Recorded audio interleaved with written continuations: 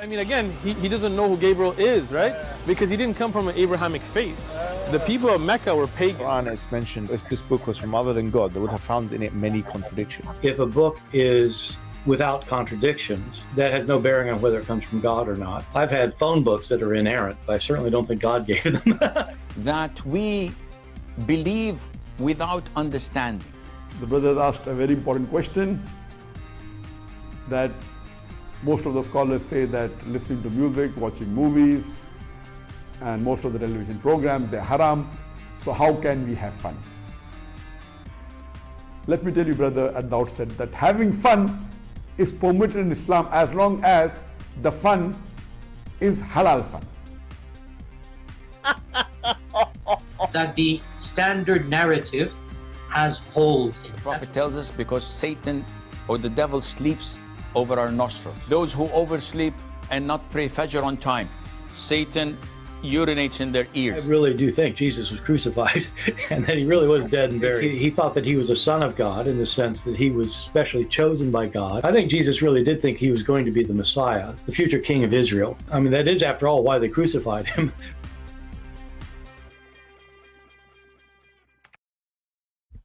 All right, hello everyone, and peace of Christ all of you. Please invite your friends, and let us start our video for today. Before we start, if you don't mind, invite your friends, and don't forget not to give us like, because all of you don't do that usually, as usual, unless people ask you. I don't know why.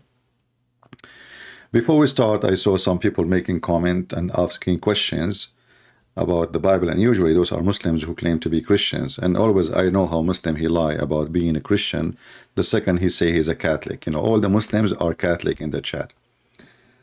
One of them, he said, well, how come Jesus, he was crucified in Friday, and then you Christian believe he died and he was buried in the tomb for 3 days? Muslims are ignorant like their prophet. They think that Friday is the same as a Friday as today. The Jewish Friday start in Thursday, sunset to sunset. And this is what the Muslims even themselves, they follow. Sunset to sunset, because both Muhammad, he is following the lunar calendar, which is by the end of the day, when the sunset, you have a new day. Not like today, Friday start 12 o'clock in the middle of the night. This is number one. Number two, the Bible speaks about the Passover. Passover is a Sabbath, but doesn't mean necessarily to be Saturday. Saturday is a day in the week. It's called Sabbath, yes, but the Jews, they have many Sabbath, and any holiday is a Sabbath. This is why it says in the Bible, preparing for the Sabbath, the preparation day. Preparation day is always a day will come before the day which is considered as a Sabbath, but not necessarily a Saturday. As an example, in the year there's 52 weeks of Sabbath, but the Jews, because they are using the lunar calendar, that can change, for they add days in the end of every 3 years. Even in the sun calendar we use, we have something called leap year, but in the lunar calendar the differences is huge, so they have to add a couple of days every week, every few years. However, the Passover is a Sabbath. It's not Saturday necessarily. It can be Saturday, depending on the calendar, but it can be Monday, can be Tuesday, can be anything. Can be Passover. This is the Easter, which can be the first day. It always have to be in the 15th of the month of Nisan. So whatever that day is going to be, that is a Sabbath. It doesn't matter what the day. It's in the end of the week, the beginning of the week, the middle of the week, it doesn't matter. And this is the day we are talking about. So they were preparing for the Passover, which is a Sabbath. So in the same time, we can say, like, obviously the Passover was maybe in Thursday, because they are preparing for it in Wednesday. I mean, there is many, but there is no confirmation about the exact date, to be sure. However, we as a Christian, when we celebrate the Easter or the Passover, we are celebrating the occasion, not the day. As you see, the day can change. The day can be Tuesday, can be Wednesday, can be Thursday, can be Friday. You know, I'm talking about the Passover for the Jews. But for the Christians, it's confirmed for us that the Messiah, he was resurrected, he resurrected in Sunday, which is, based on the Jewish calendar, start from Saturday. From Saturday sunset to Sunday sunrise. And then we can calculate 3 days and we will find which day the Messiah was really crucified. But anyway, people who make such a question, it's good to ask, good to study, but usually people, they make questions like this, it just, they show two things. They show their ignorance. They do not know anything about what the Jews believe, the calendar, the occasion, what is the Passover. They speak about Sabbath as a Saturday, which is not really what we are talking about. Passover is not Saturday, it's Sabbath. Sabbath is any holiday you designate to God. So we have many Sabbath in the Jewish calendar. As an example, the Passover, even in the first month of Nisan, 21st day, Passover, it lasts for 7 days, that occasion. It's not even 1 day, which means all of them, they are really a holiday. And then you have other, occasion. The Christian, we as a Christians, we celebrate fasting. We have a big fasting, a small fasting, the fasting for the Easter and the fasting for Christmas. The starting of the fasting is considered as a Sabbath. Again, Sabbath is not necessarily Saturday. It can be a day designated to God from your life, from the group of from a life of an individual or the life of a group. So if they say this coming Wednesday is going to be considered a day for God, that is a Sabbath. Sabbath means stay still, do nothing. Do nothing except worshiping the Lord. Do nothing. That is a Sabbath, It is the day where you do nothing except praising the Lord, praying to the Lord, serving the Lord. So people, they have a lack of information, but it's okay. We are here to help. Now we go back to our topic, which is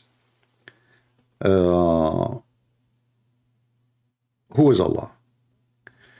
I made a video just yesterday, and the Muslim, he answered, and I say thank you for answering. Wonderful answer, even though I find it very laughable.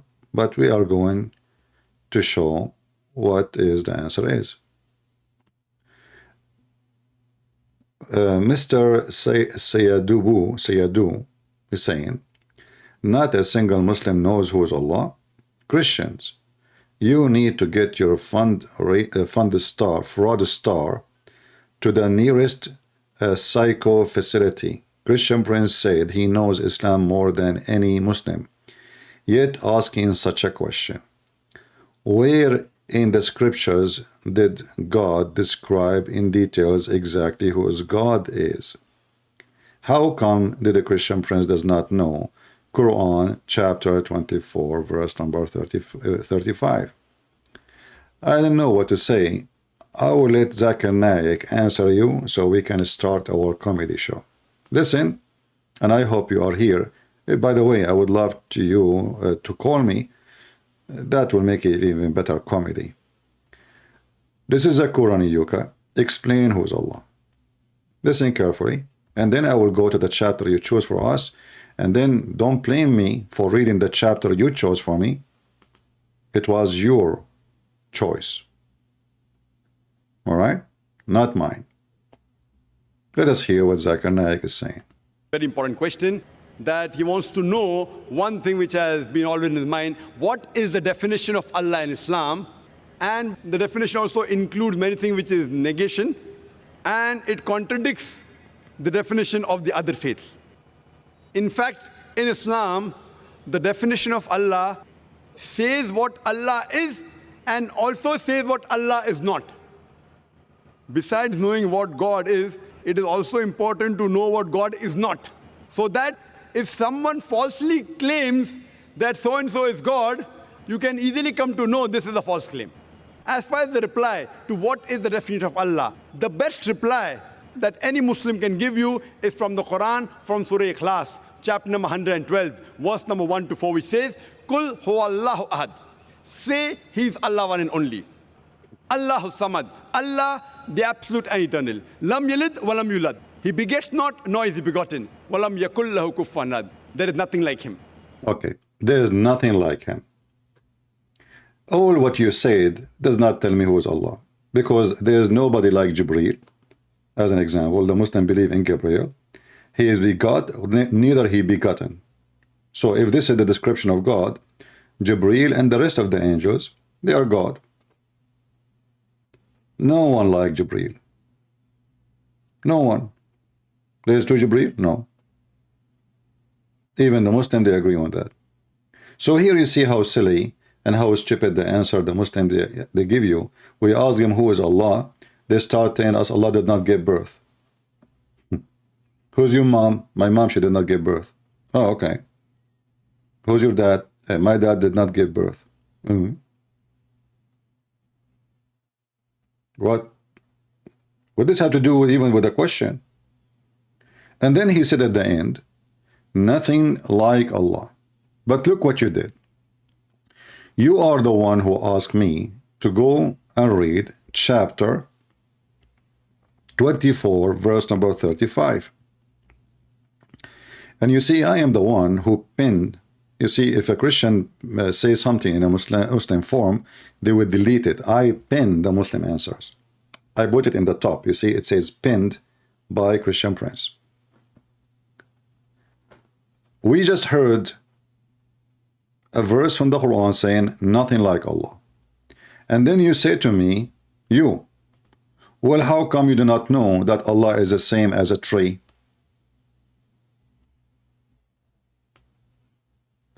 This is the chapter you gave to me, chapter 24, verse number 35, and I'm willing to change to any translation you like to read, even though I don't believe any Muslim translation is truthful, not only not right, I accuse them of deception and lying, intend to lie, in their translation. But look what we have now. The Muslims, we just heard Mimi Hijab saying to Borat, if this is a book made by Allah, not by Allah, you will find a lot of contradiction. We just heard the monkey of YouTube, the Quranic Yuka, saying nothing like Allah. And then Allah in the same book says, Allah is the same as a tree. Read carefully. Allah is the light of the heaven and the earth. By the way, the same the Quranic Yuka, he said, that the word nur means reflection light. Even though this is not our topic now, but just to show you the stupidity of the Quran. Actually, you know what? Let me show you what Zakir Naik said about that. Because that will help us to understand who is Allah.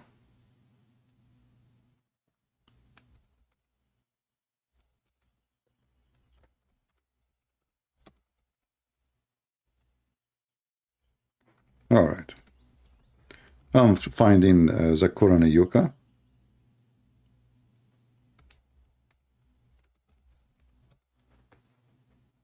And by the way, not only him who say that, all the Muslims, they are copy-paste as usual. No brain. And this is why we laugh. This is a Quranic Yuka. The Quran mentioned that the light of the moon is reflected light 1400 years ago. Is that something created by a Christian Prince? No. Is that something translated by me? No. Previously, the scientists, they thought that the light of the moon was its own light. But Quran says in Surah Furqan, chapter number 25, verse number 61, blessed is he, that is Allah subhanahu wa ta'ala, who has made the constellations in the sky and placed therein sun, that is a lamp, having its own light, and moon, having borrowed light. The Arabic word used for the moon, remember carefully, the moon have what? A borrowed light. Did I say that, or Zakir Zakurani Yuka? This is your sheikh. The moon have a borrowed light. Borrow. What is the word for the borrow light? Listen carefully. Arabic word used for the sun in the Quran, it is Shams. And its light is always described as Siraj, Wahaj, or Diya, which means a torch having a light of its own, or a blazing lamp, or a shining glory.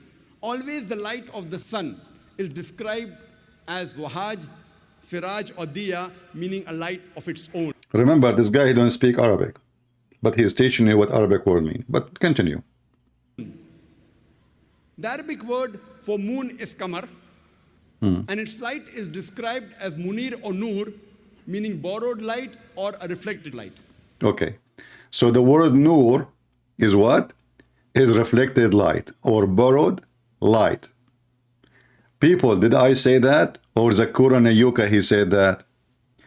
I will play it again in case you are a Muslim and Shaitan, he did urinate in your ears as your prophet said.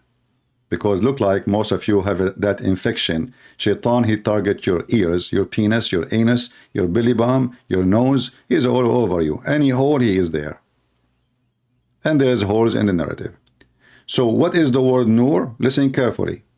And its light is described as Munir or Nur, meaning borrowed light or a reflected light. Wonderful. Now we go to the verse you gave me. And then we will find that Allah is borrowing Nur. This is the word Nur. Allahu Nuru samawati wal ard. Allahu Nuru samawat wal ard. What the Muslim translate? Allah is the light of the heaven and the earth. But this light is reflected light, is a borrow light. So either you have to make a comment now saying, well, Zakurani Yuka is a donkey, or you say the one who wrote the Quran is a donkey. Because how Allah compare his Nur to the Nur? He say, I have Nur, or the moon have a Nur. As you see, the sun, Zakir Naik says, the Quran says, Sirajan. Sirajan. You know, he says, I mean, supposedly, you know, he knows Arabic. Sati', whatever he said, I'm laughing. But if Allah light is a Nur, and we heard with the evidence that Zakir Naik confirmed that the word Nur is a borrowed light, then Allah light is a borrowed light, and he have no light of his own. Because this is the same exact word used in chapter 24, verse number 35. Nur. In fact, this is the name of the chapter. Do you see it? The name of the chapter is what? Nur. And now we discover that Nur is reflected light. In the best scenario, it's a borrowed light. Who said that? This is not a Christian prince. So now you cannot take it back. You say, oh, you know, we Muslims, we are stupid. We do not know what we are saying. You bring 50,000 people in front of this guy. You spend the whole, at least, you know, $2 million to make this occasion happen. 12 satellite covering the occasion. And the guy is saying what he is saying. And not a single one of you Muslims says to him, you are wrong. That means this is what Islam believe in. That Nur is reflected light. It's a borrowed light. Otherwise, there is no way from all those thousands of people, which is a short time, witnessing this occasion, did not notice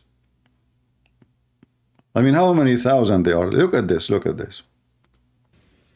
There is not a single place in the Quran where the light of the moon is described as its own light. See? And the Arabic word for star is najam, and its light is described as saqib, meaning the light. So all those people there, everybody listening, and he take what this guy is saying seriously. Who is the stupid here? So now we go back to the verse you gave me. And now you understand why I was laughing at you saying that. Because now from the beginning we discover that Allah, He is using a borrowed light. He don't have a light of His own. So, and He is not a light. It's a lie. Because as long the word nur mean a borrow light, so how He can be light if He is borrowing light? Are you with me, people? Can Allah be a light if the word used here is a borrowed light? He cannot. Because you cannot be something is borrowed. Something is not you. But I will let it go. Allah is the light and the heavens and the earth. The parable of His light, now Allah is giving us a parable. He is a light, remember, but He is a borrowed light, and now He will give us a parable of His light. As a niche, there is nowhere it says as if there is. This is something they add in the between brackets. A niche, and within it a lamp. Okay, hold on. We just heard the word nur mean reflected light. We just heard Zakir Naik saying in the chapter of Al-Ikhlas that nothing like Allah. Let me refresh your memory in case you forgot what he said. He said at the end, nothing like Allah. If there is anything like Allah? No. Who said that? Allah. Described as saqib, meaning. Let us go back to this one. Hold on.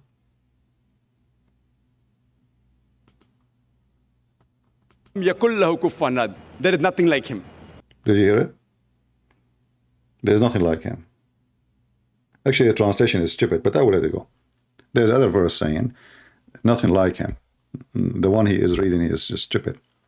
So nothing like Allah. And then Allah, He says, I am like a niche, and the niche is a lamp, and the lamp is an olive tree. How I am nothing like me?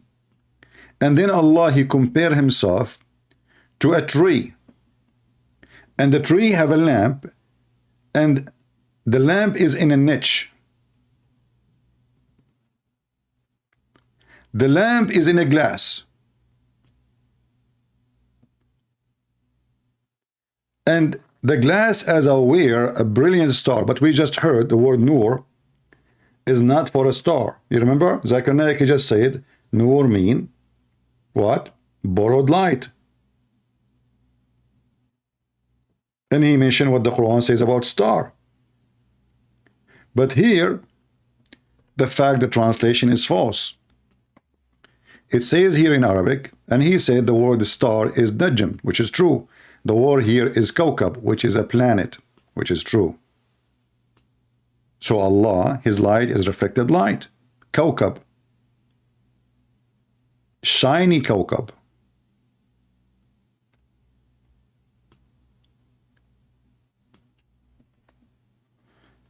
If I write now the word kawkab,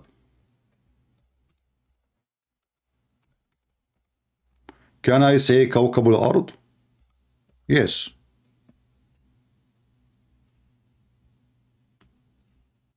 Here we go. Kawkab al-ard. You see it? Kawkab. This is the same word. Right away we say the earth. Kawkab al-ard. The kawkab of the earth. Kawkab is not a star. Kawkab is a planet. We go back here, and now we find that Allah describing Himself in a funny way, supposedly nothing like Him, and now it turned to be that He is like a lamp in a niche, and the niche is in a tree, and this tree is an olive tree. Neither in the East, and neither of the West. The Muslim, they explain that saying, well, it neither get its rays from like in the only in the morning, or nor it gets its rays only in the afternoon, but it is exposed to the sun all day long. I mean, somebody, you wanna laugh with me? How he is the light, and his light in a niche, and the niche is an olive tree, and now this tree is getting its light from the sun in the top. That because the earth is flat, and always the sun there is just stationary there. But how Allah is the source of light if his tree, which is him now in this parable, is taking its light from the sun? And what the point of the light which is in the lamp, which is in the niche, if the tree itself getting its light from the sun? Then we continue, and it says, but it's exposed to the sun all day long, who is oil would almost glow forth. Okay, but oil is not self-sufficient. Oil is not self-sufficient. Why? Because the lamp is an object and the oil is an object. So the oil itself cannot be a lamp. The liquid itself cannot be shiny. So what Allah is saying to us, He put oil in a lamp, and then He light the lamp, and this is Him. So Allah is not one unity or one person. Allah light is multiple sources of light. He borrow light, He borrow olive oil. The olive oil, He put it in a lamp, and the lamp is covered by a glass, and the glass is inside a niche, and then we have a shiny light. It's not Allah alone making the light. He need to have tools and objects, and none of them is Him. If we ask the Muslim, what is the olive of oil tree present to Allah? Who is a Muslim can tell me?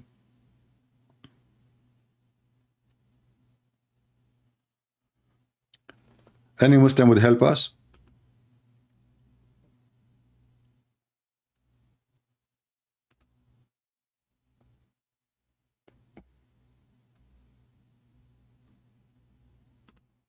What is the olive present to Allah? You see, it says a parable.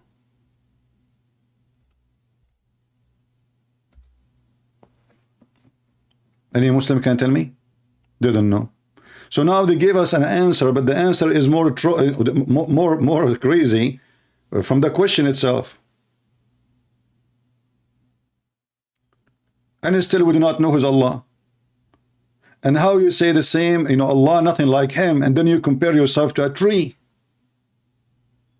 And to make it more horrible, this tree have a lamp, and this lamp, it light up by fuel.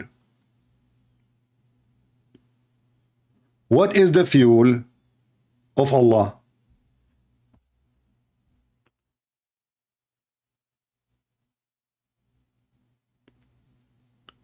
Any Muslim?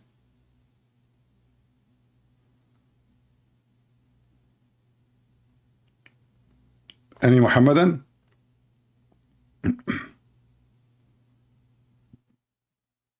What is the fuel for Allah? You see, I'm reading a parable. Okay, the olive is a tree. The olive tree is a tree, we know it. Now we have the olive oil.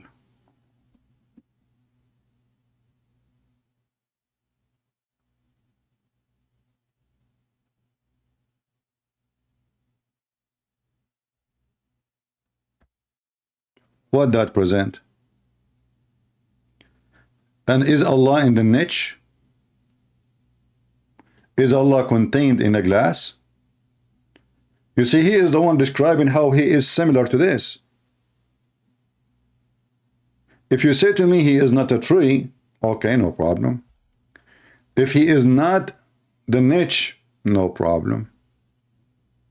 But you cannot say to me he is not the lamp and the glass and the fuel.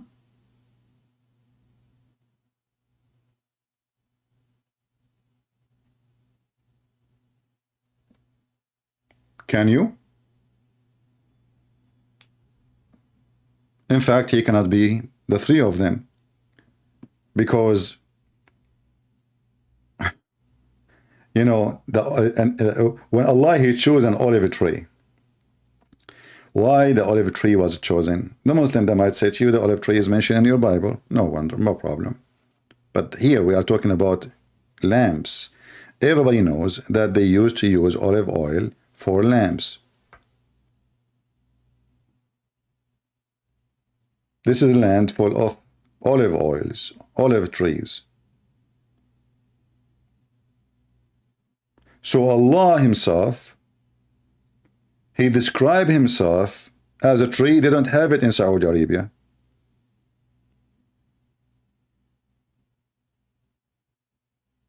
He described himself as a lamp, which is in the niche. So he's contained inside the glass, inside the niche. Sound like a Buddha statues for me. So what we learn about this? Nothing. Until now, we do not know who is Allah. What we have is more confusion. More confusion. The answer is silly and stupid and meaningless. And the funny, this Muhammad, he says to me, how come a Christian prince, he claimed that he knew everything about Islam, but don't he knew this? We mentioned this many times before, and we laugh at it. Who's Allah? Everything in this verse is a contradiction for the Quran. We just heard Zakir Naik saying nothing like Allah, and then the Muslim, they say, we'll read chapter 24 verse number 35, because Allah, yeah, there is something like him. There's a lot of things like him. He's like an olive tree. And now they cannot say the one who is saying that he is just interpretation. This is the Quran. Allah supposedly is talking. Allah is the one is talking supposedly. So Muslim, they cannot say this is weak, this is fabricated story, this is cannot be true.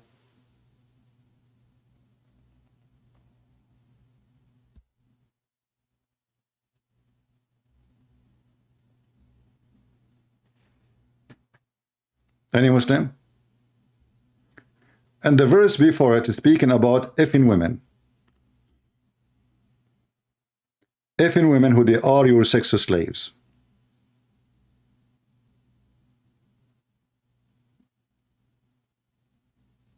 The verse after it, Allah is the light of the world. Look like there's a connection.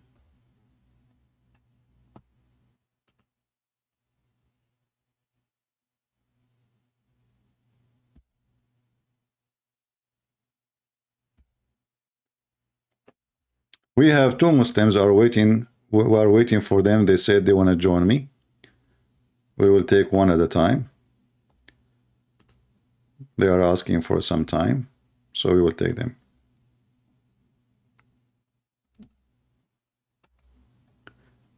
Do we have any Muhammadan would like to join us immediately until those guys are ready? The question is still there. Who is Allah? They do not know. Not a single Muslim he knew. I never met a Muhammadan. He knew what and who is Allah. Never. And I say to you, neither Allah himself can answer this question.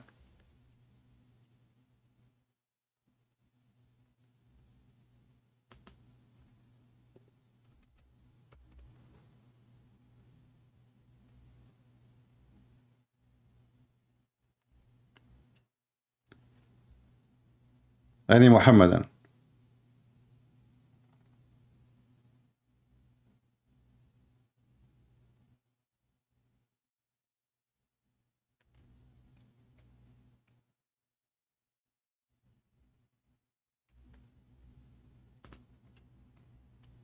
They don't know. You ask me who's my God, I say to you the Messiah. Who's your God? They don't even know what Allah means. They don't know. 99% of the names in the Quran, not a single Muslim knows what they mean.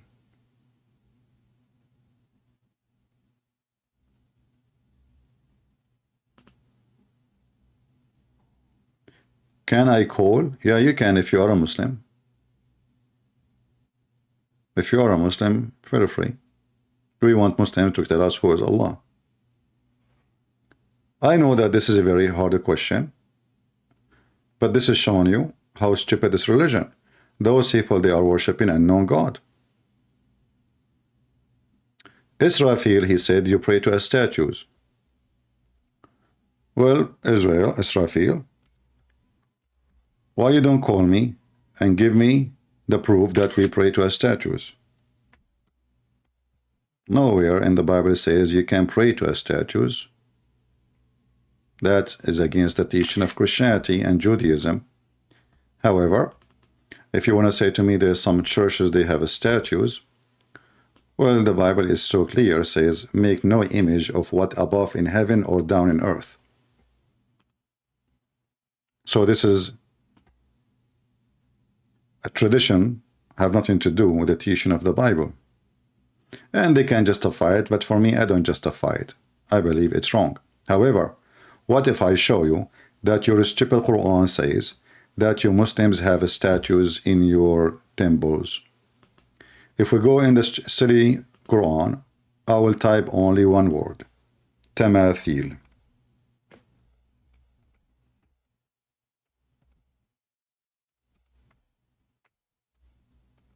What tamathil mean? Statues. Who is making statues to who? Look, the Muslim, even they took it off. This is why I say never take a Muslim translation, ever. They took it off. Let us try a different translator.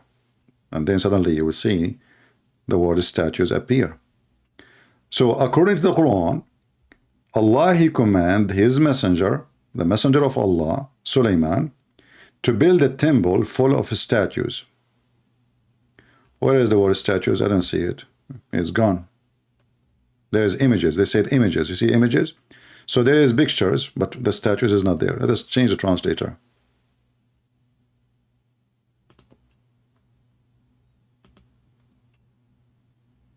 Images.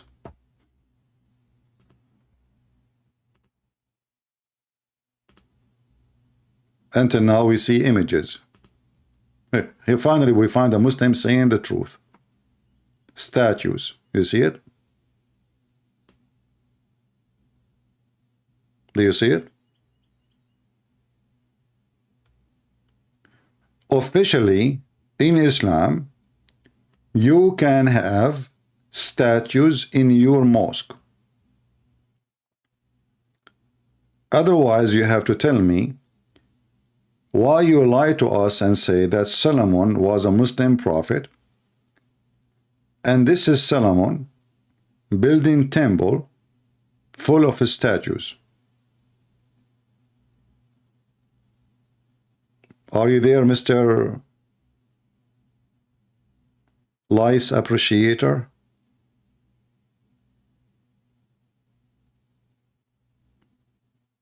And now he will play dead. He heard nothing, he saw nothing. Did you say anything, Christian Prince? No.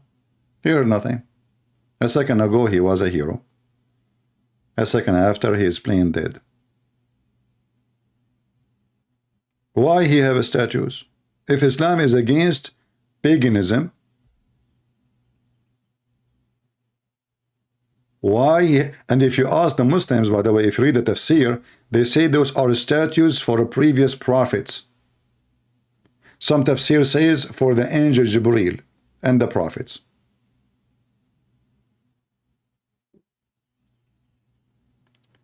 You can send me, when you are done translating my book in Greek, my friend, first I want to say thank you if you are working in that. You send me, you make a link in G Drive, and I will ask somebody to open it for a security reason, to check there's nothing, fishy about it, and then I will publish it. You send me the email in Patreon. Patreon is for free. Just make an account and you can send me an email privately. What surah we are reading? This is chapter 34, verse number 13.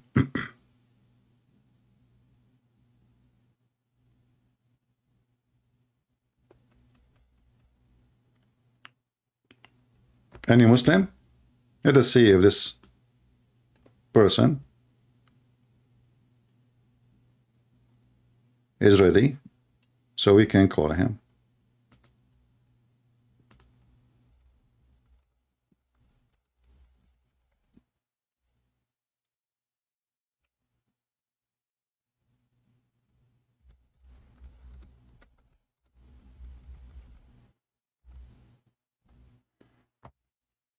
Until now, we will see.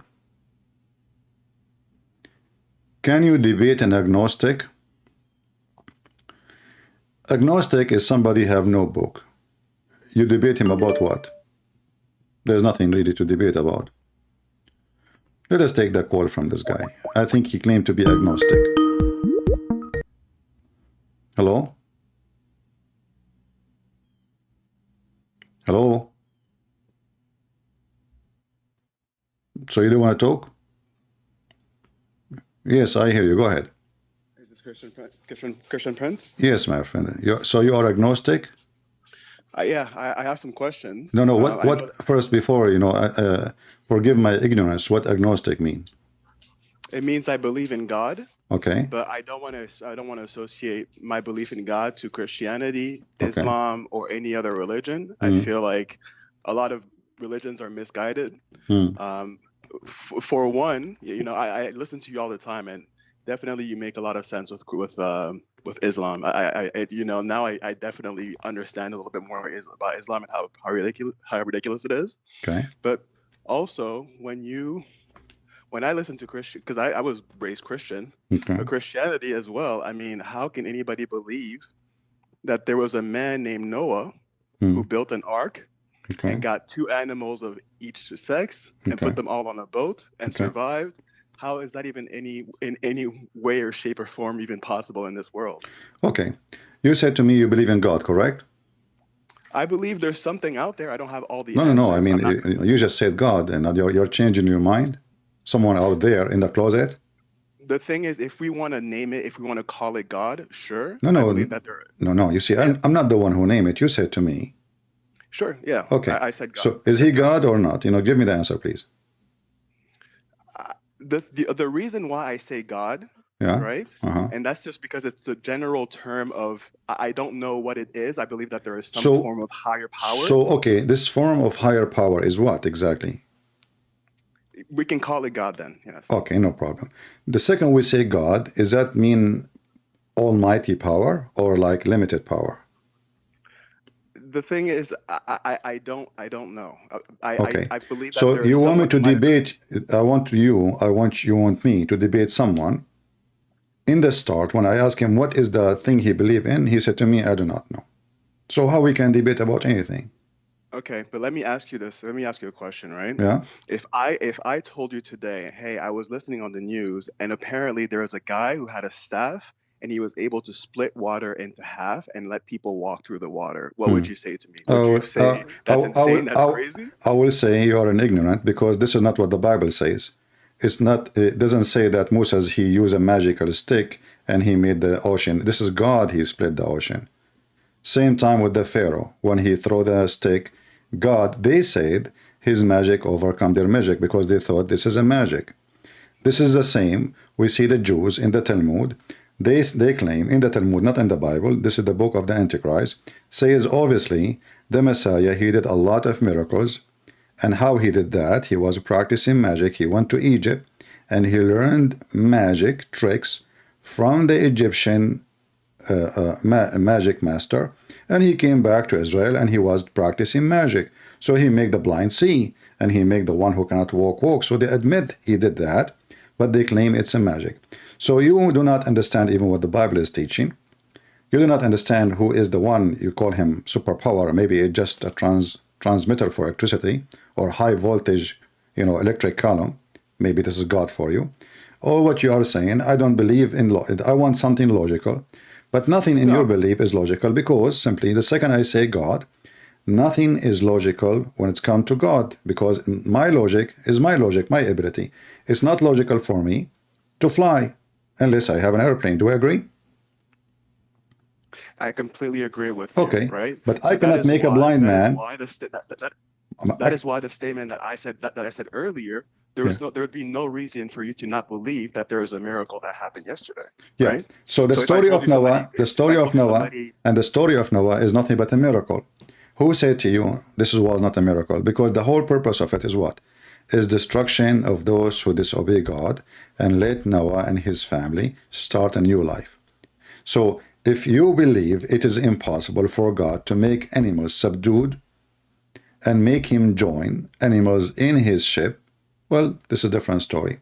If you are talking about logic, I believe that God, he can save, millions of animals, even if there is a flood.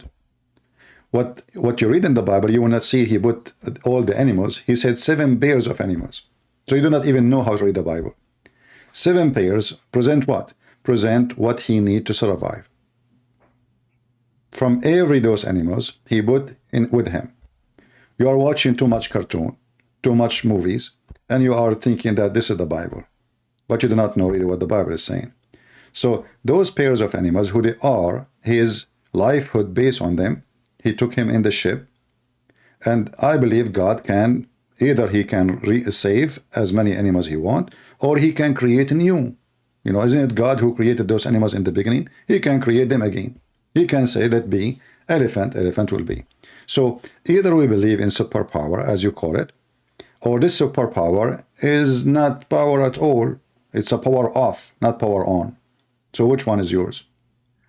The one that I'm stating when I say God, I don't believe necessarily God has to be a person or something. It could be just maybe the world started with a sound, or I don't know. No problem. Somebody. I would believe more Okay. in the scientific facts. No problem. Scientific fact. Scientific fact. There is somebody that fart, and then the whole world start with the fart. Sound. That's funny. When you say to me scientific fact, did you just see the news that the Big Bang turned to be a joke? This is just, 3 months ago, and there's a big scientist. He is an atheist. I think his name Kaku, something like he look Japanese. So he said he have to write all his books about Big Bang. This is one of the earliest scientists who speak about Big Bangs. He wrote. He is a big scientist, and he said he have to write all his books about the Big Bang because all their numbers turn to be stupid. Hold on.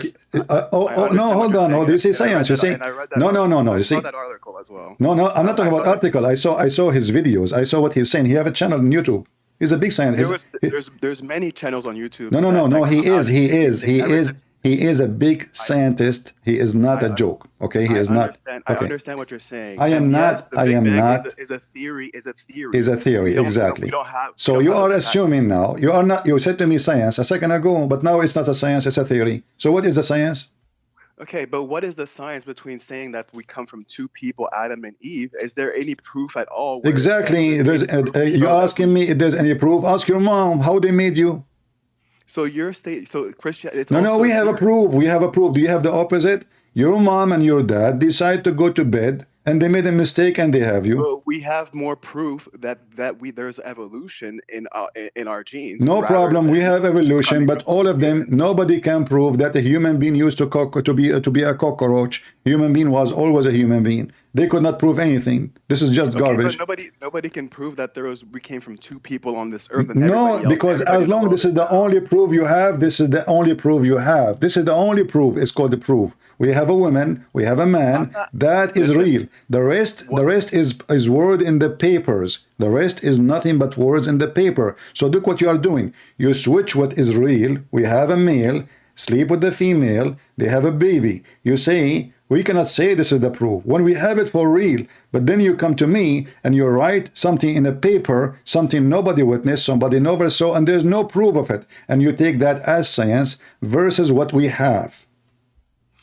My point again is, I'm not an atheist. I don't not believe in. I am not saying you are an atheist. You are, but you are saying no. The stories in the Bible are also not. There's no way you can actually read that and think that this is real life. I mean, maybe it's possible. Okay, I want to ask you. I want to ask you. That maybe there's something out there. Let us make it simple. Let us make it simple. I can't wholly faithfully believe that the Bible is the right book, because even the stories in the Bible to me don't make any sense. The stories in Islam don't make any sense. And yes, maybe there is a God, but who says it has anything to do with Christianity? No problem. But you say there's a God, but okay, give me a solution. What is the God you choose? So you are just making things up now, and you don't know what you are saying. No, hold on. Let me answer you. The Egyptians believed in many gods prior to even. Okay, do you worship any of them? I don't. You're not understanding what I'm saying. I understand. You are saying there's somebody out there, I mean, this is even there's something out there that may have created. Okay. You just said to me you believe in evolution. And now you are saying to me someone right there or something created. I'm saying that there is more proof within the evolution. But the evolution is not against the Bible, my friend. There's more facts. The evolution is not against my friend. Christian, you're not letting me talk at all. I am letting you talk. You make a statement. Let me make a comment about it. You can continue. We have time. Evolution is not against the Bible. Evolution, in the way we understand it, that God, he gave you ability to adopt situation. As an example, people who live in the mountains, human, not animals, they have bigger chest and bigger lung. Why? Because there is less oxygen. But doesn't mean that one they used to have to be bear and now they became a human. Or doesn't mean that one they used to become chimpanzee or used to be chimpanzee and now they became a human. This is the evolution according to Christianity.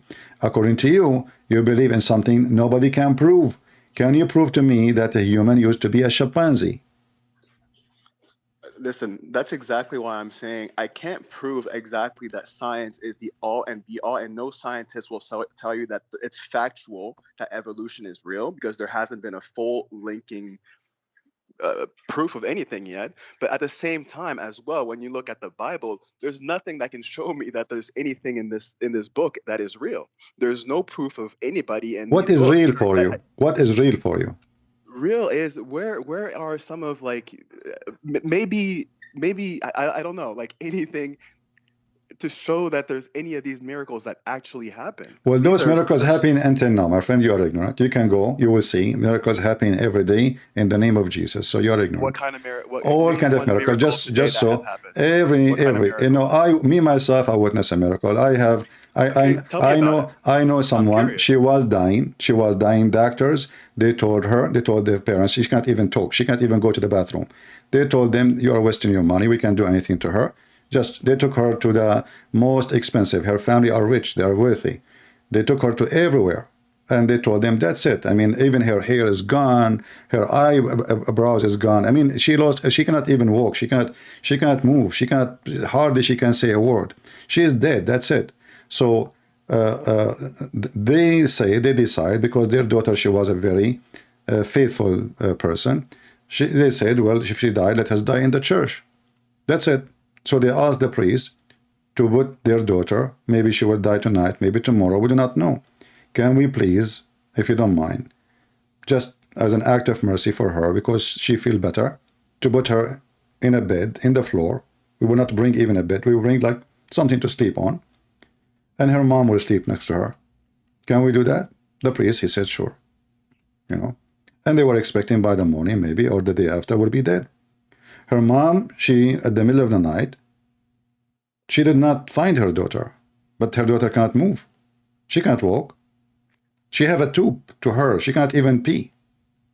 So she went crazy. Where's the daughter? She found the daughter praying, standing, and she is fine. They took her back to the hospital. They did every research, every study. They could not understand what they say. And they said to her, well, this is a miracle. and they are atheist doctors. So we have miracles happening in the name of Christ every day. We don't make too much noise about it because it's something normal to happen.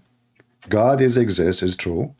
People who decide to see, as an example, we have every Easter, we have light coming from the empty tomb of Jesus. Some people, they will say, oh, this is the Christian are lighting light. You can say whatever you want. Hold on, my friend. Before you keep going, because you finished with the story, I just want to add something before you keep going, right? So you are telling me that we should practice this more for people that are on their lying breath and give them hope and put them in church and see if they miraculously might revive? Yeah. Can I say that you are stupid? Can I say to you, you are stupid without hanging up? Can I say that? Why is that? Because you are stupid. I did not say this is happening to everybody. Did I say that? Because everybody now, he have this, he will go. When God, he do miracle, God, listen, you do not even know what miracle mean. Jesus, he did not make every blind person in his time see. He did not make everyone who cannot walk. He did not make everyone who cannot speak. He did not control all the oceans around the world. He made individual incident. So you are being stupid again, and you are asking God to heal everybody so you can be satisfied. Take care. We have a Muslim trying to call me. We give you more than enough time. Are you saying we are going to take everybody to the hospital? Stupid people, you know? Yeah. Let us see the Muslim. All right.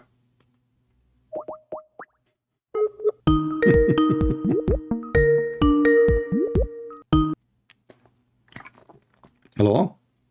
Hello. Welcome, our friend. You are a Muslim, right? Yes, I'm a Muslim, right? Yeah, your friend told me that you are interested to talk to me, and I will be happy to hear you. Yeah. Which country are you talking from? Sorry, I mistakenly turned my video on. Yeah. No problem. Yeah. Gambia. You are from where? Gambia. Gambia. That's wonderful. You know, we are talking today about Allah, and we are asking the Muslims, who is Allah? Do you know who is Allah? Yes, of course. Who is Allah? Who is Allah? As he perfectly said it in Surah what is it called again? Surah Al-Ikhlas. Allah is one and indivisible. Yeah, I'm not asking you if he is one or two. I'm saying who's Allah. And by the way, the verse you are quoting for me, chapter of Al-Ikhlas, doesn't say Allah is one. It says Allah is one of, because the word ahad mean one of, not one. That is a different translation. The translation. No, this is not. There's no other translation in Arabic. The word ahad only come. The word wahid is one. The word ahad is one of. We have a word in Arabic for one. That is wahid. Even when we count, we say wahid, اثنان, ثلاثة, أربعة. So wahid is one. Ahad is one of. And you can, if you don't believe me, you can type, I don't know if you speak Arabic or not, you can, if you don't, you can copy the word ahad from that verse and paste it in the search engine, and you will find that exactly the same word appear in many tons of verses in the Quran as one of. One of. Chapter 2, verse 102. Chapter 2, verse 1036. Chapter 2, verse number 285. Chapter 3, verse number 75. Chapter 3, verse number 84. Chapter 3, verse 153. Chapter 4, verse number 43. Chapter 4, verse 152. I can keep going until tomorrow. So we don't want to waste our time. I ask you, who is Allah? You gave me an answer saying that Allah is one, which is one of, not one. However, if he is one or two, that is not the question. Who is Allah? Allah is the sustainer, needed by all. What sustainer mean? Sustainer, meaning everything is dependent on him. He is independent. He is not dependent on anyone. Well, he is neither okay. All right. Because he beget children. Okay, he never begotten, never begot his children. But this is Jibreel. Jibreel never begotten, and Jibreel never begotten children. Right. Is Jibreel his God? No. Okay. But Jibreel has been created by Allah. His what? Jibreel is created, a creation of Allah. If there is any proof that Jibreel is created by Allah? Yes. Where we can find the proof? Allah said that he created angels, humans, what? And all animals. What? Allah is the creator. How you know he is the creator? So let us make it me and you simple. Are you saying to me now the creator is God? Pardon? Are you saying to me the only creator is God only? He is the only creator. Okay, give you an so give me an example. Yeah, you take a look at the existence of the bee. Existence of what? Bee. B. Okay, B or not to be, that is Shakespeare. That is the question. Okay, what is the B? Tell me about B. You know what a bee is? Yeah, I know the bee is the one they bite you. Okay. Yeah. This was a experiment I saw. It's not from my own experience, but it's something that I saw. But it makes perfect sense. Okay. Why there is the creator. Okay. So you see the average temperature needed in a beehive is 35 degrees. Bee to survive is 35 degrees. What does this have to do with proving Allah? I believe that God, I'm not an atheist, my friend.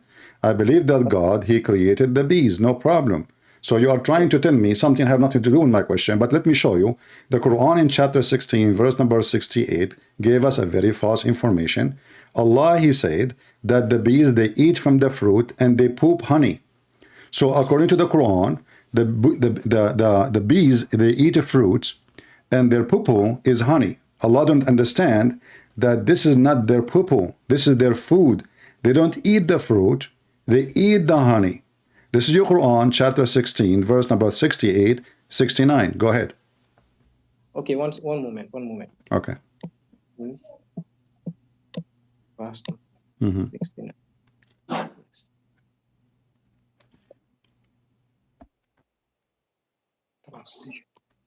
And feed from the flower of any fruit. My translation. What flower? Where it says the word flower? Yes, it says it here in the English translation. That's false translation, my friend. It says thamarat. Thamara is a fruit. Thamarat is a fruit. They lie to you. See, that is why the English translation is flawed. Okay, I don't care, my friend. You can copy the word. I show it to you. You can copy it to Google Translation, and you will see thamarat, thamara, or thamarat is a word meaning fruit. This is why even if you change the translator, you will see, here we go. This is Muslim translation in front of me. It says fruits. It doesn't say, you know what you are saying.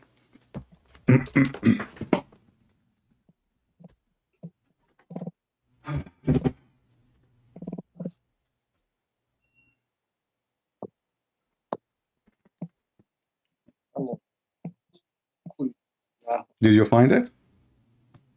I'm looking for the one Kul Huwallahu Ahad. No, I want you to read for me Thamarat. So your God, he cannot be God. The God who think that the honey is a poo-poo and the fruit is the food of the bees, and you are the one who mentioned the bees, me, not me. Right. Okay. So how God he misunderstood. Okay. Understand. Okay. What you were saying was proof that there is God. Proof to all that there is God. How do you know that God is the creator? What do you mean? How God, he will not make a mistake. God, he think this God, the God of Islam, he think that bee is eating fruits and poo-poo, the poo-poo is their honey. The honey is poo-poo. You know, it says يَخْرُجُ مِن بُطُونِهَا, they poop honey.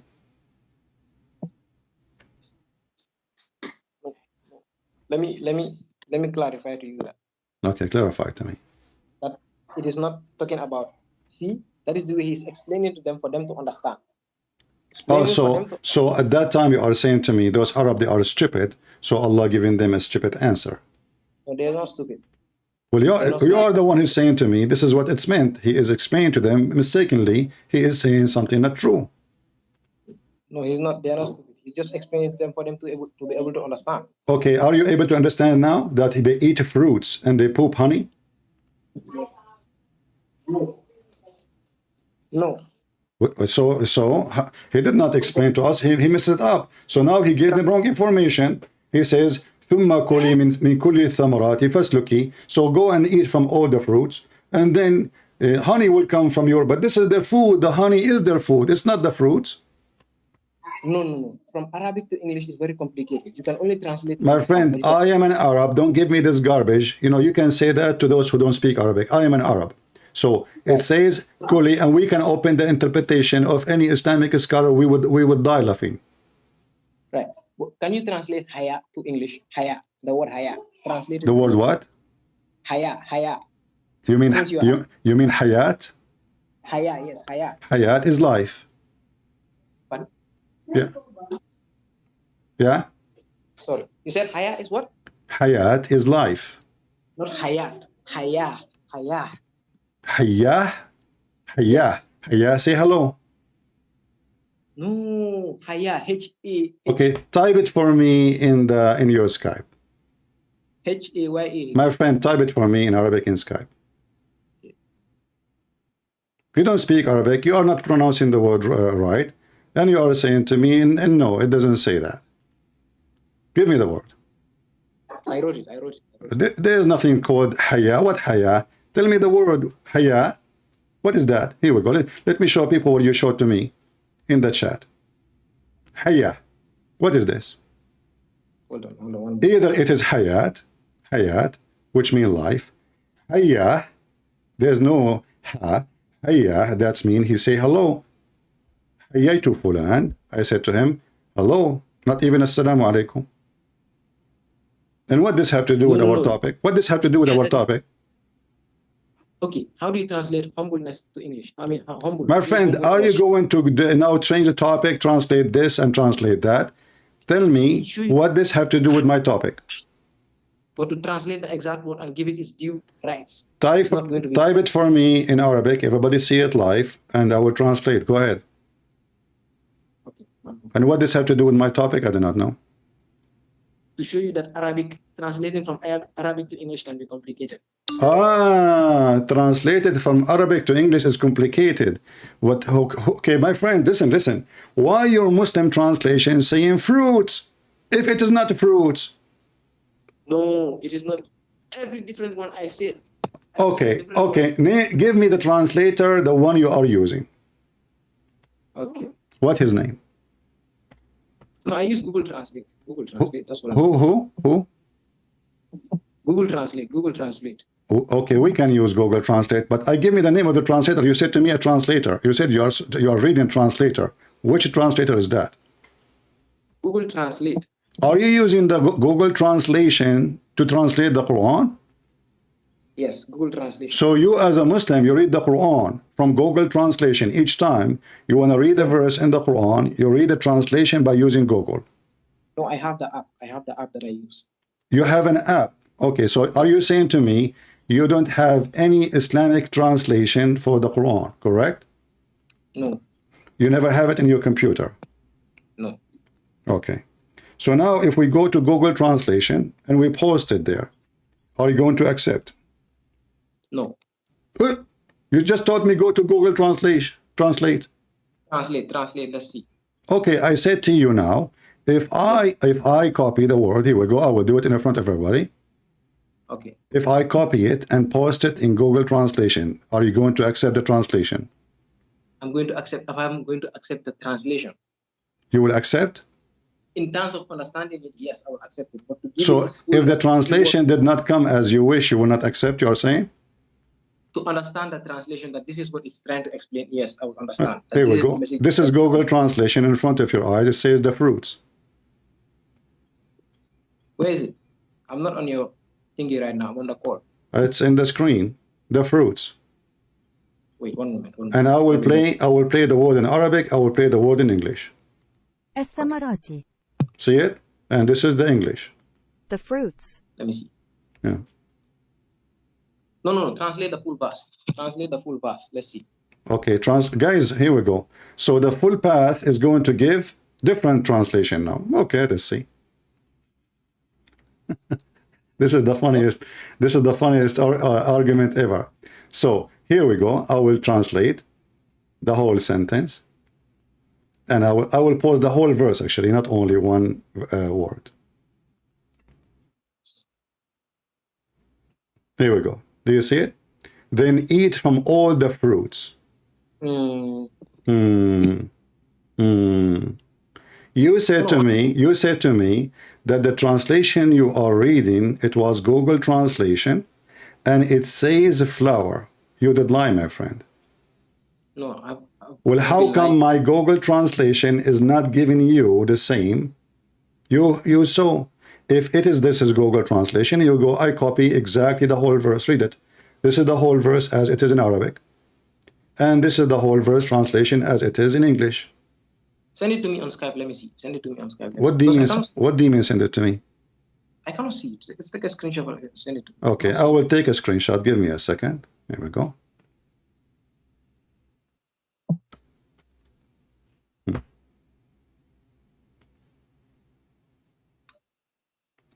and I will send it to you. See, you are the one who did bring this to your God. Your God cannot be God because simply if he is God, he will not do this. He will not say such a silly thing. I sent you. Silly, really? Yeah. What kind of God he says such a thing? The Almighty. The Almighty. Yeah, the Almighty. The Almighty is being funny now. No. He's not being funny. He's trying to explain to them. Well, he is being funny. He is being funny. You know, you see, just to show you how you lie to me, I ask you, yes. What is the name of the translator who translated to you? You said to me, Google Translation. Correct? Yes. But what you just sent me now is Dr. Mustafa Khattab translation. Right. So why you said to me, this is the translation of Google, and I said to you, do you have any translation you have? You said no. So are you saying to me, I said to you, are you saying to me you use only Google Translation? You said yes. And now you are sending me Mustafa Khattab, he is a liar.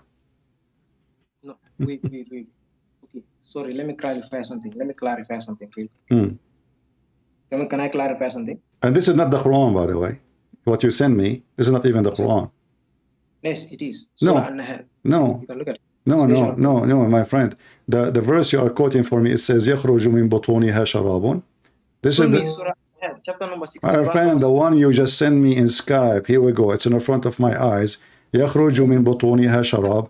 This is not the verse. This is not the verse. He ate. Where is the rest of the verse? Maybe when you copy the screen, you did not copy the whole thing. This is a different story. ثُمَّ كُلِي مِنَ الثَّمَرَاتِ ثُمَّ كُلِي مِنَ الثَّمَرَاتِ. So eat from the fruits.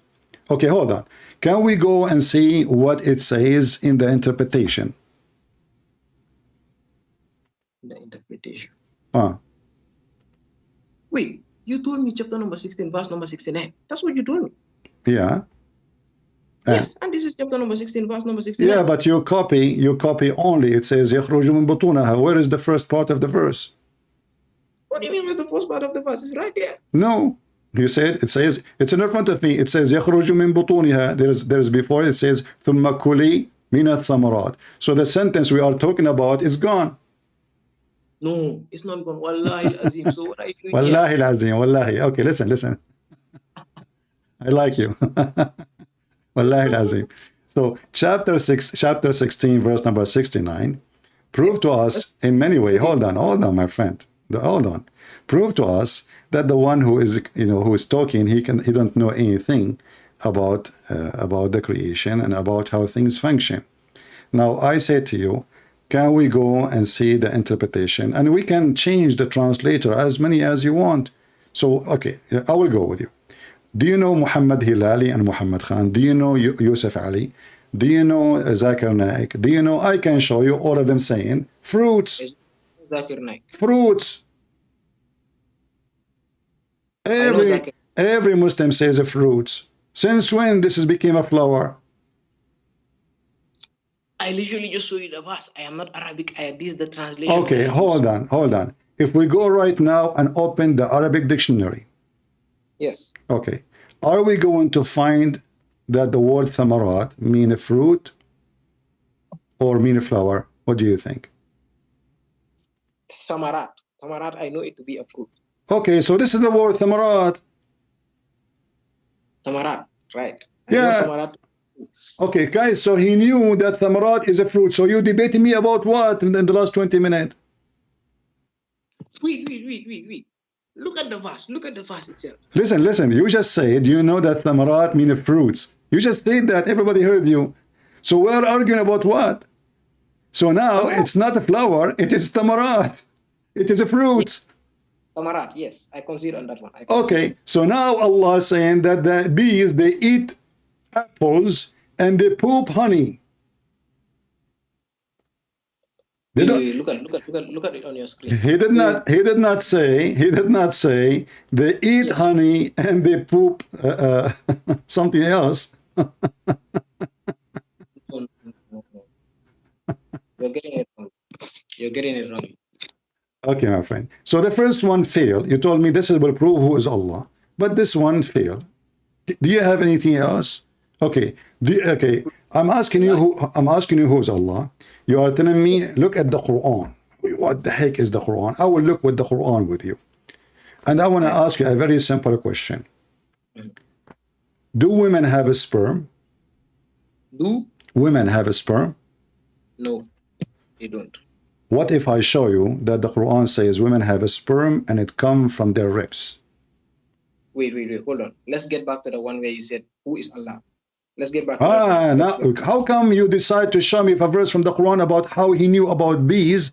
Now you don't want to tell me, you don't want to continue because you are the one who chose for me the bees when I ask about Allah.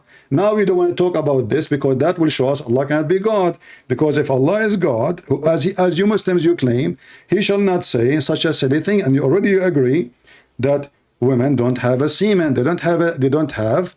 We haven't finished. Huh? We haven't. What you asked me first was, okay. How do you know that God? Chapter 8, yeah. How we know he's the creator or not? Because if he's the creator, he will not say such a silly thing. There's no way God, he think that women, she have a sperm, and her sperm coming from her ribs. No. Let's get to this one first, then come to this one. We are done with that one already. You agree with me that the word thamarat means fruits. So now, if Allah is God, how Allah, who is God, he claimed that a human being created from two creatures. Both of them, they have gushing fluid, ejected fluid. And that gushing fluid is coming from the man and the women, from the man backbone and from the women ribs. How such a thing happened? No, you see what I'm telling you? See what I'm telling you? Yeah, what are you telling me? Tell me, what are you telling me? Go ahead, tell me. The first one. What? Tell me. You told me to tell you how is there God, and I was giving you an example, and then you decided to bring, because I mentioned bee as an example, you decided to bring the chapter of the bee, but I didn't even give you my example of. So what I will bring you a cartoon of Mickey Mouse, because if Allah, he knew how the bees, you are telling me, you are talking to me as if you are talking to an atheist. You want to tell me that bees must be created by God. Man, they are organized. We know that. We believe in God. I'm a Christian. I'm not an atheist. So your answer is very silly. This is something you can say to somebody who's an atheist. I am not an atheist, my friend. I believe in God. So I'm asking you now, who is your God? You fail. If your God is, you said to me, your God is the creator. You mentioned that, not me. And that cannot be true, because if your God is the creator, he created the human being. Then he should know how the human being created. So how Allah, he say that women, she have a semen and it's coming from her ribs? No. Where? Chapter 86, verse number 6 and 7. Wait, hold on. You can read it from verse number 6, 7, 8, as many as you want. So you don't say, I am misquoting. Read as many verses as you want. Surah At-Tariq.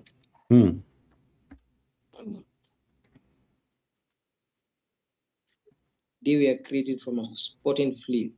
They were created from a sporting fluid, right?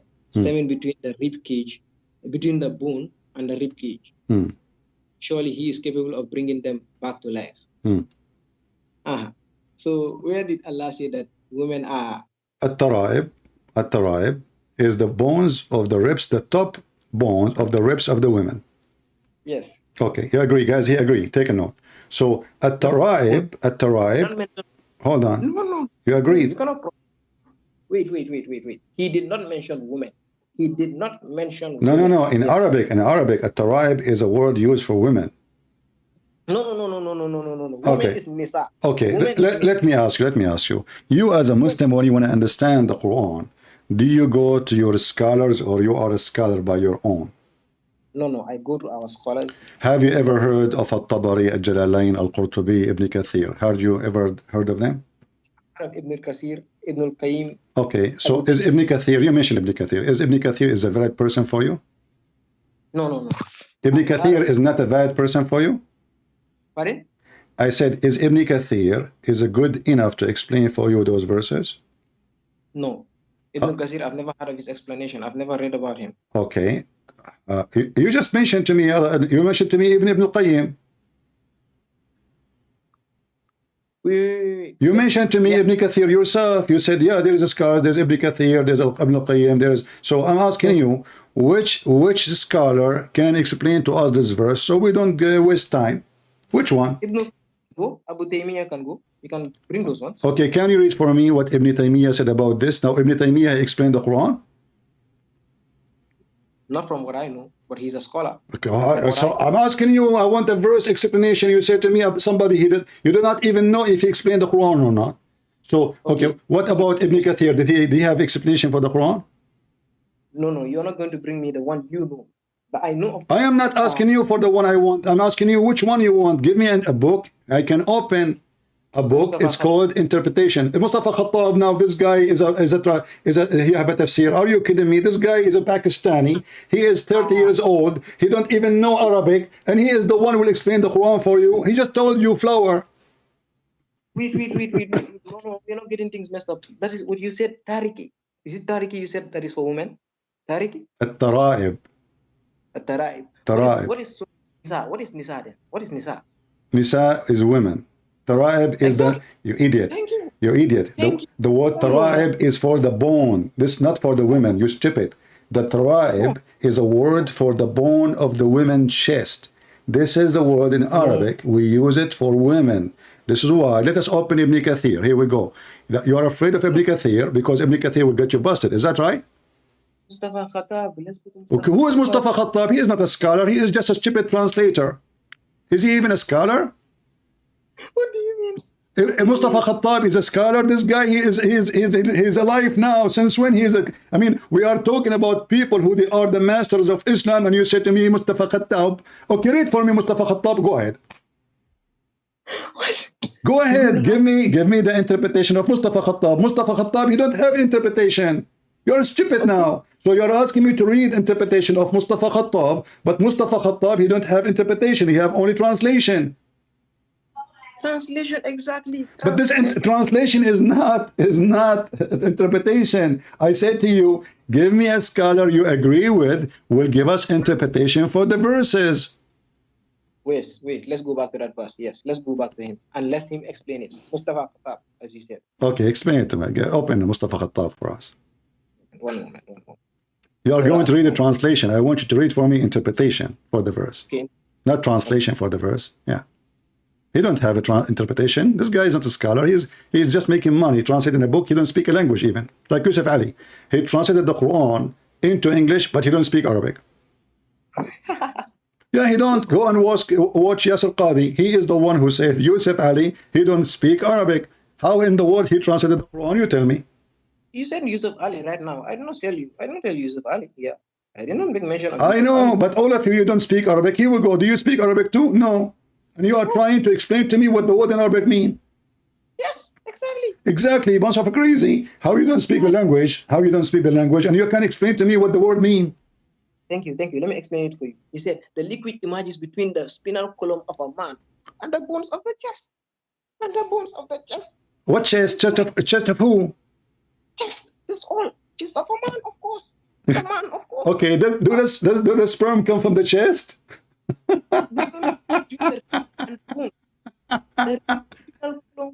Okay, listen. I want to go with you. Have you ever heard of somebody says that from the chest there is semen coming?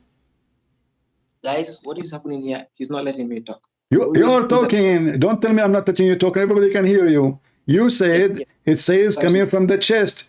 Who is the idiot he believe that semen is coming from the chest? Let me talk. Go ahead. Yes, you're not going to interrupt, right? Go ahead.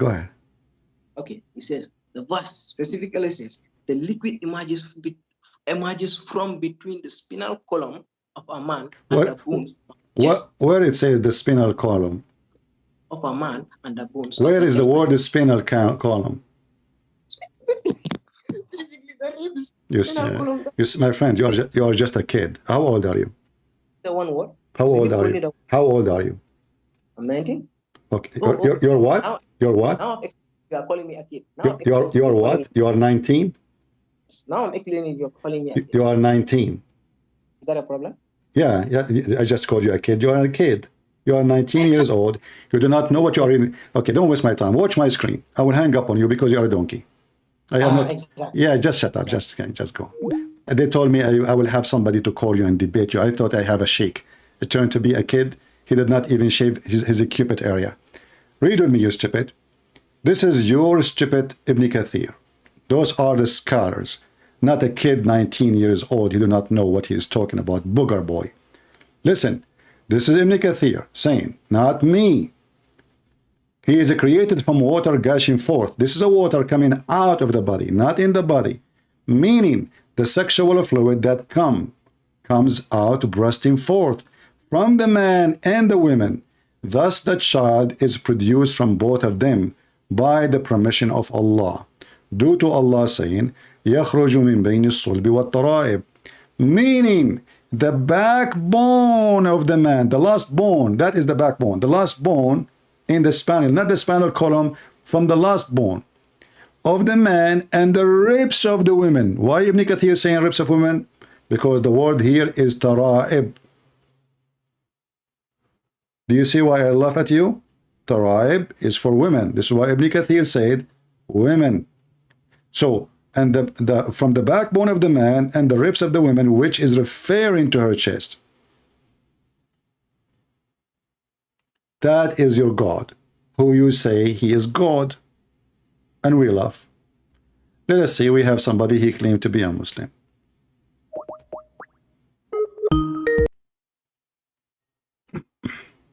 Hello? Can you speak louder, please? I don't hear you. Can you hear me? All right, I hear you. Welcome, my friend. You are a Muslim? Yeah, I'm a Muslim. Yes. Okay, can you say the Shahada? I'm like how do you say half Muslim, like Half Muslim. What is I'm that? like half Arabic. Like my parents are both Arabic. Yeah, I don't care really. I'm asking you, can you say Shahada? Shahada. Yeah, you never heard of it before? I read like Quran like and stuff.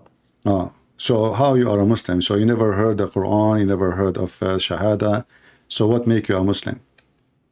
Oh, so I became a believer because I was raised like.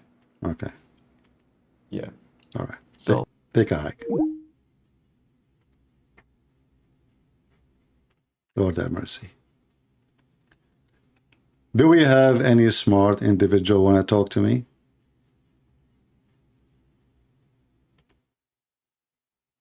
Why my luck is not good?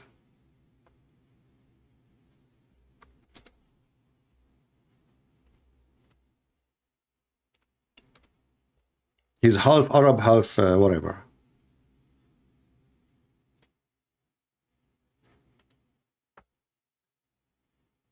He's half. It's good to be half from everything. Like half Biden, half Nancy Pelosi. Who is a Muhammadan would like to call us? He is not half-half. He is not a kid. We are here serious. We don't want a stupid talk. Spending 30 minutes talking about a word and then at the end he agree with me. Thamarat mean fruits. So your God, he's an idiot. He think that bees eat fruits and they shit honey.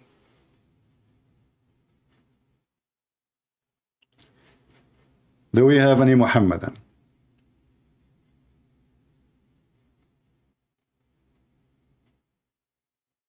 My Skype is in the info of the video.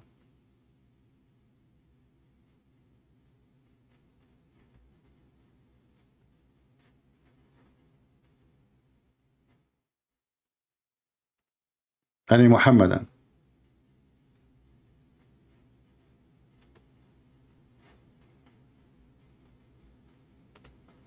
As you see, we asked them, who is Allah? They said to us, do you see the bees?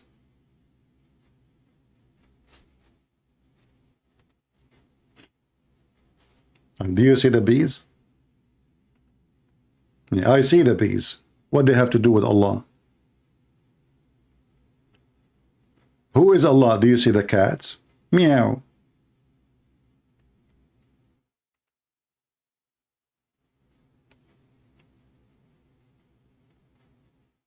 Allah is the likeness of a tree.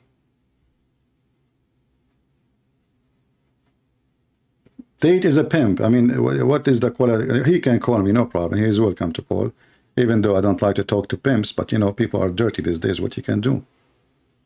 If you say I'm not going to call to speak to a pimp, then I cannot talk to any Muslim, because being a pimp in Islam is professionally approved in the chapter of the Ahzab and the chapter of the Mut'ah.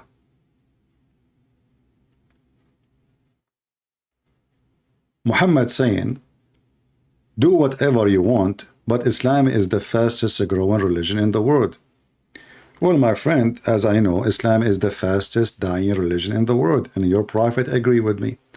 Isn't it your prophet, he said that Islam is shrinking and will come back the same as a snake going back to its hole? And Christian Prince is putting your prophet and Islam in the hole. Unless you want to accuse your prophet to be a false prophet, I understand that. Aren't you Muslims, you cry about how many people leave in Islam a day? You keep asking people for donation because people leave in Islam, donate for us. Is that a scam? Of Mimi Hijab and Lili Dawah and Yasser Kadhi and the rest of you? Islam is dead. Even Saudi Arabia, finally, they decide to wash their hand from Islam. No more women wearing hijab. No more Islamic police. Nobody will be forced to go to the mosque. And now even they have nightclub and festival parties. Even Saudi Arabia, the last country, was holding a little bit to appear like a Muslim country. Which country is a Muslim country? Even Taliban are not Muslims. By name they are. Taliban, they are #1 country in the world who celebrate Bachabazi boy. They bring a little boy. You might say to me, this is Islamic. I have to agree. However, then you have to compromise and say Islam approve Bachabazi, bring in a boy, he wear makeup, skirt, and the Muslim, they touch his bum. And then they have sex with him after the party. Which Islam country is which of those countries is a Muslim country?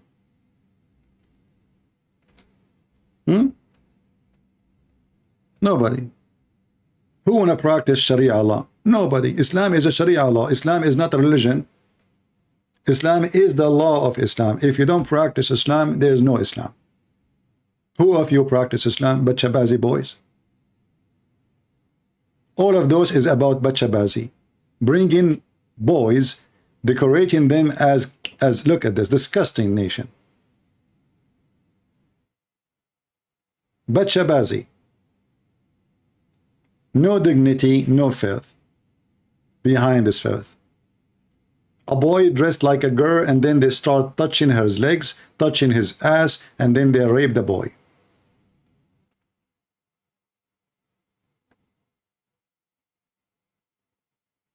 Aren't you watching the news about Iran? Women are laughing at the hijab.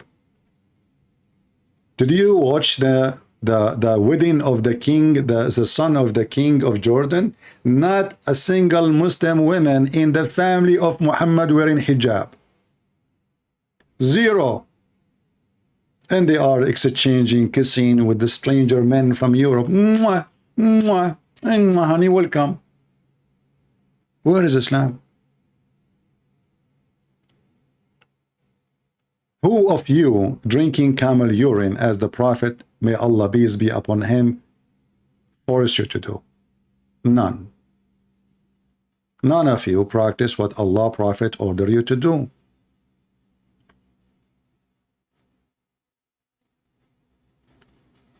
Do we have any Muhammadan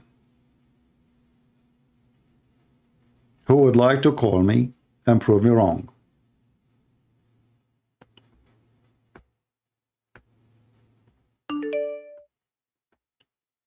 You can call me only if you are a Muslim.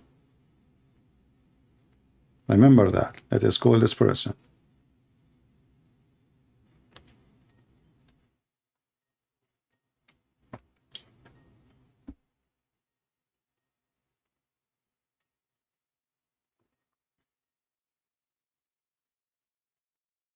Hello? Mute you too, please. Hello? Hello? Oh, here we go. Another fraud. Fakira. Do we have any real Muslim?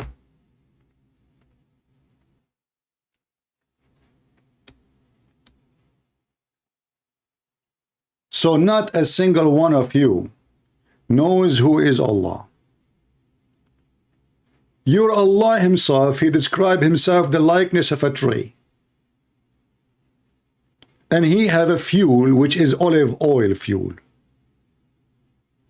Yet nothing like Allah. And Allah is in a niche. May Allah niche you. The similarity of Allah, the likeness of Allah, the parable of Allah, he is in a niche. Have you ever heard of a God he sit in a niche?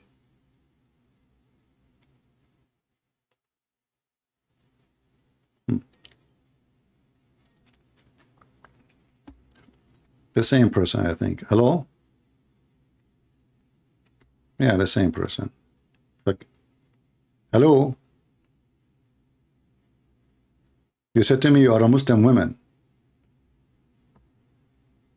I contacted you on Patreon. You said to me in the chat you are a Muslim woman. Isn't you the same person? Yeah. My girlfriend is Muslim. You are what? And we have debates. You are what? My girlfriend is. Your girlfriend is a Muslim woman. Oh, okay, okay. Yes. And okay. We are currently debating. Us two, you know. All right. So what is she with you now? Yeah, of course she's here. Okay, let her talk to me. She's scared, you know, because she know I'm right. I showed her everything of her videos, all the surahs, all the Sahih al-Bukhari. Sorry, I'm not Arabic, so I don't speak that. Okay. And I showed her everything, and she still like don't believe me because like all her family are very like in, you know, like Muslim and all that, and she believes like if a person like feels right in Islam, I have to let them know, you know. But I like as a Christian, I believe that I have to like show the truth, you know. So they know the truth. But she won't let me. She doesn't accept it. You know what I mean? What I can do now, my friend? I mean, you are calling me for what? She can't talk to me. I can't talk to her. Just sit and watch you and her. Wait. Let me. Nah, she's too scared. She's scared. She's too scared. All right, my friend. Thank you very much for calling. Either there's nobody next to you, and if she is there, and she don't want to talk to me, there's no point. Another Muslim. Suddenly we have many people saying they are Muslims now. Let's see what's happening.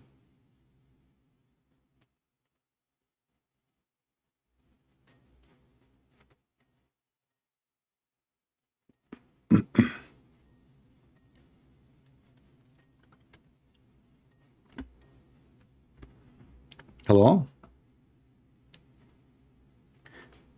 Yes, I hear you. You are live on air. Good evening. Good morning. Are you said you are a Muslim? Yes, I'm a Muslim. All right. What do you want to say to us? Do you know who is Allah? Do you know our topic? Are you watching YouTube? I'm not on YouTube as at now. You are not what? I'm not on YouTube as at now, but I saw it earlier on. Okay, so what do you think? You know, we're talking who is Allah. Do you know who is, as a Muslim lady? Yes, I had some questions concerning the Quran and the Bible that I wanted to ask. Okay, go ahead. And make some comments. Okay. I'm listening. Some certain things you said. I don't hear. What? And comment on certain claims you made about Islam. Okay, a comment I said about Islam. Like what? Give me the comment. You made some claims about Islam. Okay, tell me one of them. I mean, you know, just saying, okay. Yeah, so as I told you, okay. So help me understand this. Is Jesus God or a son of God, or he's the Son of God, because some Christians say he's God, at the same time the Son of God, and some say he's not God but the Son of God. So Okay. which is When we say that the royal family, I'm not saying that Jesus is from a royal family now. Just to give you an example, when I say the royal family, does that mean that they are king, or all of them they are royal? does that mean? Are they all kings? When I say royal family, it's possible that any one of them can be the king, correct? Yes. Okay. Well, the Son of God is going to be, in our measurement, the crown prince. Is that correct? You say? Okay. The crown prince. You say, no, I didn't hear. Hold on. Listen. I'm just making it simple for you. So the crown prince, he can be the king tomorrow. Is that correct? Yes. Okay. In the case of Jesus and the Father and the Holy Spirit, the Messiah is the Son, so he is divine. So when we say the royal, he is divine, and divine means he is God. So yes, he is Son of God, but that doesn't change anything that he is God, for the Son of God is God. But doesn't mean we have two gods, because the Bible says it clearly that God the Father, God the Son, God the Holy Spirit is one God. That's why Jesus, when one of his disciples, he asked him, said, why you don't show us the Father, and that's it? He said, I am with you all this time, and you do not know me. The one who saw me, he saw the Father. So God, the Messiah, is God the Son, and he is God. For the Son is the same as the Father. Now, is your God Allah is a God? Go ahead. No, I've not finished my. Your explanation is, I'm saying that among you Christians, some say he's God, at the same time the Son of God. Some say he's not God. I just answered you. You are repeating yourself. You are repeating yourself. I just answer you, because Son of God is the same. When we say, listen, when we say Son of God, he is Son of God, yet he is God. So the Bible says he is God. The Bible says Son of God. Not only that, even the Bible say the Son of Man. But we know that Jesus is not a son of any man. Son of Man mean he is by nature, by the flesh, the Son of Man. But as we know, Jesus have no father, so he is a son of no man. So either you understand and you want to understand, or you are just making noise and you don't want to listen. So I'm asking you now. I answer you about the question. Please, okay, let me. So if we said he is God, the same time Son of God, how can he be a caretaker? How can somebody be a God and the same time Son of God? It doesn't make sense. Okay, I wanna go with you. He should either be God. Okay, you are talking. Okay, you are saying it doesn't make sense. How I can be the Son of God without being God? Go ahead. No, I was saying. I'm going with your science. I'm going with your science. How I can be the Son of God without being God? Because I am Son of God. That's mean everything God has, I have. I am His Son. So I have the blood of my Father. Do we agree? Yeah. Okay, that's it. So if we measure Jesus as if it's a man, two men. Jesus is the son of his Father. The Son will have whatever the Father have. So you are answering yourself. And you are saying he is God, and at the same time the Son of God. Because the Son of God, he have the nature. The Son of God have the nature of God. If I have the blood of my Father. If he is sick, I am sick. If he is holy, I'm holy. If he is divine, I'm divine. If he will die, I will die. The Son of God is the same as the God himself, who is the Father. Listen. Your God himself, he cannot have a son because he is not having a wife. Now my God, the proof he is God, and that is the Messiah, he is the Son of God without having a wife. His Father, he have no wife. But how you explain to me, you're talking about what makes sense. How you explain to me that you're God, he said, how I can have a son, yet I don't have a girlfriend. So are you saying that Jesus has the blood of God? We are not talking about the blood. You see, you're a prophet. You're a prophet. Your prophet. He said Muslim women are stupid and they have a brain. I said to you, me, I have a blood of my Father. Do you agree?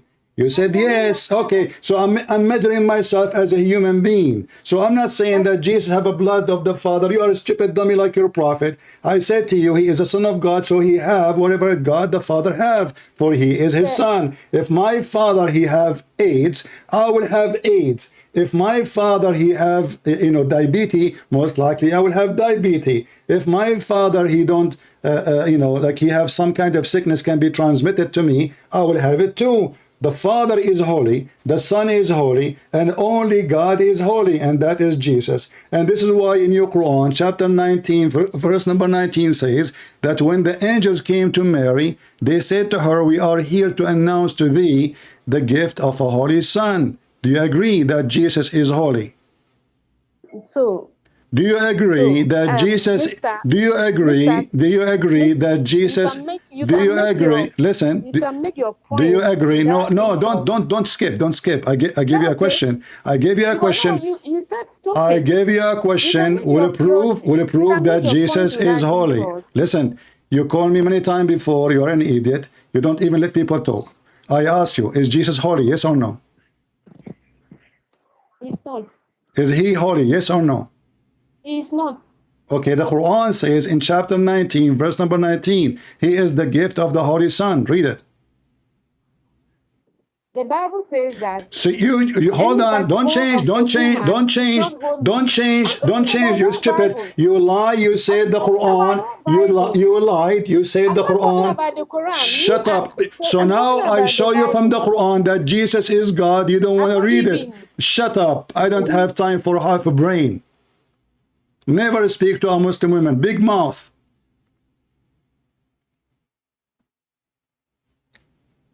Muhammad is not holy. The Quran confirmed that. Even Allah himself is praying to Jesus saying, may Allah forgive your sin, Muhammad. Let us read together.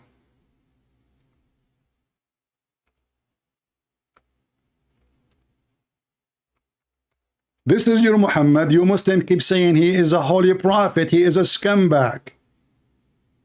May Allah forgive your sin, Muhammad. Chapter 48, verse number 2. And this is my Lord. He is the Holy Son. He is a Holy Son of who? Of God. And what make him holy? For he is from above. Jesus says, I am from above, you are from below. And the second I showed her what her Quran is saying, she didn't want to read it. And she denied that the Quran says that Jesus is the Holy Son. Do you see how they lie? We show it to you in front of us in the screen. And this is their Quran. And this is their translation. And they say it doesn't say that, CP. And no Muslim can explain to us even why even Jesus have no father. What the point? Which is a contradiction for the Quran, because the Quran in chapter 25 verse number 54 says وَجَعَلْنَاهُ نَسَبًا وَصِيرًا. Every creature after Adam was reborn or born of sexual marriage, lineage by marriage, by sex. Every human being, but not Jesus. Why? They can't explain it because Muhammad is a thief. He stole the story from the Bible as usual. He said, yes, Mary, she was a virgin, but doesn't make any sense. Because why Mary is a virgin in Islam? What that will do to Jesus? This is a miracle nobody can prove. I can say my mother, she can claim that she gave birth to me and she was a virgin. Yes, brother, she can. Your mother, she can. Nobody can prove or disapprove. This miracle have no sense in Islam. This miracle have a lot of sense in a Christianity and in a Christianity alone. Yet the Quran says, it is he who created you from water. What water we are talking about? The sperm. Has appointed for him kinder by blood. Jesus from the blood of who? As you know, the Quran says, ادعوهم بأسماء آبائهم. Call them by the name of their fathers. Call them by the name of their father. Who is the name of the father of Jesus? How we can call him? This is why you will see the Muslim, they say Jesus the son of Mary, but this is contradict the Quran.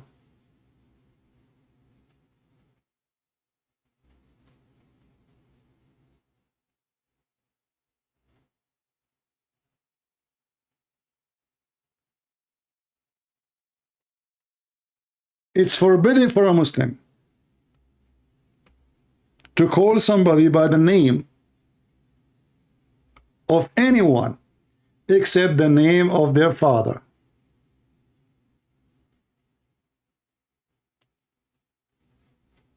So who is Jesus? Who is his father?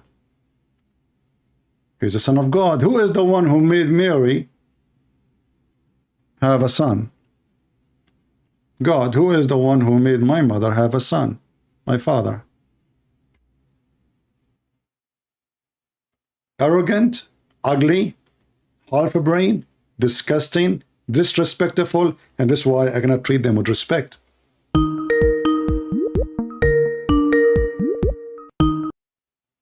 Hello? Hello? I'm fine. You're a Muslim? Why do you keep insulting her? Because she is... As a man. Okay. And you're supposed to... Okay, hold on. So are you saying to me that a man should not insult a woman? Of course. So why your prophet, he said that women are half a brain and most of them, they will go to hell. Go ahead. Where did you see? Here we go. I will show it to you in the screen. And you are saying to me, I'm making things up. Here we go. So because he insulted so do you agree? No, I am not insulting her. I'm giving her what she deserves. She is a liar. She refused to read the Quran. I showed her. I explained. She kept repeating herself, being stupid. And I showed her that Jesus is holy. She said, no, he is not holy. I showed her the verse in the Quran. So I want you to ask you the same question then. Do you agree that chapter 19, verse 19 says that the Holy Son? She said, no, the Quran doesn't say that. Are you going to repeat the same lie? Go ahead. No. Because maybe I'm asking you. Doesn't know. She didn't know better. Okay, listen. I'm asking you now. Yes. The Quran says in chapter 19, verse number 19, he is the Holy Son. Do you agree with the Quran or not? He's the Holy Son. Can you read it in Arabic? Do you know Arabic? Yeah, a little bit. Then shut up. You do not know Arabic. I'm showing it to you in the translation. Which language? What kalima? What are you talking about? We are talking about different word. Kalima is a word. Kalima is a word, you idiot. You see, you ask me to respect Muslims, and then you Muslim, you bring me word have nothing to do with our topic. It's in the front of you. Read it in the screen. This is your Muslim translation. This is your Quran. Every one of you give different translation for the Quran. Why? Because you Muslim lies. You don't even give the same translation. Which translation you like to read? Read me the Arabic verse. Do you know how to read it? You read it. Go ahead. Chapter 19, verse number 19. Let me. I didn't open. You have it in YouTube. I'm using my phone. So what? If I open YouTube with my phone, so what? Don't look. Noises. We can't. No, you can mute. You can mute YouTube. You can mute YouTube. Okay, let me. Okay. But do you agree, your prophet? He said women are half a brain, or no? Remember, I will not let you go with this topic too, because we have to go back to it.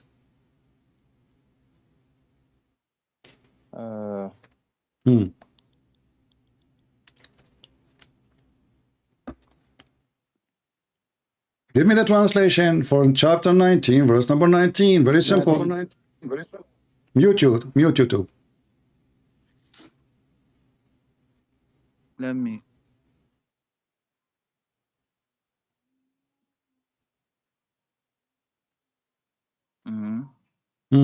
Why is it taking so long?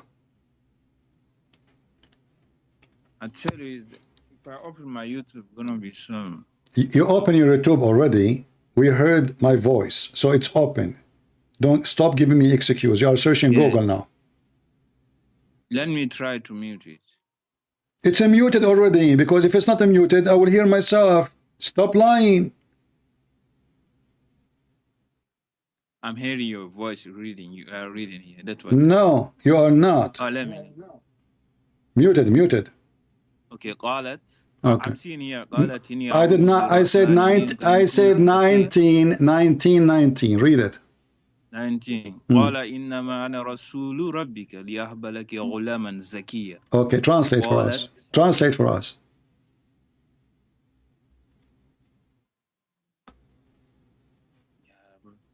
I'm using my phone. Oh, phone. You're using your phone or your brain? What the translation have to do with the phone now?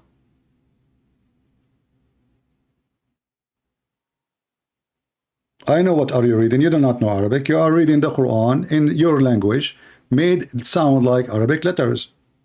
I know. You don't know Arabic. Now tell me what it's mean. How? Tell me what the meaning. قال إنما أنا رسول Why you are repeating again? Give me the meaning. He said, I am a prophet from your God, your Rabbic, from your God. He's a prophet. Okay. Prophet from your God. He's a prophet from your God. Okay. Let me go this YouTube. Hello? What hello, man? Just tell me that. I mean, the translation, all of them is 7 words. Just mute YouTube. He said, yeah. Take screenshot if you want. I hear you. Okay, he said.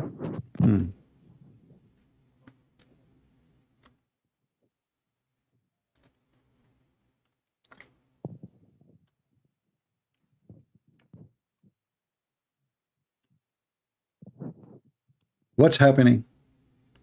Do you want to call a friend? Do you hear me? You're not talk. Yeah, I mean, what's the problem? It's just a stupid. It's just a small 5-6 words. Just to translate it, man. You are searching Google. I know. You are a coward like the rest of them.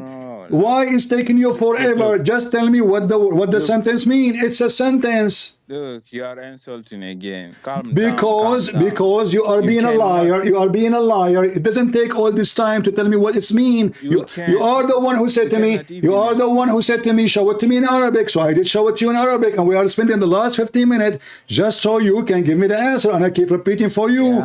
Please translate. Okay. So now stop. You don't need to open YouTube. Open your Quran. Stupid idiot. You are a liar. You are a fraud. Like you're a prophet. Open your Quran. Don't open YouTube. I gave you the verse number. I gave you the number of the chapter, and now it's still you. And you did read it for me. Everybody heard you, and it's still you do not know the answer. Shut up. Don't call me again. You are a donkey like the prophet. Calm down. A person who is a Muslim, he insults women.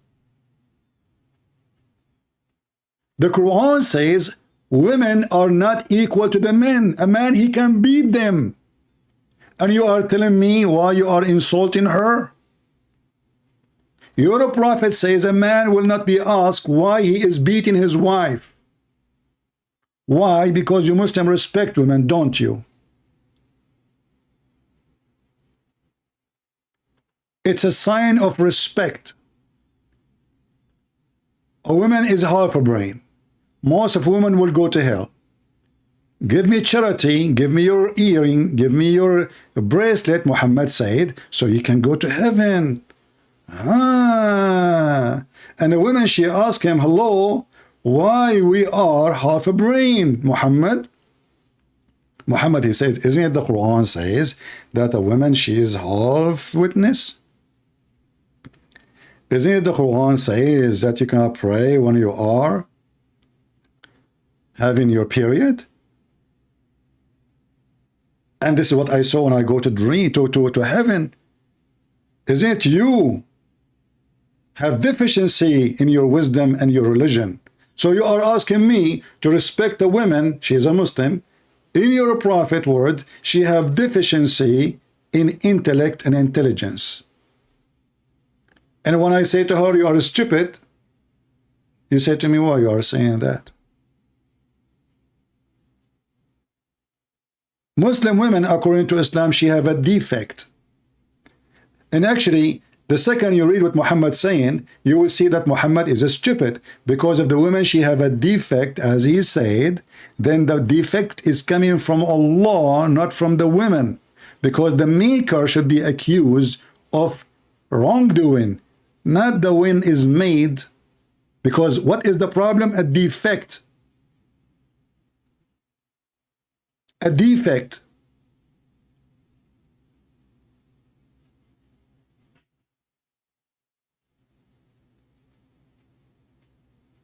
You have a lack of common sense.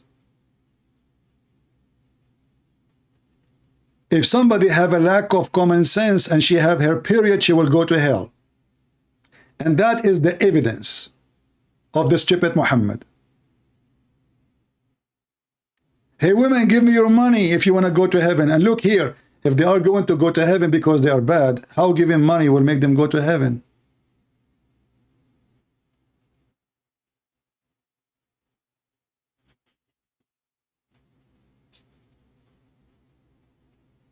Do you see the stupid Muhammad? He's a fraud. He's a con. He's a conning man. And women, they start giving their earring and their bracelet. And now women, those Muslim women, they will go to heaven. Why? Because they gave him their earring and their bracelet and their gold and their silver. Now your way to heaven is ready. It's open. What is the deficiency in her intelligence? Muhammad said, isn't it true that women can neither pray or fast during menses? Look, the stupid idiot. So if a woman, she have menses and she cannot pray, and he is the one who forbid them from praying or practicing fasting during menses, that is deficiency in the brain.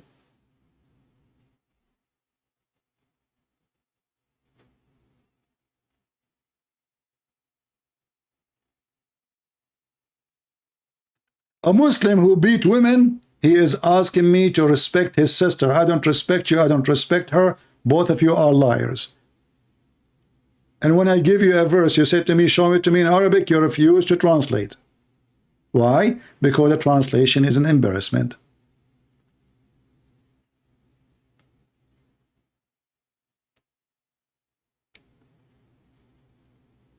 And then they ask me, be patient with those liars. I cannot be patient with them. It's a waste of time. You cannot debate a liar, my friend. You cannot. Anything you show them in the front of their eyes, they will deny it. We show them that Jesus is holy. Isn't it the Quran says, Salamun alayya yawma wulidtu? Peace be upon me the day I am born. How you can be sinner and there's peace upon you? Not from anyone. Jesus giving himself peace. The Muslim, they say peace upon Muhammad. Jesus says peace be upon me. The day I am born, the day I die, the day I am resurrected. If you go in the Quran, you will see the same sentence repeated but a different way. And about who? About someone supposedly is the cousin of Jesus only. Supposedly this is the son of Zechariah, which is John the Baptist. In the case of John the Baptist, in chapter 19, verse number 15, it says, peace be upon him the day he is born. Peace be upon him. In the case of Jesus, peace be upon me. Upon who? Upon me. Salamun alayya. Yawma wulidtu. وَيَوْمَ أَمُوتُ وَيَوْمَ أُبْعَثُ حَيًّا. Jesus, for he is God, he is saying peace be on me. He do not need anyone to give him peace.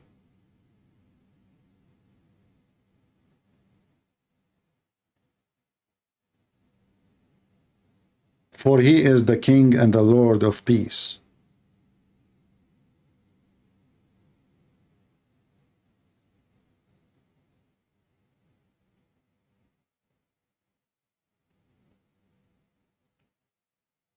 Who is a Muhammad and have the courage and the knowledge? He is not just an angry mule. He shout at me, he refused to read, he refused to translate. They refuse whatever they say, we say.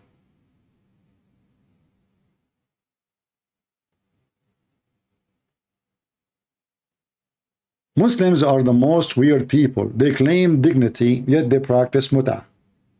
They claim that they are against prostitution, but the Quran says, force not your girls to do prostitution if they choose chastity. And if you force them, Allah is all merciful. There is no penalty for prostitution in Islam, for it's permitted.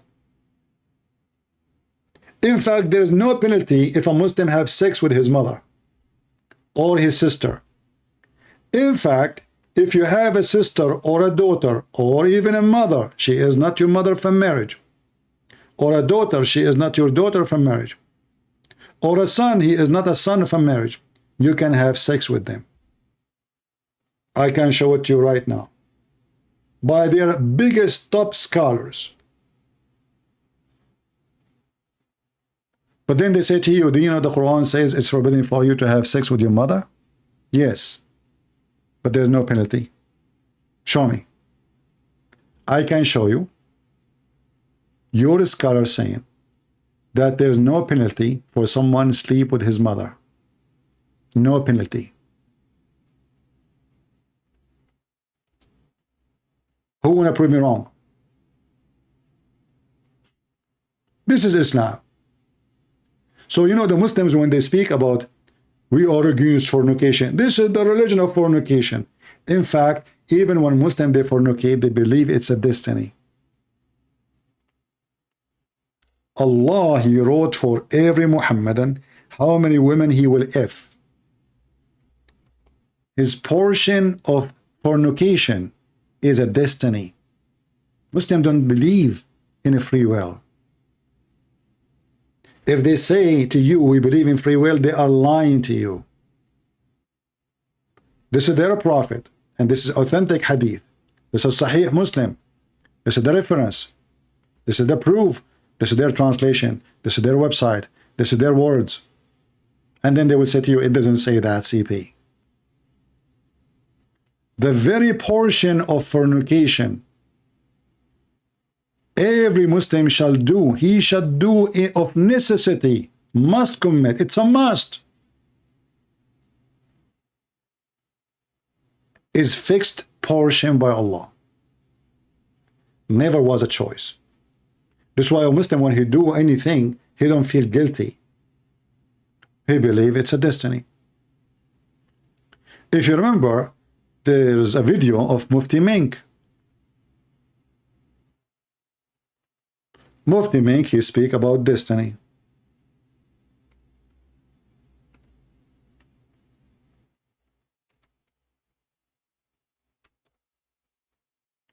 And in the story, a person was arrested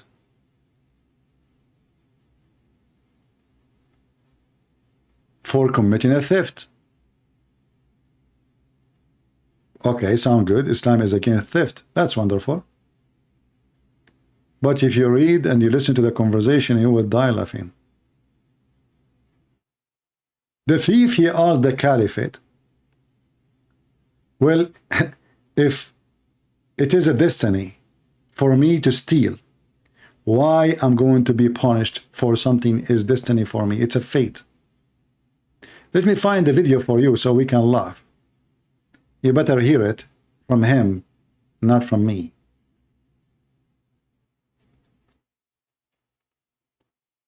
Listen and laugh.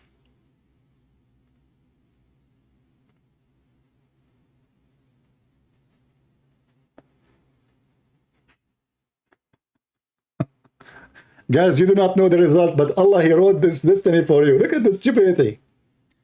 This video alone actually is enough to make any idiot, no matter how idiot he is, to leave Islam. No matter how stupid you are. So now I'm speaking against Islam because it's a destiny. I make a lot of Muslims leave Islam because it's a destiny. I am committing sin against Allah. It's a destiny.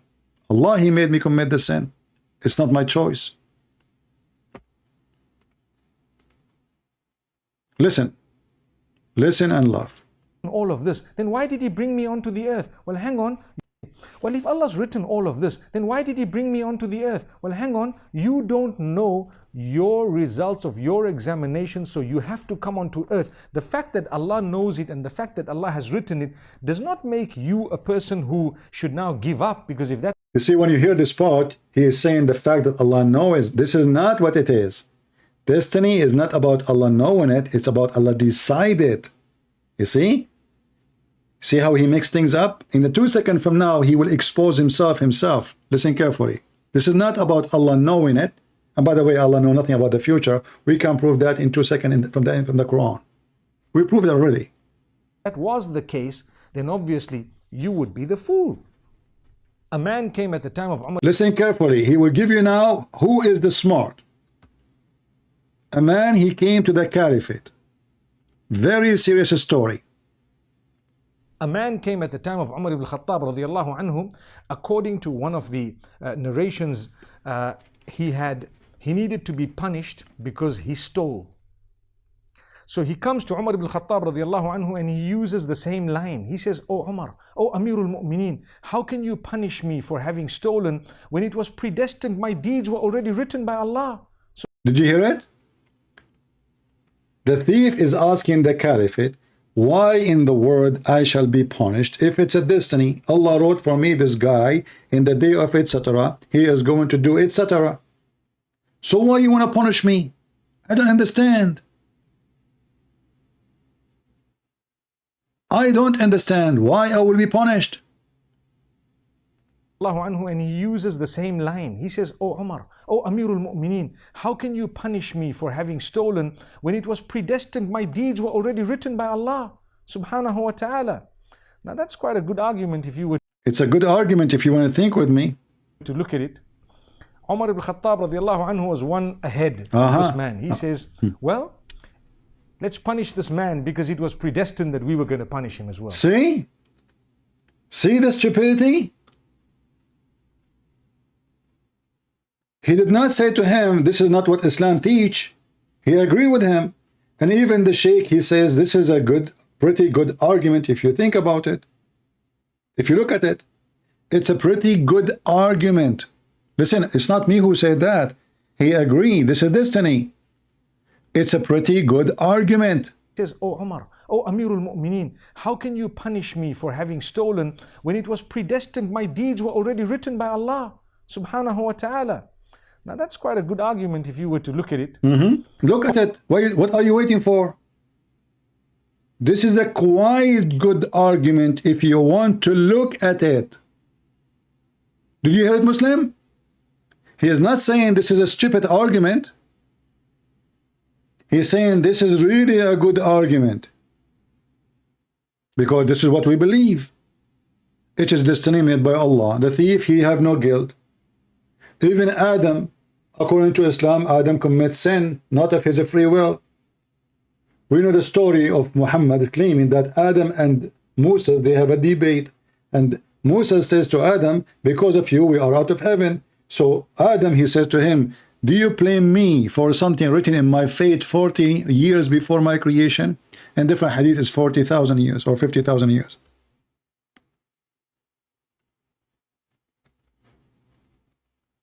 So it turned to be that even Adam, when he committed sin, it was not Adam.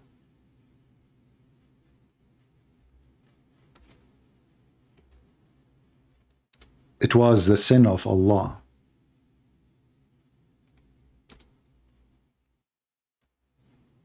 It was the sin of Allah. Let me show you the hadith. This is how stupid this religion is. Even a child, he might go to hell, even if he's an infant, because it's a destiny.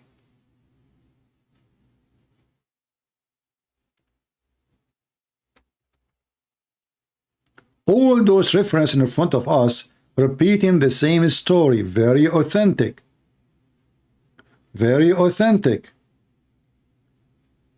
And the conclusion is, and Muhammad agreed with Moses. He said, and this is how Moses overcome Adam. Sorry, Adam overcome Moses.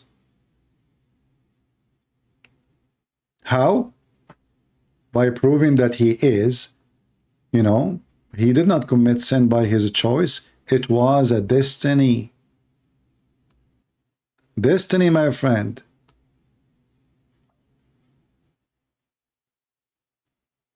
Let us see if we can show you the... Let us go up a little bit.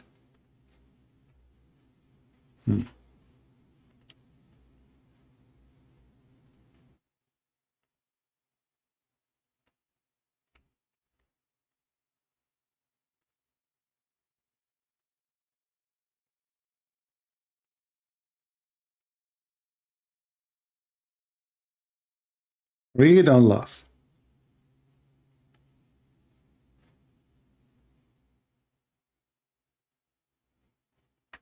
Do you blame me, Adam, he said to Moses, do you blame me for a sin I did, which is Allah, he wrote, what the name of the book? Destiny. The name of the book, Destiny. The debate between Adam and Moses. Moses' argument with Adam, because of you, we are out of heaven. Adam answered back, do you blame me for an act which Allah had ordained for me 40 years before he created me? Allah Apostle said, and this is how Adam came the better of Moses, which means he won the argument.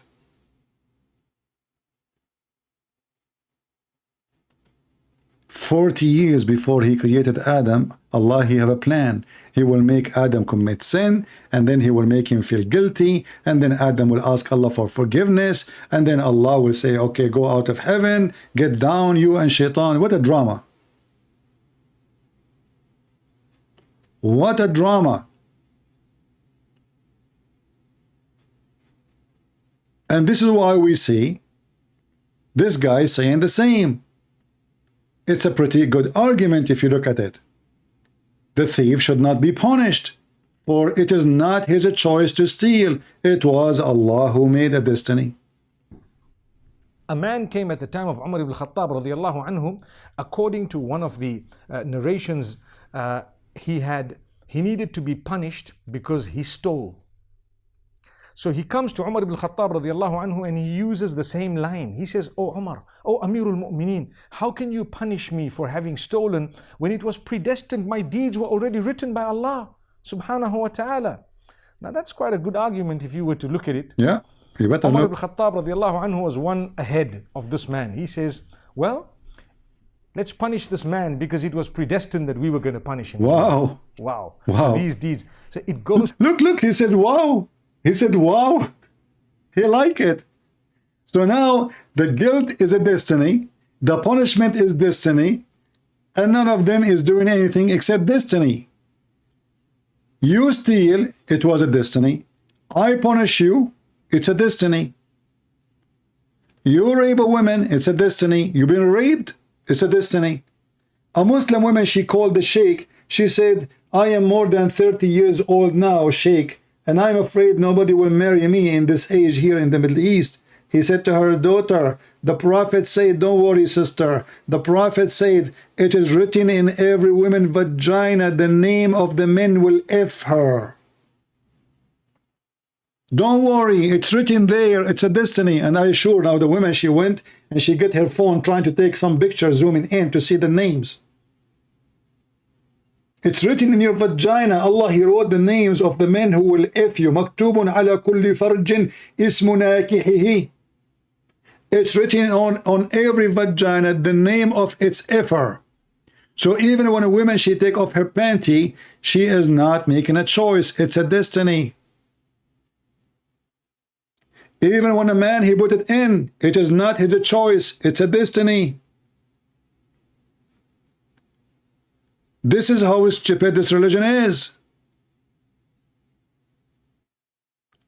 And then a Muhammadan come to you says, well, how Jesus is God, yet he is the Son of God. The Son of God is God. The son of a king is a king. The son of a prince is a prince. And I find it very funny that a Muslim, when I speak about logic, it is logical that your penis will be endless. It's logical that your God will punish you for a sin you did not choose to do. It's logical that an infant, he will go to hell even he commit no sin.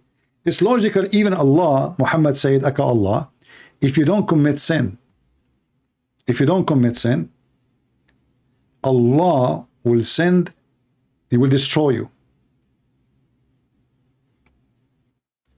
He will destroy you.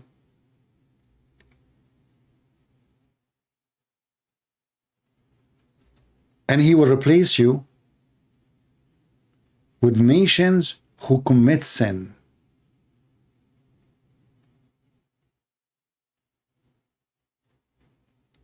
What logic is that? Allah will destroy us if we don't commit sin. Why? Isn't this is totally the opposite of the story of Noah? It turned to be that Allah is suffering from depression. He don't like to sit and people are like decent people. What the heck is that? What I will do with decent people? He want sinners effing each other, killing each other, raping each other. But at the end of the day, they say, Allah forgive us, please, please, Allah forgive us. And then he love it. Then he enjoy it. Read it. This is the stupidity of this garbage religion. Muhammad is swearing by Allah. He is not speaking easy. He is making an oath. And this is authentic, as you see. This is not, they cannot say this is weak. They can, if you don't commit sin,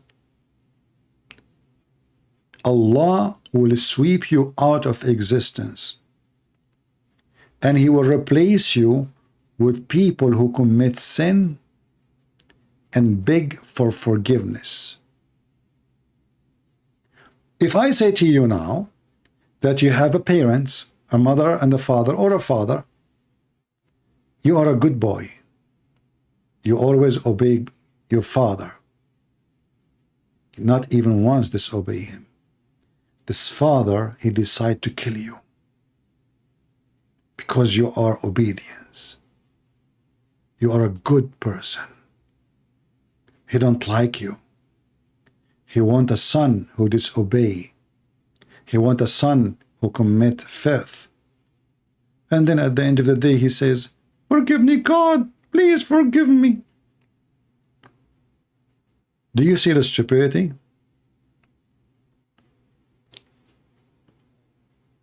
If this is true, so why God, he destroyed the people of Noah? They were committing sin. Oh, they will say to you, they were not asking for forgiveness.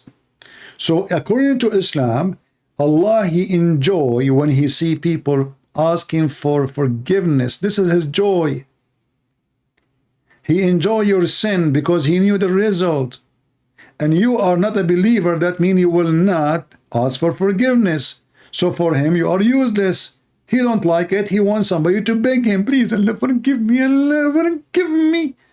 A Muslim, he will ask for forgiveness. He go all day long, raping children, killing, robbing, etc. And then at the end of the day, hey Allah, how we can forgive our sin? Very easy. Say, Alhamdulillah, Bismillah wa bihamdihi 100 times. What the heck?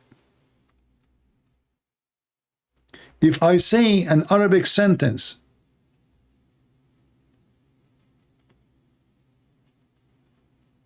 "100 times my sin is forgiven."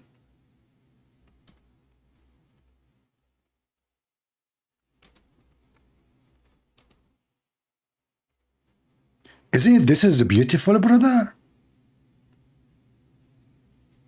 Whoever recite in Arabic, brother, you notice that every idiot he called me, he do not know a single Arabic word. And now they are going to recite in Arabic 100 times. Bismillahi wa bihamdihi. Look how short the sentence. Look how short. Look. If you say that, brother, Allah will erase your sin even if it is more than the foam of the sea. That's deep sea shit. If I say this sentence in Arabic, and this is why this guy, by the way, he was sound like speaking Arabic to you, but they read the Quran like this. Subhanallahi wa bihamdi. So you, when you listen to him, you think this guy, you know Arabic. You know what they are doing? He sound like you knew Arabic, but they don't. So you say this sentence, brother, 100 times a day. It doesn't matter how many people you con, you corrupt, you kill, you rape. Doesn't matter how many child you molest. Who care? Just say it in Arabic. Remember, not in your language. Like, come on. Allah speak Arabic. He's an Arab God. In Arabic. 100 times a day will have his sin erased, not forgiven. Huttat, not forgiven. Huttat. And even if it is like the foam of the sea. Mean. You see how easy? Not like the God of the Christians. He will send you to hell even if you say Jesus, Jesus. Even if you say I believe in you. Even if you say I worship you. If you don't do the will of my Father, you don't belong to me. What Muhammad you just say? Bismillahi wa bihamdihi 100 times, brother. And your sin is gone. It is easier than cleaning a panty or an underwear. If you want to clean an underwear, it will take you in the washing machine at least 20 minutes. You can clean all your sin in less than 3 minutes by saying 100 times a short sentence. 3 words. Bismillahi wa bihamdihi. 3 words. 100 times.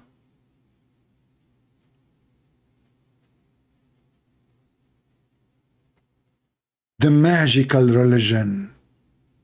And now any Muslim, he say this, he say, okay, here we go. Let me go and rape this woman. When I come back home, I will say Bismillah wa bihamdihi 100 times. You know? Yeah. Smash Allah.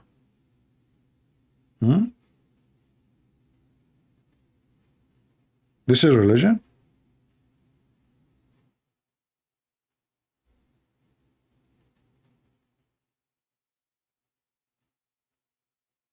Until now, we have 0 Muslim telling us who is Allah.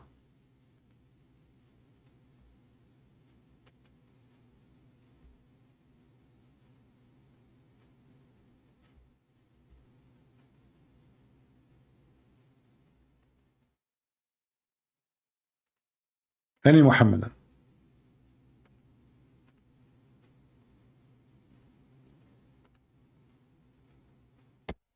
Mayday, mayday.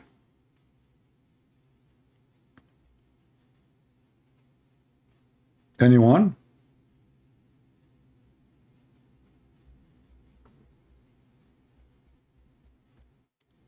Obey your master. Yeah, obey your master is not something bad, my friend.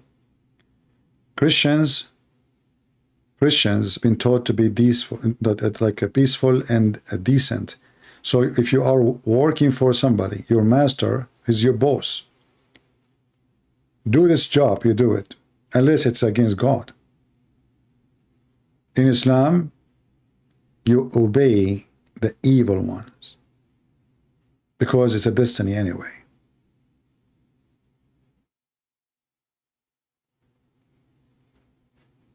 John the Baptist, as an example, he obeyed the master. Who is the master? The ruler, the king. Until one day, this master, he decide to marry a woman she is not lawful for him. What happened to John the Baptist? He stood for this filthy man. If John the Baptist was exist in the time of Muhammad, he would stood for Muhammad when he took his own son wife. And John the Baptist will lose his head again.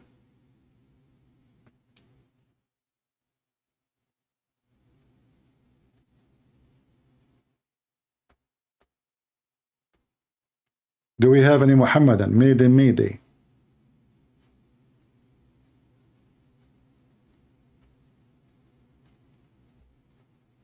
Any brave Muhammadan? I hope I'm not insulting you by saying brave.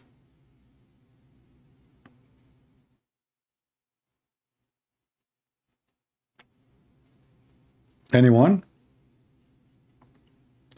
If you see I have a message in the chat, it says share and invite, or I will send you to the tree of Allah. I will share and invite, or I will make you meet Allah. Last warning. And how you can meet Allah? Allah is a tree.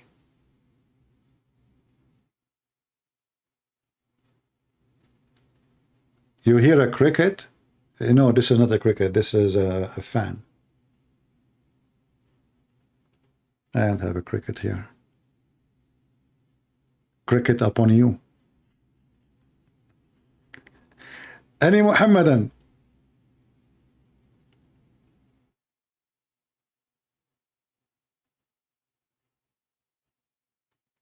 Any Muhammadan? Who is a Muhammadan? He want to get extra version. Do you know that those who call me today, Allah will give them extra version. The woman who call me, she will get extra boom boom. You know, there is no version for her. Sorry, I cannot, you know, that's what Muhammad said. So if you are interested, you want to get extra boom boom or extra version, call me. Until now, zero Muslim can tell us who is Allah. We are the Muhammadan. Who is Allah? This guy from Ghana, he told me, look at the bees. Look, what the heck? Who is Allah? Look at the bees. What about I look at the pork and the pigs? What does this have to do with Allah? I'm asking you, who is Allah?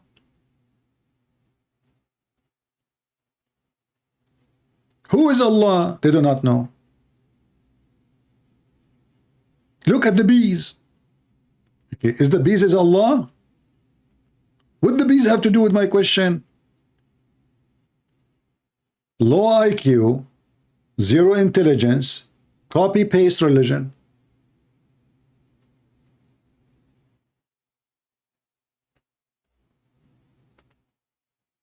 What about we look at the ants? As an example, when the Prophet, he told us the story of the ant, brother. The ant who can talk. And she speak Arabic.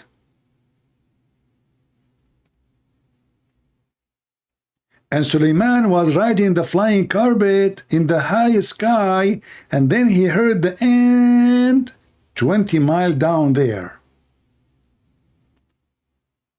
You see, this is a lovely story. This is your God Allah, fairy tales, kids storyteller. If this is a story coming from God, so what a story will come from Joe Biden? You know the thing? We ask the Muslims, who is Allah? They say, you know the thing. The thing created by the thing. Tell a brother, Suleiman, he been taught the language of the birds.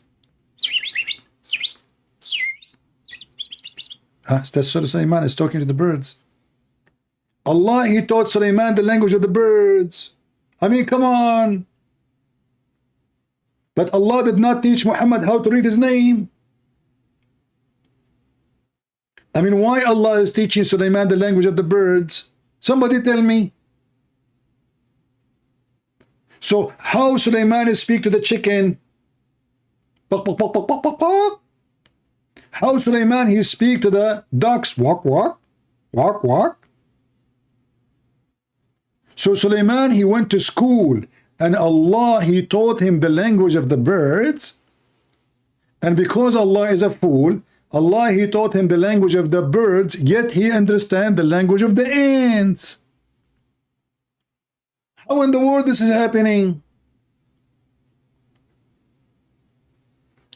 I think this is support the theory of evolution. In the time of Suleiman, the ant used to be birds.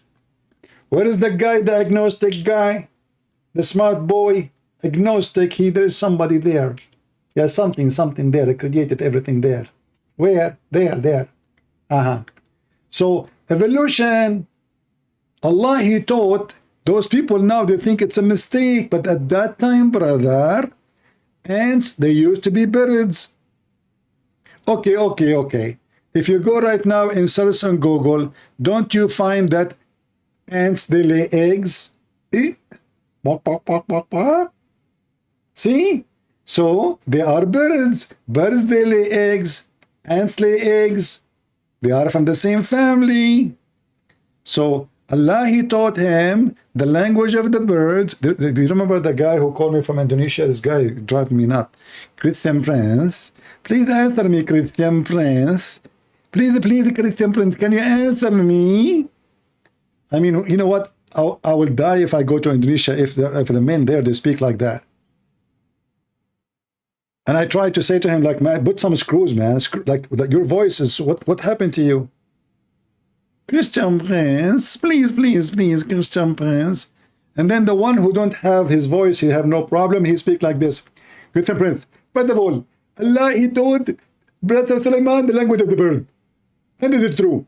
And then he understand the language of the ants. What's the problem? Suleiman, the language of the birds, Zakura and Yuka. The language of the birds is the language of the birds. Ants are not birds. Christian Prince, first of all, at that time, brother, birds and ants, they used to be united. And they used to go one night club.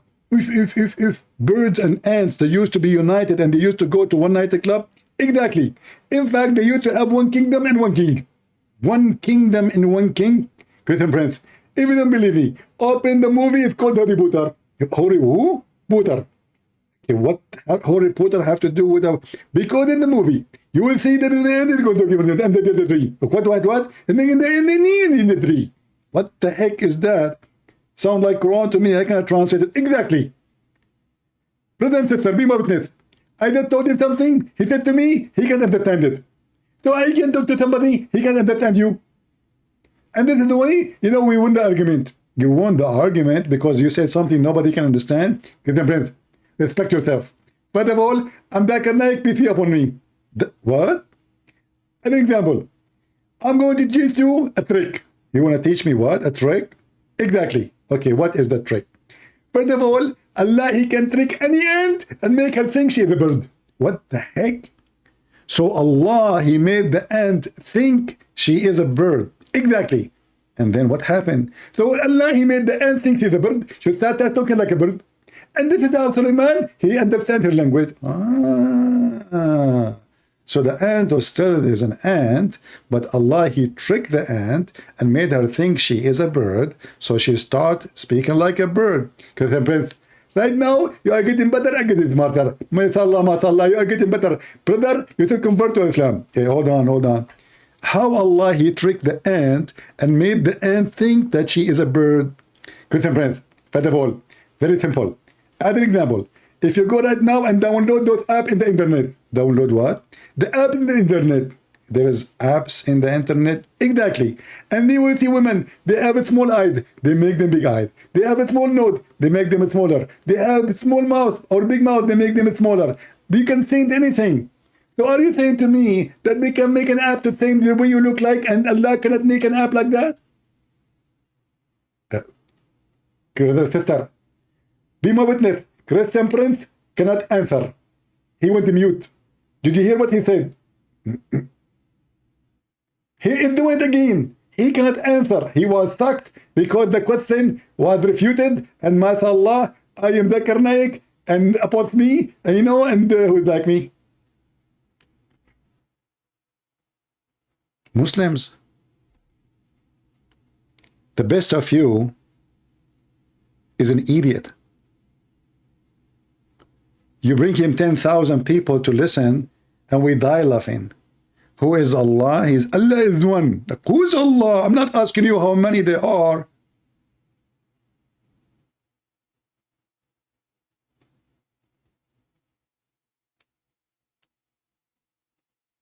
Any Muhammadan? The funny is, sometimes you will see Muslims making comments saying, Christian Prince, this is not Zakir Naik. He sounds Zakir Naik, but there's no way Zakir Naik was there. I mean, can you believe it?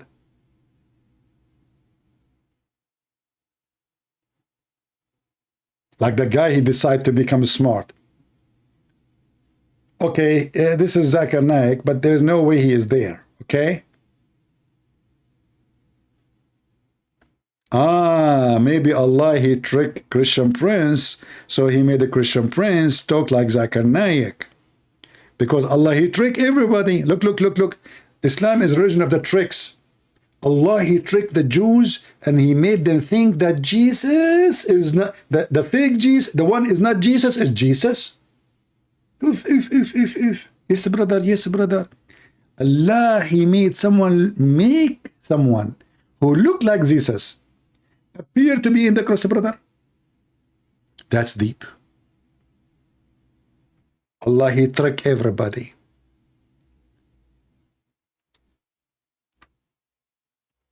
And then the second you ask them, what the heck the Quran is talking about, everyone will give you a different answer about what happened.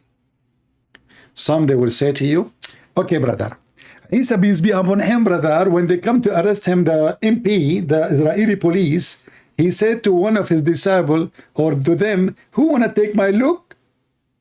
So I can run away. Look, take a look. It's so easy. I mean, do you see how easy it is? Take my look. You want to take my look? Hey, Peter, do you want to look like me? Yeah, okay. Okay, now you look like me, I look like you. So now we have, so even the story is so stupid because now we have two Jesus. They will arrest them both.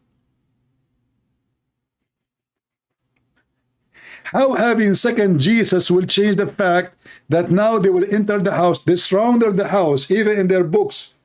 They surrounded the house and the disciple of Jesus inside the house. And then Jesus said to one of his disciples, who want to take my look?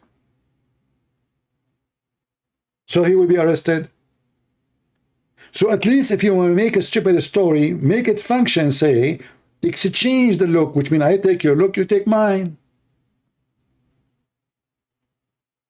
But taking my look will not make any difference because now we have two Jesus. And you will notice in this garbage cult, Shaitan, he took the look of Suleiman. You remember the story? And then he had boom, boom with the wives of Suleiman. Shaitan, he took the look of the angel Jibreel and he came to Muhammad and he gave him satanic verses.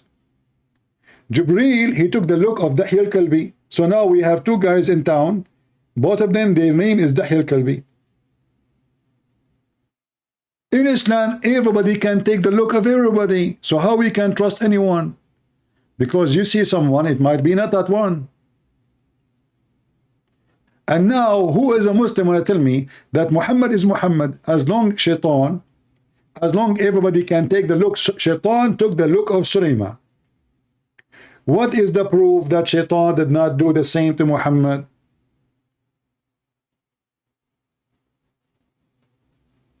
Any Muhammadan? The behavior of Muhammad proved that he is a Shaitan.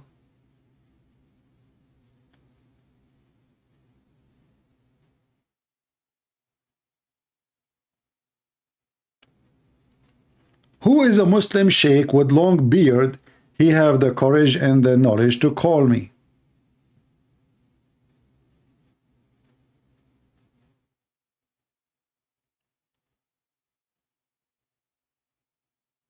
A Muslim saying that he cannot come because he cannot speak because he's sick. My friend, are you kidding me? I will help you. Prophet Muhammad will help you.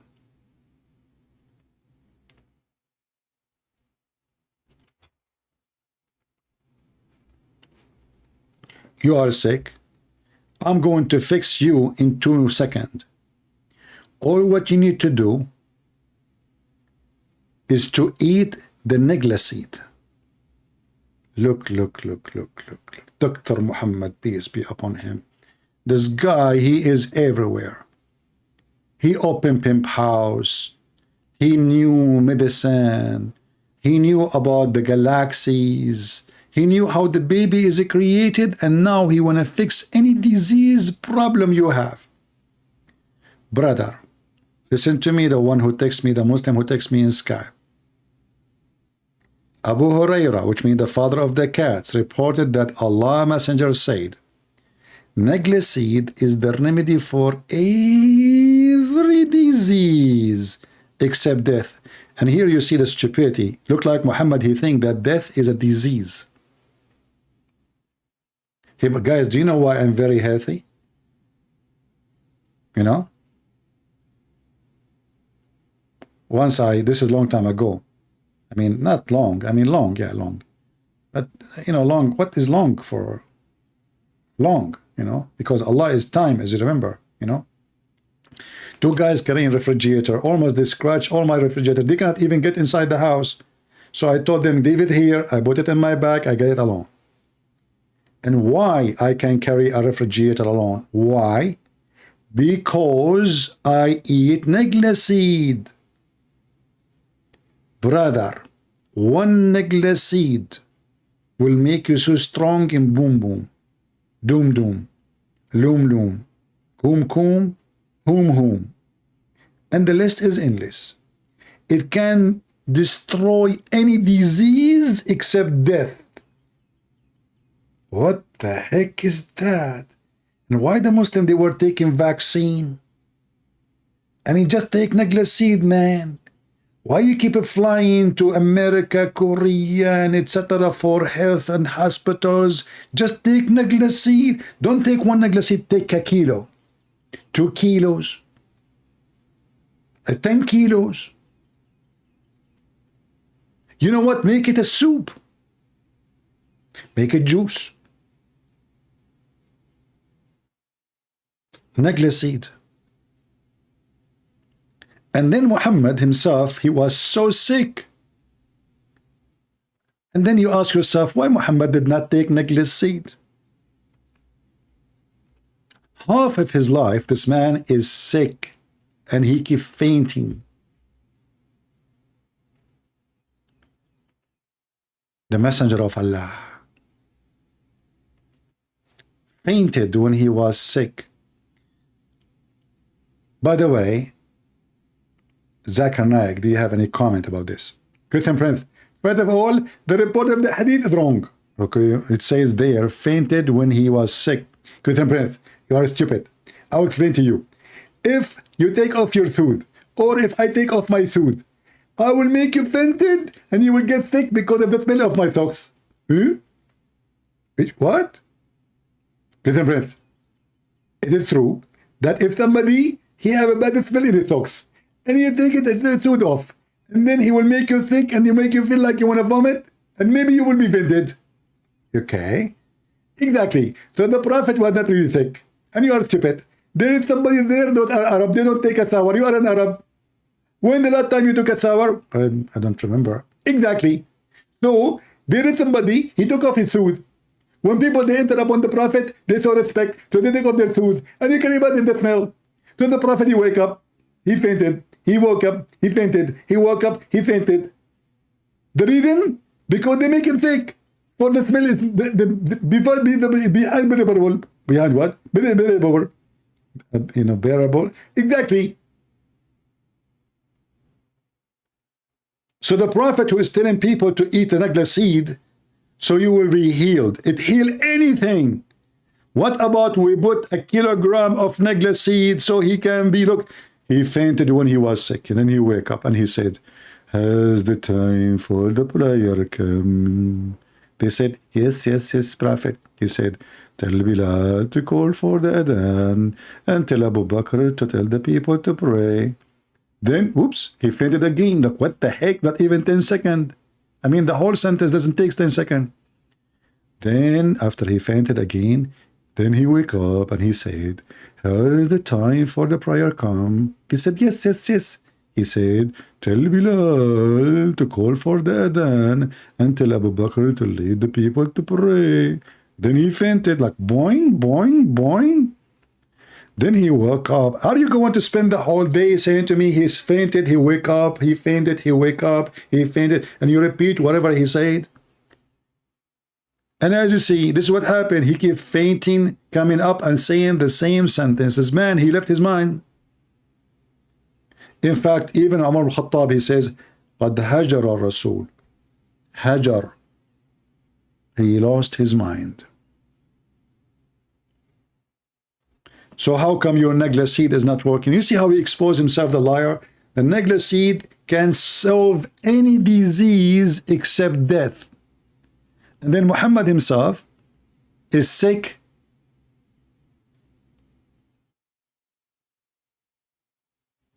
To death.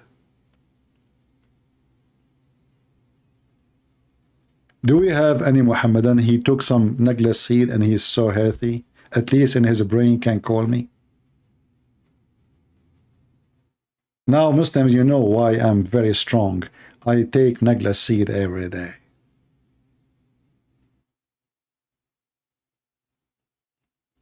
Anyone? Okay, if you call me and you win the debate, I will give you a gift of me of 1 kilogram of Nagla seed. Who is a Muhammadan wanna get the treasure? 1 kilogram of Nagla seed can solve all the health issues in the world. How many people they go to doctors? Naive people.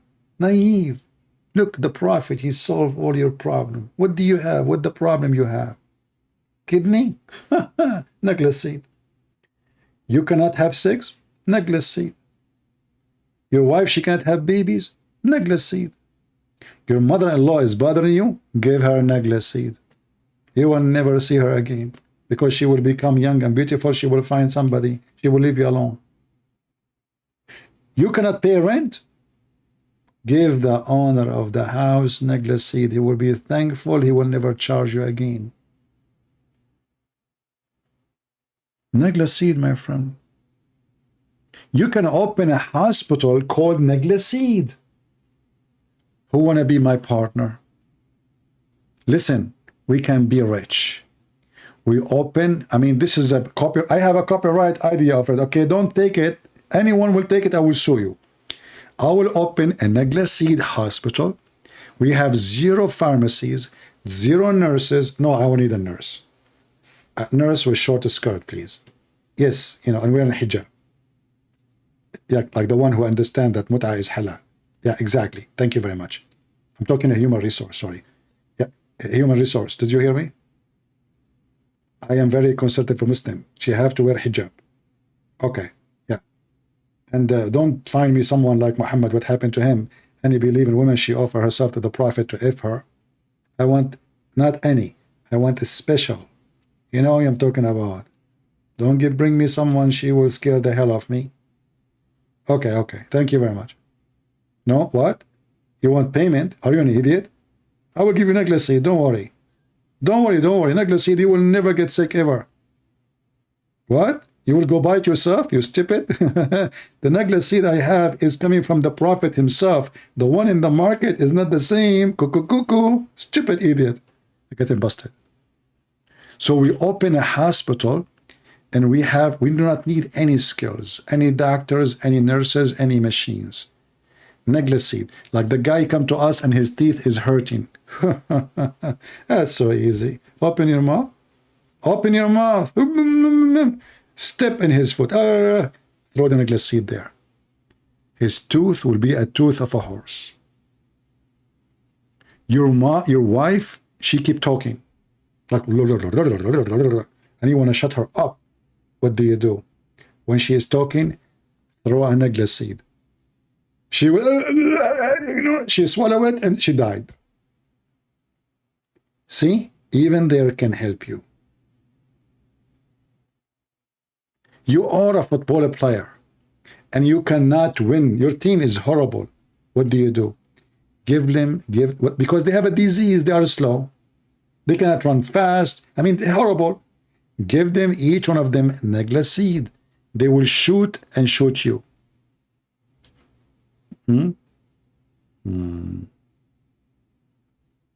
Exactly. And this is why you see Mimi Hijab, he keeps saying Nagla seed. If you open the videos of Mimi Hijab, every video start with buying Nagla seed. Serious. This guy, he is getting rich from it. And those Muhammadan, they order Nagla seed. And all of them, they are sick, including Mimi Hijab. And then Mimi Hijab, he says, sorry, brothers, my muscles are hurting. Brothers, you know. Oh, boy.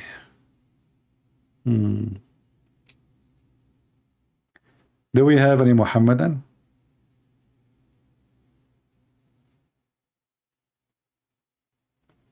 No, the honey and, you know, those are others. There is the story of the guy, he told him to give his brother honey. And then his brother, he gets sick more and more. Maybe he have diabetes. Imagine a person come to you and his brother is sick. You don't ask him what is the symptoms, what's happening. Give him honey. What if the guy have diabetes? Give him honey. The guy, he gets sicker and sicker and sicker, and most likely he died. Do we have any Muhammadan?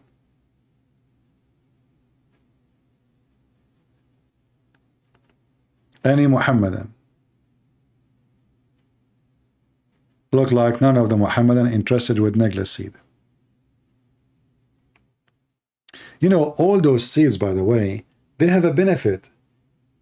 I mean, if you go to any Chinese store, you will find endless number of seeds. Even some of them we never heard of them. And I assure you they have benefit. But this statement is stupid. Have a cure. Have a cure. You see, they are saying remedy. It says in Arabic, shifa, cure, cure, cure. Not even remedy.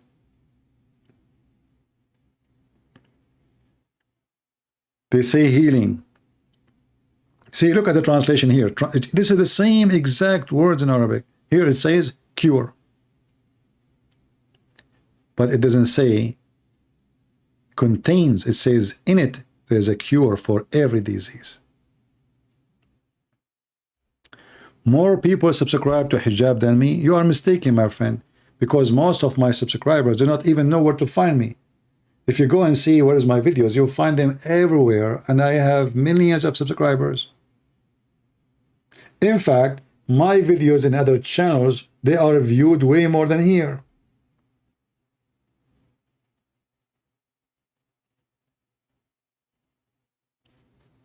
That is reality. With all the support the Muslim they got from YouTube. Look, I can't even keep my videos in YouTube. I made thousands and thousands of videos. I have only few, and I have to delete them in a few days. You Muslim, you keep all your videos. You have commercial, you have donation, you have the payment, you have etc. And still you don't dare to debate me. Why do the Muslims not read the book? They do, they do. They do, but they are hypocrite liars. They deny what they know. They deny it.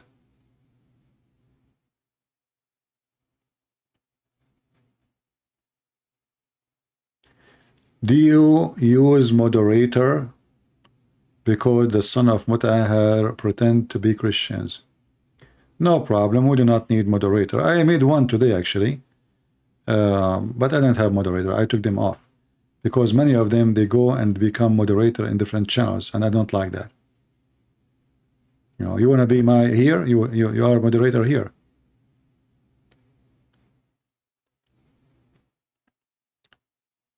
Any Muhammadan?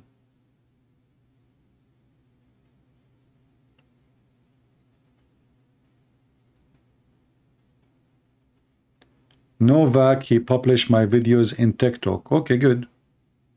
And by the way, there's a lot of people, they make living from my videos. Literally. As you know, I cannot have commercial here. I can, you know, I cannot even collect donation here, right? But many, they make really good income from my videos, and I'm not upset about it. Good for them. I encourage everybody.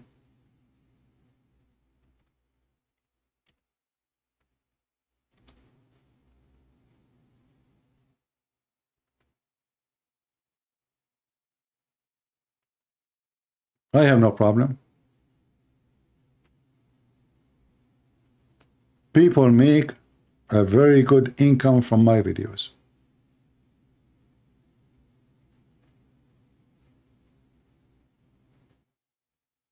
I have no problem with it.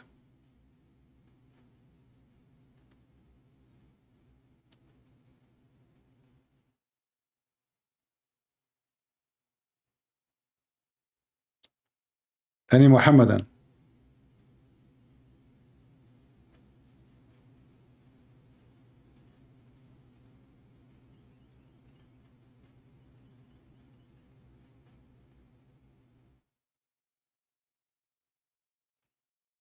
You know, people like in Indonesia,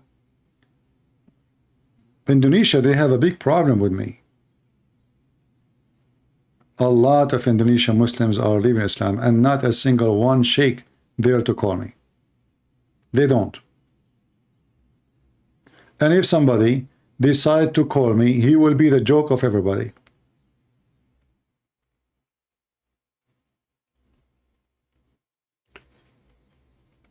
Do you remember last time this kid Nader Ahmad, he decided to, this guy, he keeps saying he want to debate me. And I said to him, Nader Ahmad, come on. I mean, you are just a kid. You are stupid. Christian Prince, you are running away from me. When you will stop running away from me? Nader Ahmad. Okay, no problem. And what I want from you more after you agree that your prophet have sex with the goat. Yeah, this is Nader Ahmad. He come to my chat. And Christian Prince is running away from Nader Ahmad. I debated with him once long time ago, and he agreed his prophet have sex with the goat. And I said that to him in his face. I mean, what I want more from you than somebody agree that his prophet has sex with the goat. Actually, he's here. Hold on. Yeah, let us call him. Hey, Nader Ahmad, how are you? Hello. Well, hello, CP. How have you been doing? After all these years, we finally meet. This is very good. I get a chance to meet you. How have you been doing? Thank you. I'm very fine. So what do you want to say to us? Go ahead. Yeah, so, you know, we've been having these wonderful debates on the Bible, Quran, and modern science. Mostly Quran and modern science. And I have a few challenges. Quran and science? Absolutely. We've been having these discussions and debates, and I have said Christian has been running away from this debate series because he knows that the Quran is in complete harmony with modern science, and there's give us one. Let us not waste time, me and you. So for some reason your voice is cutting. Well, give me one. You need to answer. Give me one miracle. Okay, listen. You have to. Why were you running away from me, from this debate? People say, no. See, don't make excuses. We are here. Let's see who is running. Give me a miracle. Let us laugh. Well, here's what I would like to do, Christian Prince. I would like for us to have a public debate on this topic. Abdul, do you want to debate me? You are talking to me right now. Until we have that happen, give me the miracle. Everybody will laugh at you. You are playing like a kid. You call me. You claim you can debate me. Here we go. We can do it right now. Why next year? Why next century? Do it right now. Otherwise, you are just a kid wasting my time. So I'm listening to you. Please. Don't let us speak like adults. Are you going to debate me right now, or you will never do it? Well, first of all, I will give you. Want me to give you a scientific miracle right now? I can do that, but I think you should first answer why you are running away from me. Answer that to the people, because the one is running. I'm saying to you, let's do it right now. You said no. It's you who's running. Do it. Go ahead. Let's do 10 minutes right now. Prince. I can give you. Will be one. It's a crossfire debate. Everybody will hear us. It's a conversation. Go ahead. Okay, here's the problem. If we don't have set rules with time limits, things like that. Here's the problem. You know, this guy, he keep going from person to person, and he is debating them about the same topic.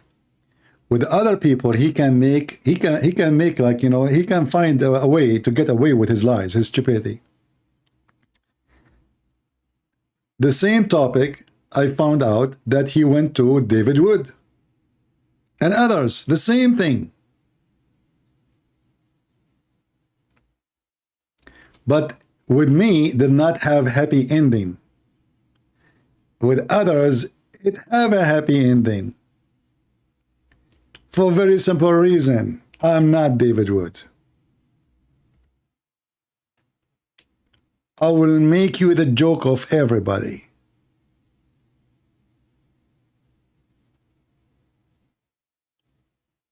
When they ask for 10 minutes each,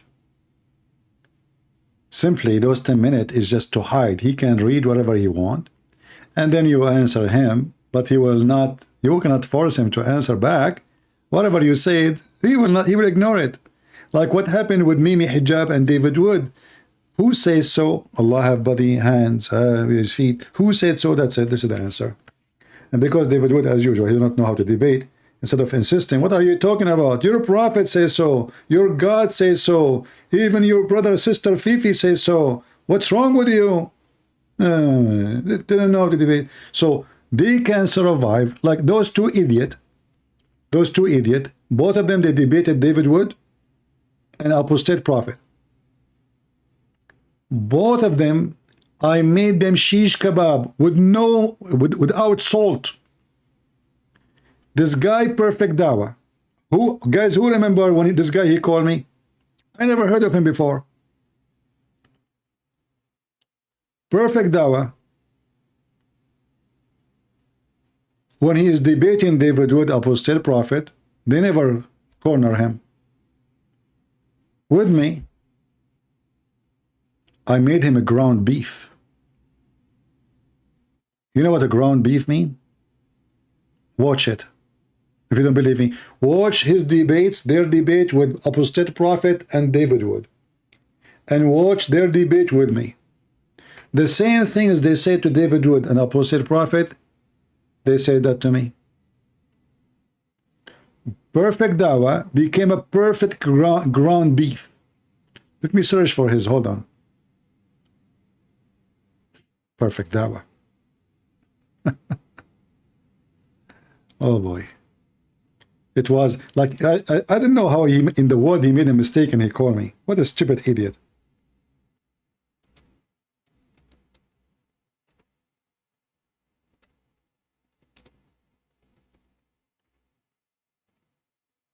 And the second they call me once, that's it.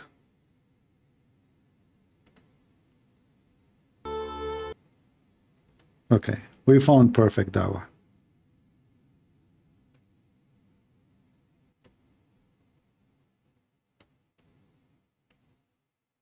On air. So you are a Muslim? Yes, yes. Can you say? I'm a converted Muslim. Yes. Oh, you are converted Muslim. You are converted from what? From atheism. What you used to be? I mean, this guy, he is a son of a Muslim family. He converted from atheism. Now, atheism is a religion. Before you are born atheist? I cannot be born to anything. So I was born in a Muslim family, but I became atheist at the age So of you cannot be born from anything, you say? I cannot be born to any way of life, I say. I don't believe that religion is like a form, that you can be born to that form. Okay, so you are It's saying... a way of life. Yeah, but... It's a belief. Okay, so a child, when he is born, what his religion is? There is no religion. He doesn't have. He has to choose it himself. All right. So your prophet, he made... Your prophet, when he said that the child is born as a Muslim, he lied. Okay. I haven't seen anywhere that my prophet said that. Okay, let's show you the hadith. The hadith can be fabricated. There are lots of fabricated. I just would like to tell you something. Before you tell me something, my friend, because if you are saying the hadith is fabricated, that's mean all of Islam can be fabricated too. No, I didn't say all hadith are fabricated. Okay, but now you judge. But now you judge right away before even I show you what I will show you, that it can be fabricated. So you are assuming that anything coming from Islamic books is a fabrication. That's what you just did. No, I said that.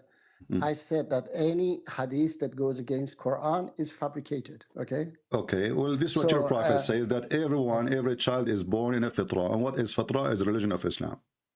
No, it is. I mean, it is not just one word. Islam is a whole context. So if you understand it, then you know that you have to So believe do you it, understand Islam yourself?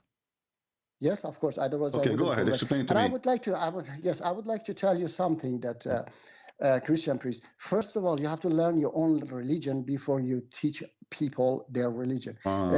Jesus, peace be upon him, says that love one another, love your neighbor as yourself. Yes. Okay. And I don't think that if I say to my wife, honey, I love you, but I hate your mom. Okay. And you know, that's not love, that's stupid. Understand? Okay. So when I love despite my wife loves her mom, I tell her that I love you, but I hate you. I cannot go knock on my Christian neighbor door and say, my Christian neighbor, I love you, but I hate you, Jesus, you know. And then I chew his you know, Bible and say, I hate your Bible. You are stupid. Do you love our Jesus who is God? I don't believe that he's God. I'm asking you. But I respect you. No. You see, let's take one by one. You speak about hate. First of all, we don't hate Muslims. Secondly, no, I mean, the way you are talking, yeah, it is not at all love. It is hate. It is, you know, I cannot. I don't understand. Okay, let me make it clear for you. How can you not understand? Are you a person? How can you not understand that this is hate? Are you a person against hate? I'm definitely against hate. Okay, so 100%. Can you read for me chapter 5, verse 14, and don't waste my time? Because I am on the phone. So I don't care. You can search the verse right now in your phone. You know. Okay, because then maybe because I have to. I tell you, I'm in the phone. Then I have to. My friend, go to the you web. are not in the phone. You are using the phone. You are outside the phone. Yes. Now, can you search your phone? Okay. Chapter 5, verse number 14 in the Quran. And as long you are against hatred, then you should be against the Quran. Because according to your God, the one, if I have hate, and I don't, if I have hate, Allah, He gave it to me. Sorry, if you have what? Hate? If I ever have hate, which I don't, to Muslims, yes, Allah is the one who gave it to me. And as long you speak and you say you are against hatred, that means you should stand with me against the Quran as we speak. Let us see how honest you are. Chapter 60, verse 8. My friend, I did not say chapter 60. Relax. Okay. Okay. Hold your fingers. Okay. Oh, finger number 1, finger number 2, finger number 3, finger number 4, finger number 5. 5. Chapter 5. Now, I don't know how many fingers you have left. So, in verse number 14. So, you have to use fingers until you use 14. Chapter 5, verse number 14. Just a second. Then I have to find it. All right. Chapter 5. Yeah, the chapter of the Ma'idah, the table. Verse 14, you said, yeah? Okay. Yeah. Let me see. I will let you see.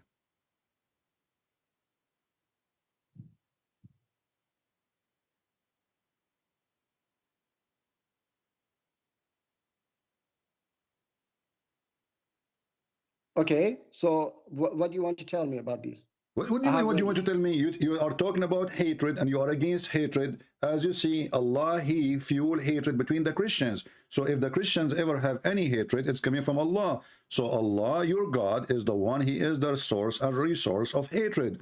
He is the main, the hatred mind. So okay, you are against hatred. Are you against Allah now, spreading hatred? No, I'm not against Allah. You have to understand. So now we have to understand that this is good thing. Spreading hate is good thing now because Allah is the one who did that. Okay, look at your hypocrisy. Look at a second ago you are against hatred. The second we show you that any hatred the Christian they have is coming from Allah. So suddenly we have to understand. Okay, now can I talk? Okay, go ahead. Yeah? Okay, first of all, you have to put. Even if Allah says that, okay, you have to.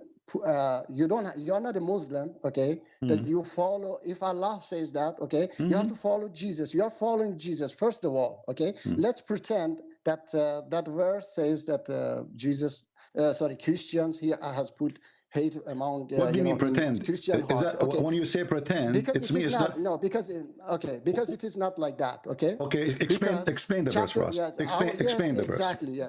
No, First, be honest with me first. Be honest with me first. Have you ever seen this verse before, ever in your life? Yes, I have seen it. Definitely, Swear by Allah. Swear by Allah. I swear by Allah that I have seen this so verse. now you know the explanation of this verse, correct? You know the explanation. Okay. You know the explanation, correct? Okay, tell me the explanation. Go ahead. Yeah. Let me tell you. Okay, chapter 3, verse 7. You have to. It tells you how to understand Quran. It says that there are precise verses in Quran and unspecific verses of Quran. So unspecific specific verses of My Quran. friend, Yes. this is a specific. It's about the Christian. The word hatred. We know what it means. So don't tell me now. No, nobody knows what Allah means. So you want to play the game now that nobody knows what this verse means? No, I didn't say nobody. Okay, give me the meaning. Don't waste my time. I have a lot of Abdul waiting in the line. They want to talk to me. I want you to give me the meaning of this verse, please. Go ahead. No, I will tell you, but I have to tell you that first of all, you are not following Allah. You are following Jesus. We will never follow Allah. How we will follow Allah? As you see, Allah is Satan. Who is the one who spread hatred, my friend? Who is the one who spread hatred between people? Isn't it Shaitan? Okay, let's say that he's Shaitan, okay? I'm telling you that you have to learn your own religion before you teach me my religion. Stop talking about learning my own religion. Obviously, you do not know yours. Here we go. You do not know what to say. Okay, I don't know my religion. Let's say I don't know my religion. Don't change the topic. I challenge you to explain to me what kind of Shaitan you are worshipping. You are the one who claim you are against hatred. You are the one who call me. You are the one who claim you are against hatred. I like that. I support that. Teach you a little bit Christianity. Huh? I want to teach you that love one another. Doesn't mean we Christian love the Muslims, but not by giving them hugs, but by showing them the truth. So because we love Muslims, we show them that this is evil. By telling them you are stupid. Yes, why not? Why not? Okay, hold on. Are you saying to me, if I say to you, you are stupid, that is hate? That's definitely not love. Okay, hold on. So if you say to your son, you are stupid, that means you hate your son? It is not love, definitely. Stop playing games. Okay, so now if it is not love. So if I show you the meaning of love. Okay, so you want to understand. Okay, let us make it simple. If I call you a donkey, is that love or hatred? It is. I mean, this is definitely not love. Give me the answer. If I call you donkey, my friend, don't tell me. Definitely not love. Tell me what it is. If I call you, this is hate. Okay, guys, this is hate. So if Allah he used the word donkey, speaking about us, he is a hating person. He's not talking about. He's not talking about.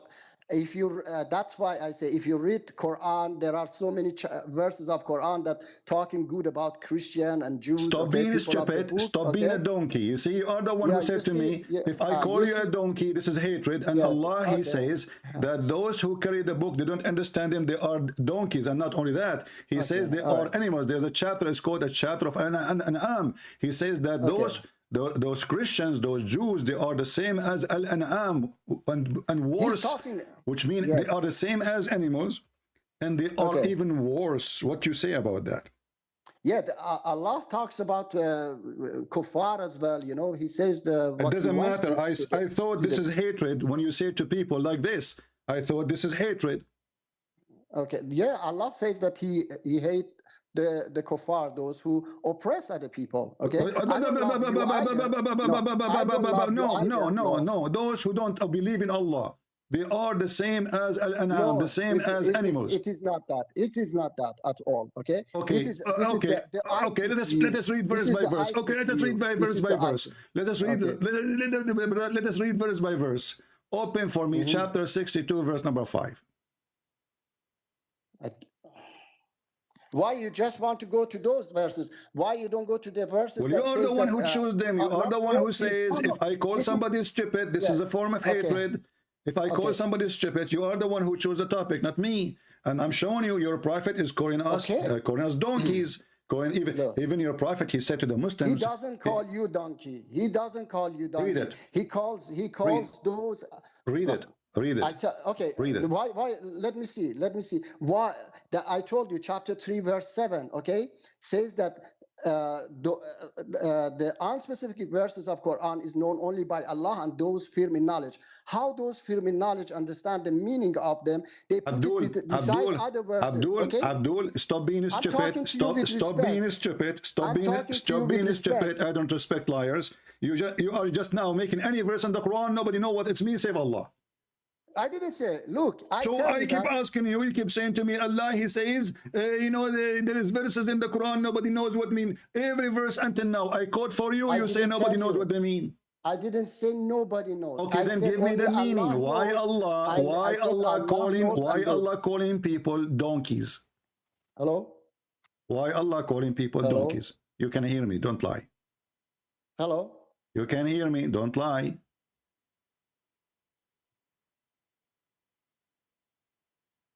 Hello? What happened? Are you there?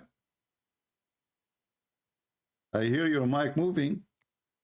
Okay, now I hear you. Yeah, okay, okay. So now go ahead. Why those people are equal to donkeys? I tell you that it's not all Christian or Jews. My friend, don't tell me all. Don't tell me some. Doesn't matter. If I call you, you said if I call you stupid, this is a form of hatred. Allah calling all the Jews, all the Jews, all the Jews. Read. It says those who they are charged of the Torah, who are they? The Jews. They are the same as donkeys. Read it. Okay, I will read for you. Yeah, just a moment. You're a good boy. Just a second. I have to find it. It says that, and do not argue with the people of the scripture except in a way that is best. What are you reading? What are you reading? What are you reading? What are you reading? Abdul, what are you reading, Abdul? Chapter 62. I'm reading.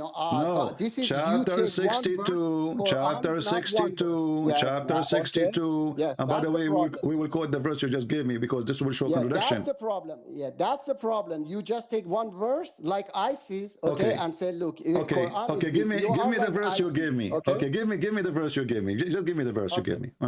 The verse is 29:46. Okay. And read it for us. And do not argue with the people of the scripture except in a way that is best, except for those who commit injustice among them and say, we believe in the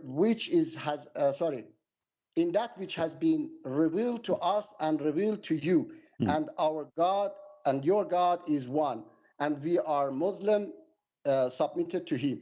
Chapter 2 verse 62, those who believe and those who are Jews and Christians. After we show you the verse, after we show you the verse, you will regret and you will say, I don't want this verse no more. So do you accept that you will accept this verse? Which verse? The verse you quote for me. Yes, I accept the verse, exactly. Okay, so Allah, he says to you, don't argue with them except in a nice way, correct? Yes, okay. Exactly. So when the Quran says Allah will spread hatred between the Christians, and Allah said that the Christians and Jews are worse than animals, and Quran says that Jews are like donkeys, who is left to argue with them in a nice way? Okay, that's why I told you that you have to put it beside other verses. Okay, that's why I'm trying to read for you. It says that not all of them are the same. Okay, so no problem. Okay, my friend. Okay, guys, not all of them are the same. Not all of them the same. Exactly. Okay, so why the Quran says the Jews, the Christian? He didn't say some of the Christian. He did not say some of the Jews. He said the Jews. Yes. Okay, so that's why I say that you have to put it beside other verses. Then you understand that it is not about did your prophet order to kill all the Jews and all the Christian or some of the Jews? Absolutely not. No, absolutely not. Okay, read for me chapter 9 verse number 29. Chapter 9 verse 29. Okay. Okay, I have read actually, yes, that verse. So I say again, you have to put it beside other verses of Quran. We put it beside. We put it Yes, beside. Allah says, Give okay, me the yes, answer. let Give me me tell the you. answer. My friend, Yeah. we put it beside. You're a prophet. Yes. He ordered to kill all the Christians, all the Jews. No, it's not all. No, never. Okay. Allah says that Do you want to only make, fight do you those who fight you. Okay. Those who fight you, and fight as long as they fight. Okay, hold on. That's why I said, read the verse you where it go says like those who ISIS, you go like read the ISIS. verse. Read the verse where it Okay, says I those who have fight read you. the verse. I have read the verse. Okay, I say that's an unspecific verse that you have to put it beside other verses. Otherwise, you are ISIS, you are Taliban. You say that yes, this verse. You take one verse. Okay, let me ask you. Let me ask you. Did your prophet kick all the Christian and the Jews from the Arabian Peninsula? All of them? No, he didn't do that. Okay, let us see. Okay. Read with me. Yeah. And apologize like a puppy for being a puppy coward. Liar. Okay. Read it. Yes. Here we go. Read what? This is your prophet saying, if I was victorious, I will kick all the Christians and the Jews from the Arabian Peninsula. It's in the front of it's in the front of your eyes. It's in the front of your eyes. I say that I'm in the point. It's a hadith, yeah? So what if it's a hadith? What your prophet said? Okay, I told you that a hadith that goes against Quran. Shut up. This is not against the Quran. The prophet, he says, the prophet, isn't it the prophet? He said, the Quran says, إنما المشركون نجس, those who they are Christian, Jews and others, they are najis, they are not allowed to enter Mecca, they are not allowed to enter the Medina. Just Mecca, they are not allowed to enter You Mecca. are a liar. We are not allowed to enter any of what is considered the Holy Land. Now read the hadith. No, this is not the Holy Land. Read the hadith. Read the hadith. Okay. Are you saying your prophet here, he don't understand Islam and you understand Islam? Yeah, it is. There are lots of fabricated hadiths. That, well, this is not fabricated. The only fabricated is you. Here we go. This is your prophet. It says Sahih. They say yes, of course. They say. So you Muslim, you lie. So you Muslim, you are a bunch of liars. You say it is authentic. In the books, you say it's authentic. When you speak to Christian, you say it's not authentic to cover as the prophet.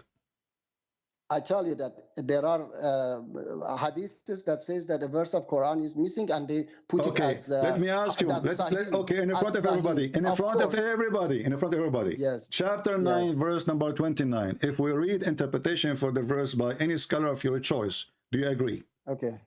No, my scholars that I follow, they do not agree with your interpretation. Okay, give me. I don't have interpretation. You give me interpretation. Can you give me a scholar you agree with? Definitely, I can give you. His name is Masood Rajavi. Who? Okay, Masood Rajavi. You don't know just because you don't know him. Are you a Shia? No, I'm not a Shia. I converted to Islam. I didn't convert to a. You are a Muslim by birth. I can tell from your accent. Stop playing. Okay, his name is Masood what? Rajawi? Yes, yes. Okay, Tafsir al-Quran. I will open it. Is it online? No, it is not online. No. Okay, how we can read it? Give me a book we can read. We can put it in the screen. But I don't have it online. I tell you that. Give me any book. Oh, this is the only book you are. You know. Give me a book of a scholar you agree with. We can put it in the screen. I don't know. I haven't checked them all the scholars. Okay. What do you mean not? So you only know this Masood Rajawi. Who is this guy? They're not only. This guy is from Iran. And and you are a liar. Masood Rajawi, he is the leader of Mujahidi Khalq al-Iraniya. I just searched his name. Yes, I know, yes. Okay, so this guy is a criminal too. He is a killer. Why he's a killer? Well, he is the leader. He is the leader of the Mujahideen in Iran. Yes. Okay. And he kills Muslims. And what? He kills Muslims. Yeah, and he's a Shia. Okay. First of all, my brother is. And he's a Shia. Okay, let me tell you. Hold on. Let me tell Why you are lying to me? Why you are lying, saying to me you are a Sunni when you are a Shia? Did I say I'm a Sunni? Yes, you did. I said to you, are you a Shia? You said, no, I am not. I told you that I'm not a Shia nor Sunni. I converted to Islam. But the one who explained the Quran for you, the one who explained the Quran according to you. Okay, my friend, first of all, you lie. First of all, you are a liar. Christian priest, wait, I tell you, Marxists, Christian, Jews, everybody follow Abdul. Okay, listen. So Abdul. Okay, Abdul.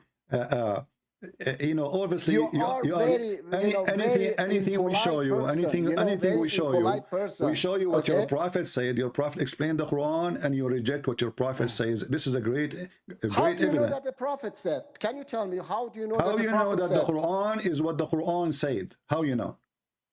I know because I have read Quran and I understand it. What do you mean? You just told me each verse we showed you. You said I don't understand the Quran. You are the one who quote for me. Says Allah. He said nobody understand the Quran. No, Allah didn't say nobody understanding Quran. Okay, explain for me then chapter 5. Let us go back to 0. Explain to me chapter 5. Yes, explain to me. Let us go. Let us go back to 0. Chapter 5. Chapter 5, verse number 14. Can you explain it to me? I told you that on specific verses, you have to put it beside. My friend, you can put it anywhere you want. You can put it as you wish. Explain the verse for me. Did I read chapter 5? Verse 14, yeah. Verse 14. Ah, yeah, you mean the one I read it, okay. Put it as you wish, in any place you want. Explain it to us. Go ahead. I'm listening.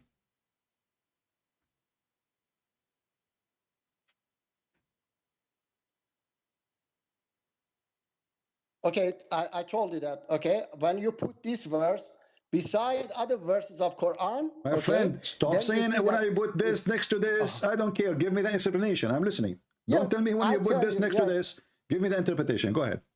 The interpretation is that those among them who are injustice, those who among these people who are doing read the verse where it says they are injustice there. Where it says they are injustice in the verse where it says that. I'm telling you that you have to put it I beside will go with you just to show Quran. everybody how foolish you are. Okay. Let us say for the sake of argument, he is injustice. A person is injustice. How if we spread hatred between those people that will help? That those people what? How that will help? If somebody he's unjust, he's a bad person. How if we spread hatred between them, we will make them, are we going to make them better or worse? Is Allah fixing this? Allah is fixing the situation, or Allah making it worse by spreading hatred? Allah is trying to make the situation better. Okay, definitely. Allah he tried to make. Okay, I will go with your logic. Muslims are people of unjust. They took our land. They took our sand. They took our women. They took our money. They took our churches. They are people of unjust. So based on what you said, I can spread hatred between Muslims, because if you are unjust, I am going to make it better by spreading hatred. That's what you just said.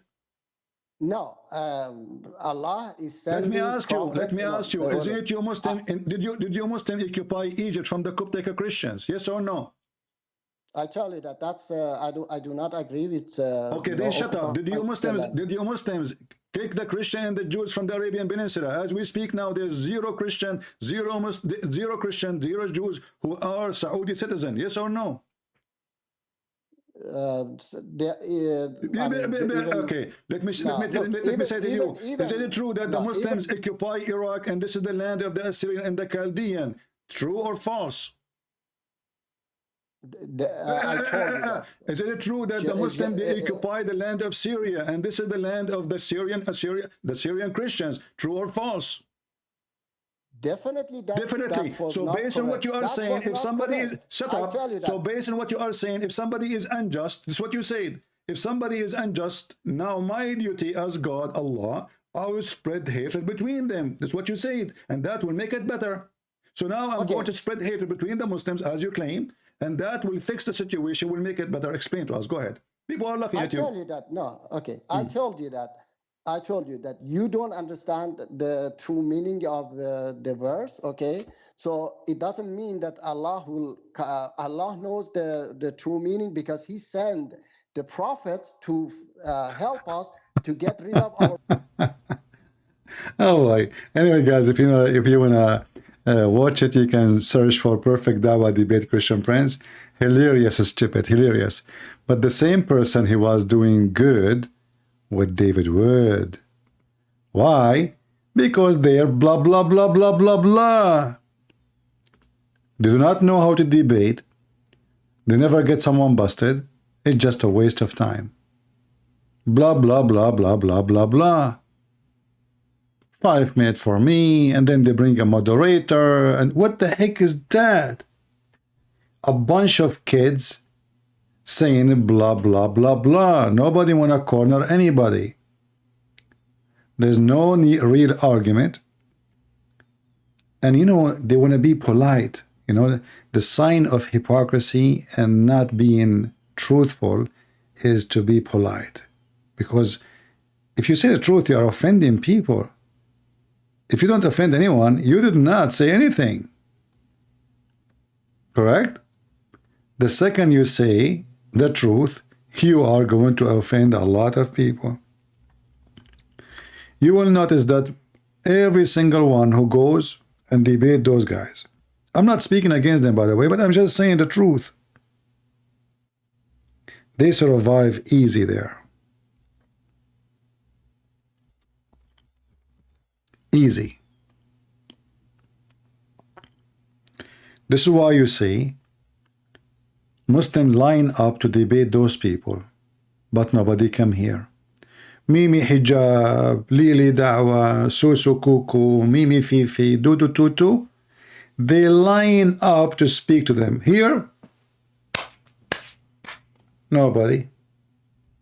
I will call them. I called Mimi hijab. I called him myself. He hung up on me 7-8 times. He did not even let me ask a question. The coward, he made a setup. He think he can get rid of me.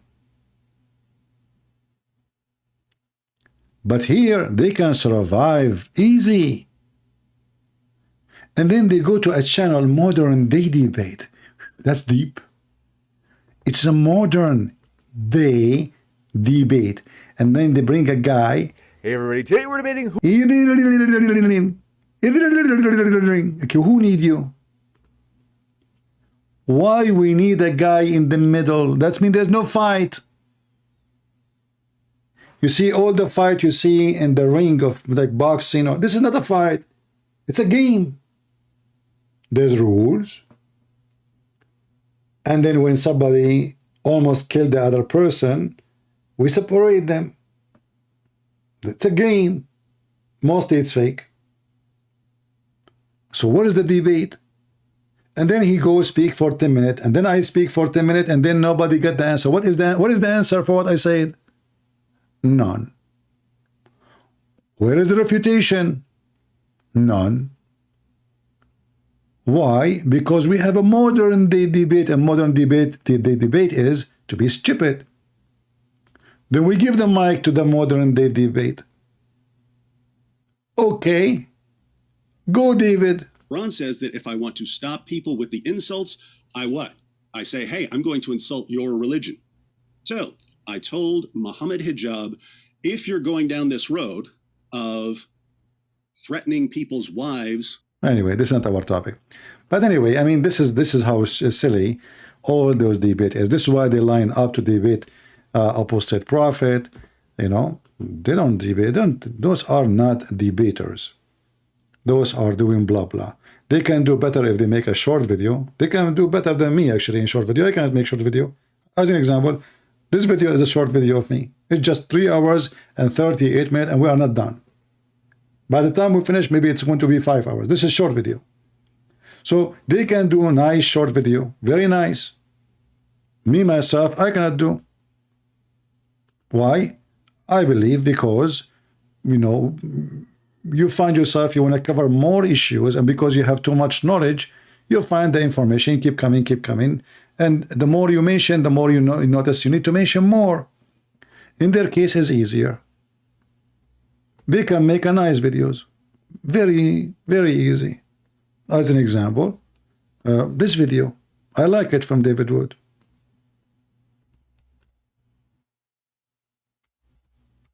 Perfect video, beautiful. Okay. Hi everyone. Well, you might notice the background here. I'm at my friend's house and he has a cat. Why am I recording another cat video? Well, I recorded a video responding to a disturbingly common Muslim argument claiming that the Quran must be miraculous and from God because a cat will not walk on it. So I tested that. Yes, brother. This is a Muslim cat. Are you kidding me? Cat will not walk on the Quran. Here we go. We prove Islam to you. In fact, this video proving the Muslim when they make it, even though they are using editing videos, liars, you know, I mean, they have no dignity. But this is showing you how low IQ they are. The cat don't walk over the Quran. Okay, give me the Quran, I will walk in it. What the heck does that mean? This cat is a Muslim cat. I mean, they give you a very stupid statement. You die laughing at it. Brother, the bird don't shit in the Kaaba. We can go and search right now. In 2 seconds, you will find the shit all over the Kaaba. They have to wash it every few days. But anyway, the cat don't walk over the Quran. What is that to prove? Allah must be God. He don't allow the cat, you know, the cat, she say, Allah, meow, meow. Allah, look at me. I'm a decent Muslim cat. I don't walk in the Quran, okay? Give me some rats, okay? And don't forget mice. I like them spice. A Muslim cat. Over and over again, and it took me on average about half a second to 2 seconds to get a cat to walk on the Quran each time. You're kidding. Oh my goodness. Look at those Qurans. But there are people who want to defend this absurd claim. So they replied in hundreds of comments that the texts I was using weren't Qurans.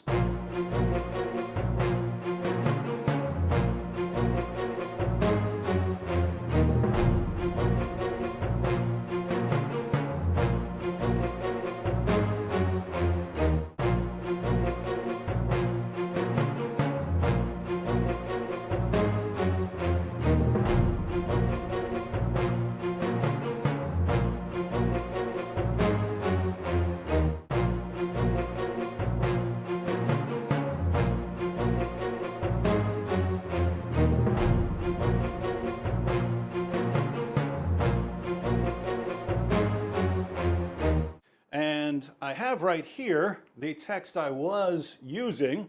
Here we have a variety of Qurans, which they say weren't Qurans, they were dictionaries. So I heard dictionaries, they were phone books, they were random Arabic books, but they weren't Qurans. Oddly enough, those same people would complain that I set the Qurans on the floor. Odd complaint if they're not really Qurans.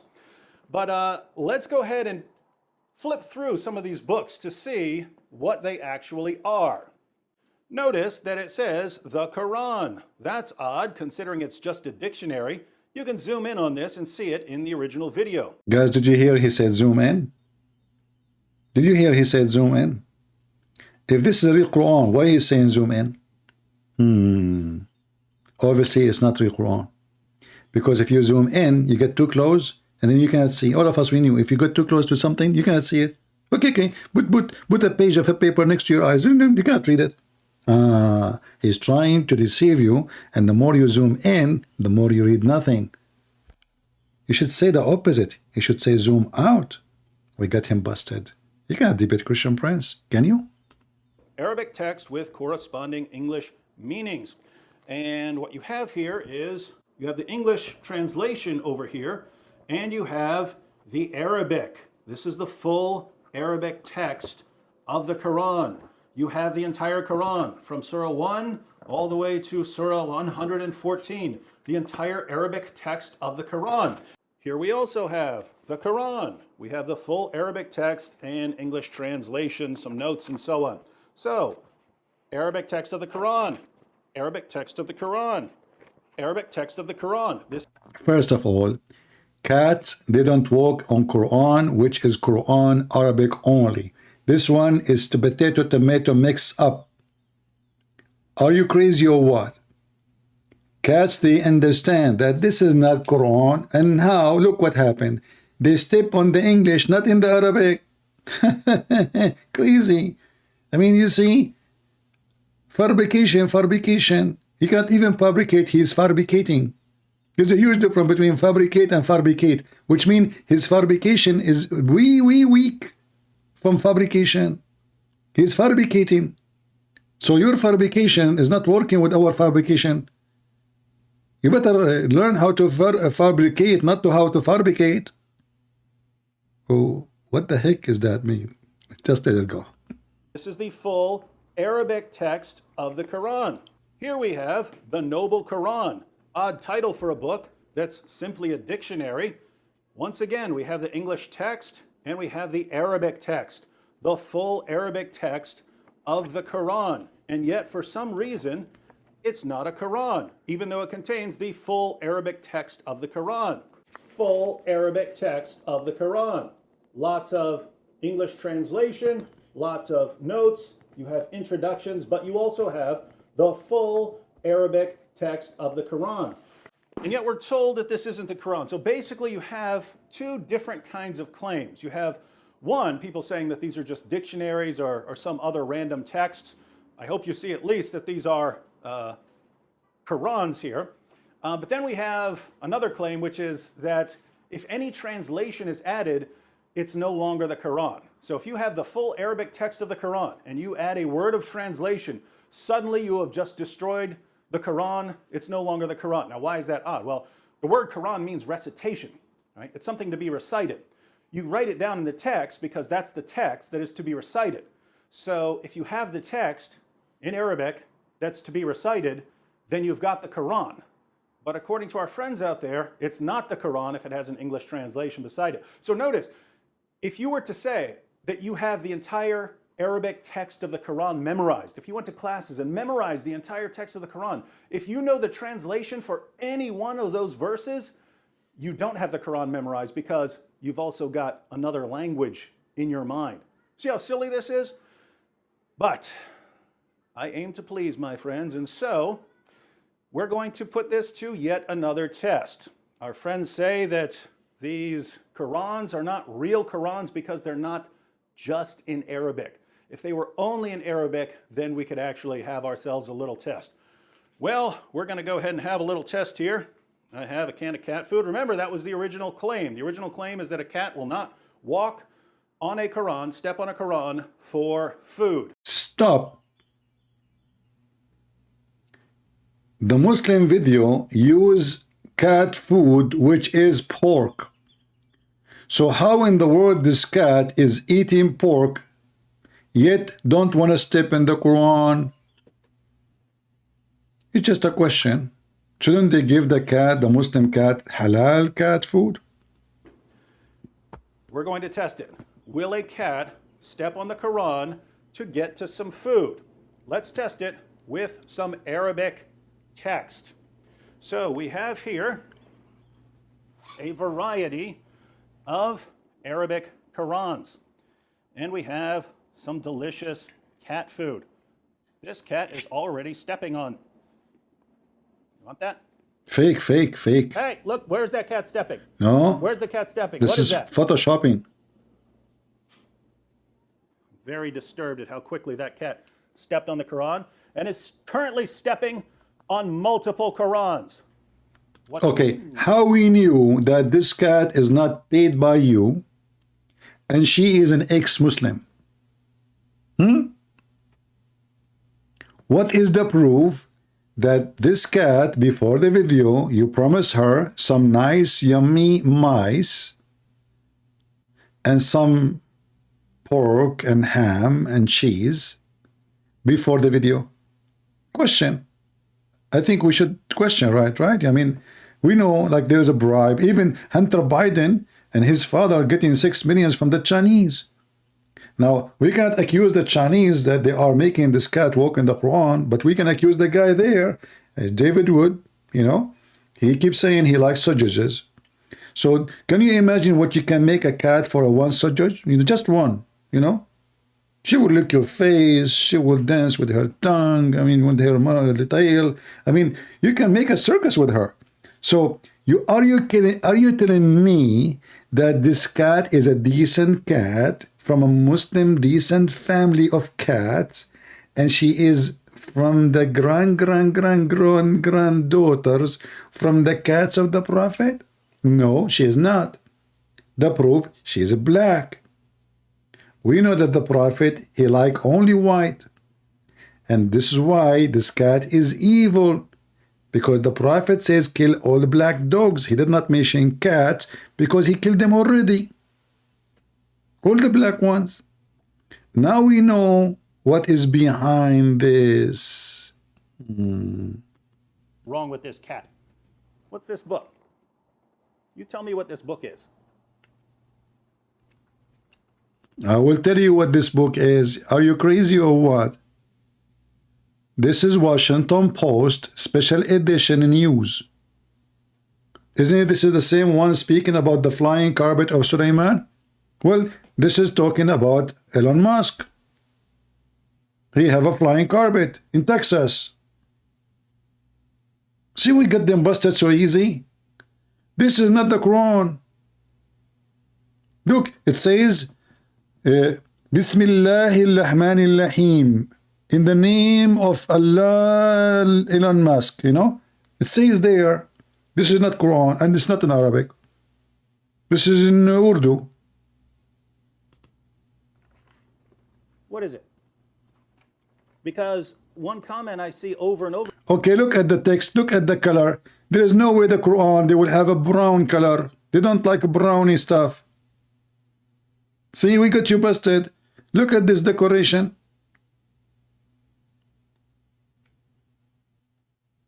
We Muslim, we don't like decoration. We like deco, but not ration. There's a guy in the chat, his name is Coca something, he's challenging me. Coca. He's saying, Christian Prince, you are hiding. Hey, my friend, I am Allah. Why I want to show myself? Isn't it the Quran says Allah never spoke to anyone except from behind the hijab? If you can make Allah show himself to you, you worship him, you don't have a problem. Do you worship me too? Over again is, just because a book's in Arabic doesn't make it the Quran. Well, that's true, but we're not talking about any book that happens to be written in Arabic. We're talking about what this book is. What is this book? What is it? If we flip through this book, what is it? Is this 50 Shades of Grey? Yes. Is it Huckleberry Finn? Who is Finn? Listen.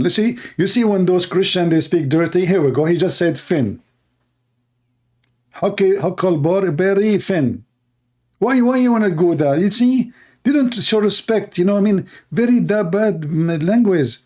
You should say, go and bite the penis of your father, as Prophet Muhammad, he said, so people will see that you are a person of respect. What Huckleberry Finn, man? What's wrong with Finn? What kind of a Finn you are coming from? Very disgusting Finn talk, you know.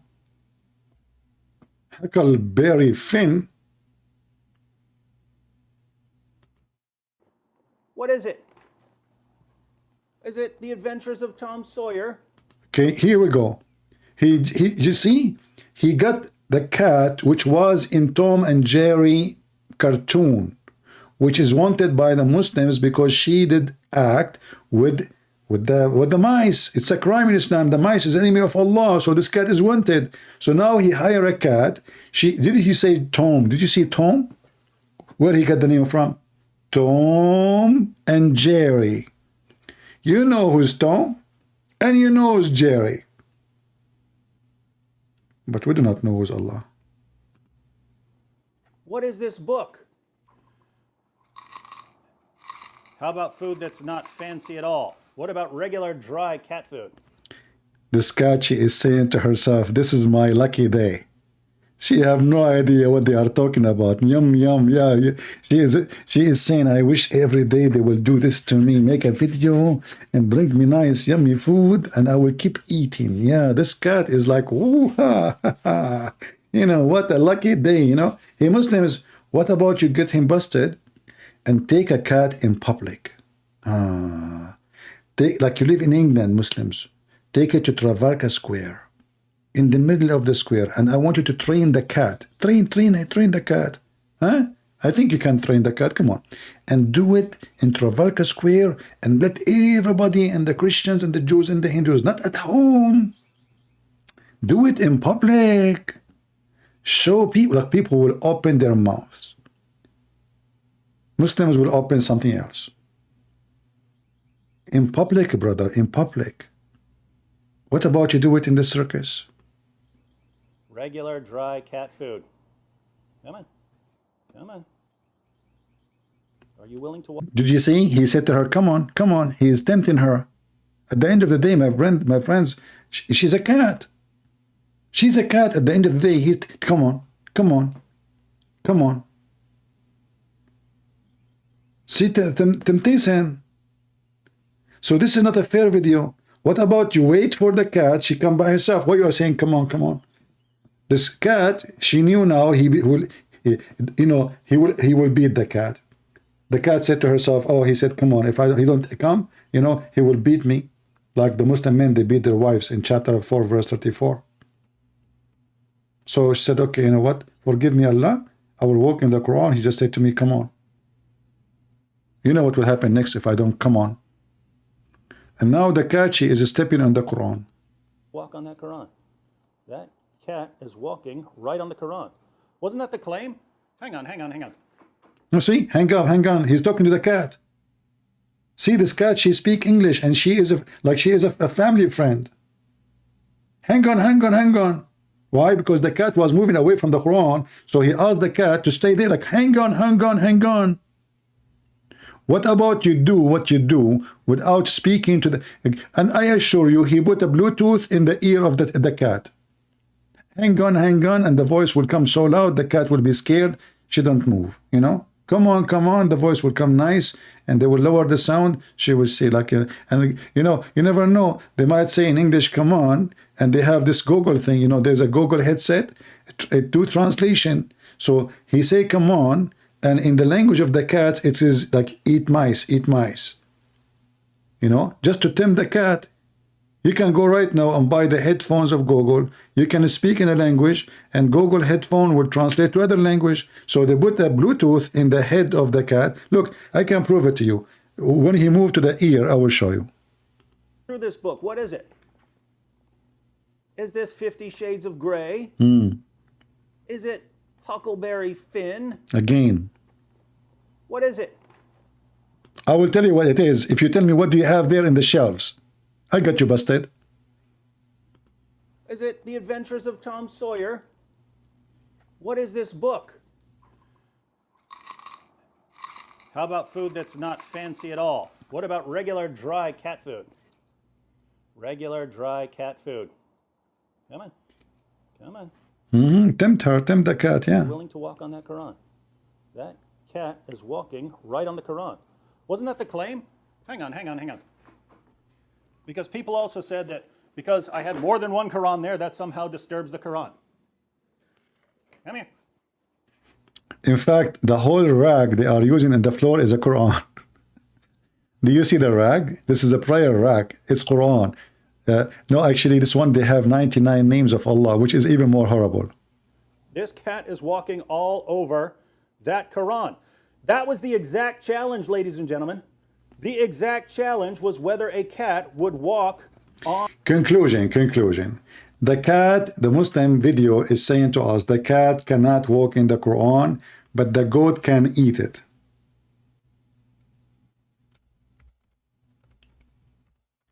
Which means the Quran went inside her belly and came from her anus. Who is a Muslim? He will say, I'm lying.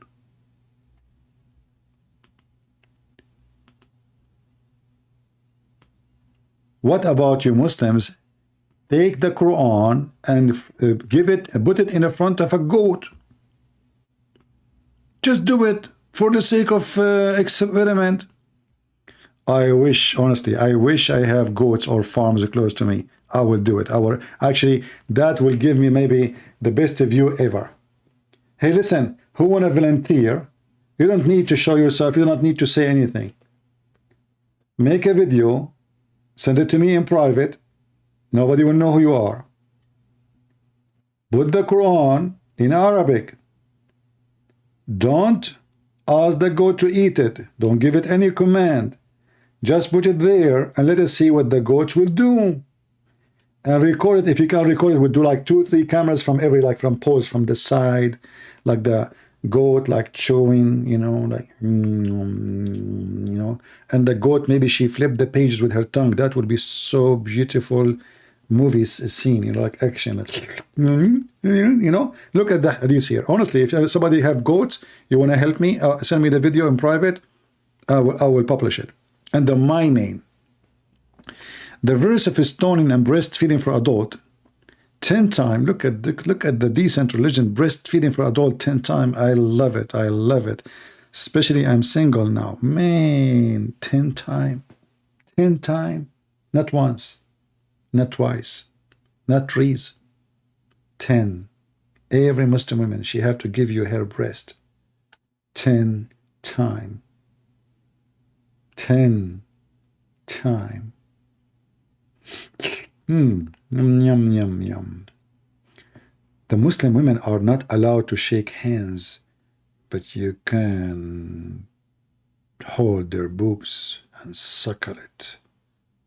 10 times until you are satisfied in 10 different days, not in one day. No. And then the paper was under my pillow.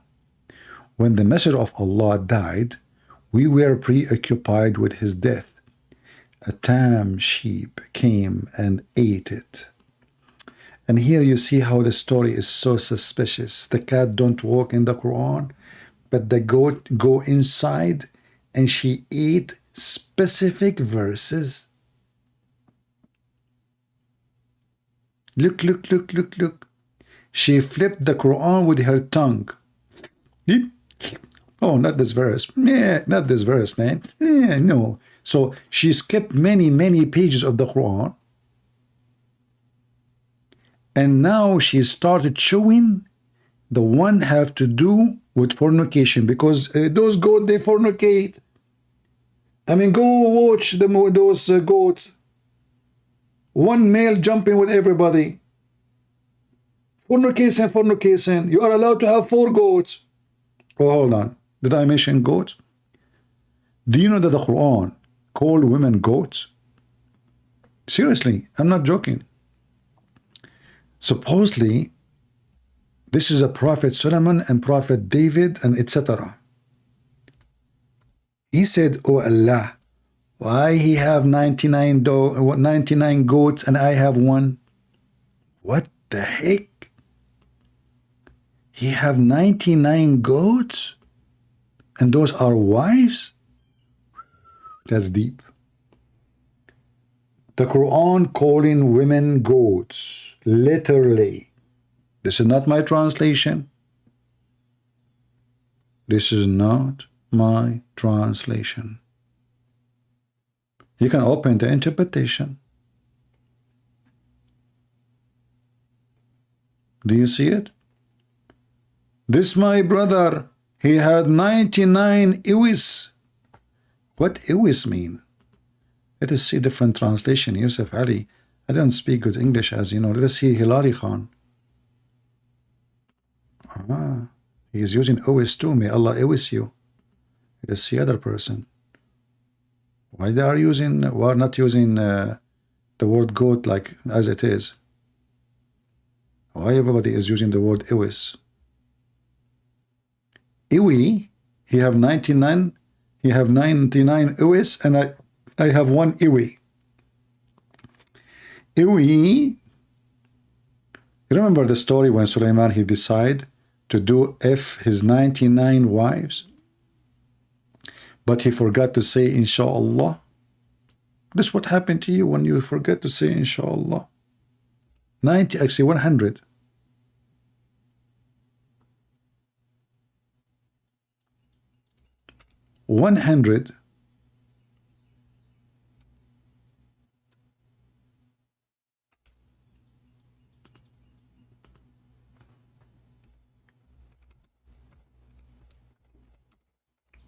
Let us see.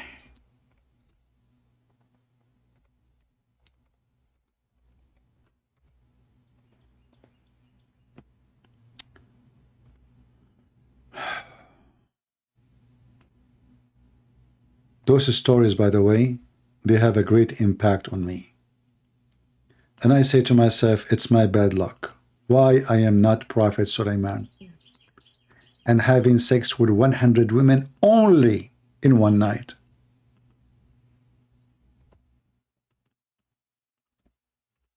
Muhammad, he never told a lie. Those stories proven to be true. And it turned to be that those women are goats, as you see the Quran speaking of it. Goat. Allah Messenger said, he swear by Allah wills. Okay, what? You know, you see this, they did not translate the rest. Look, the Arabic translate, they took it off. Anyway, that's the other one.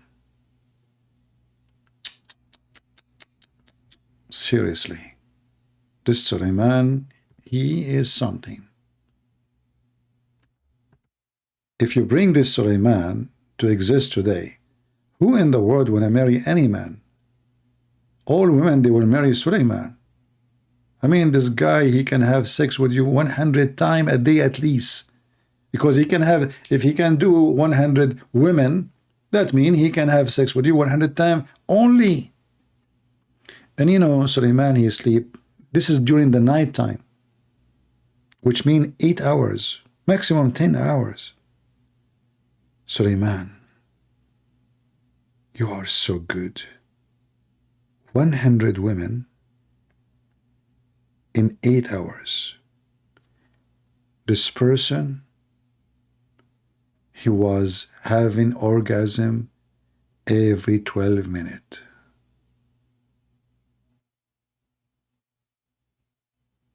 Non-stop hot night. Never took a break. Non-stop, women after women. He did not even go to the bathroom. He did not even answer his cell phone. I was calling him all night. And then, brother, the story is getting more complicated. Before he started effing the women, he forgot to say Inshallah.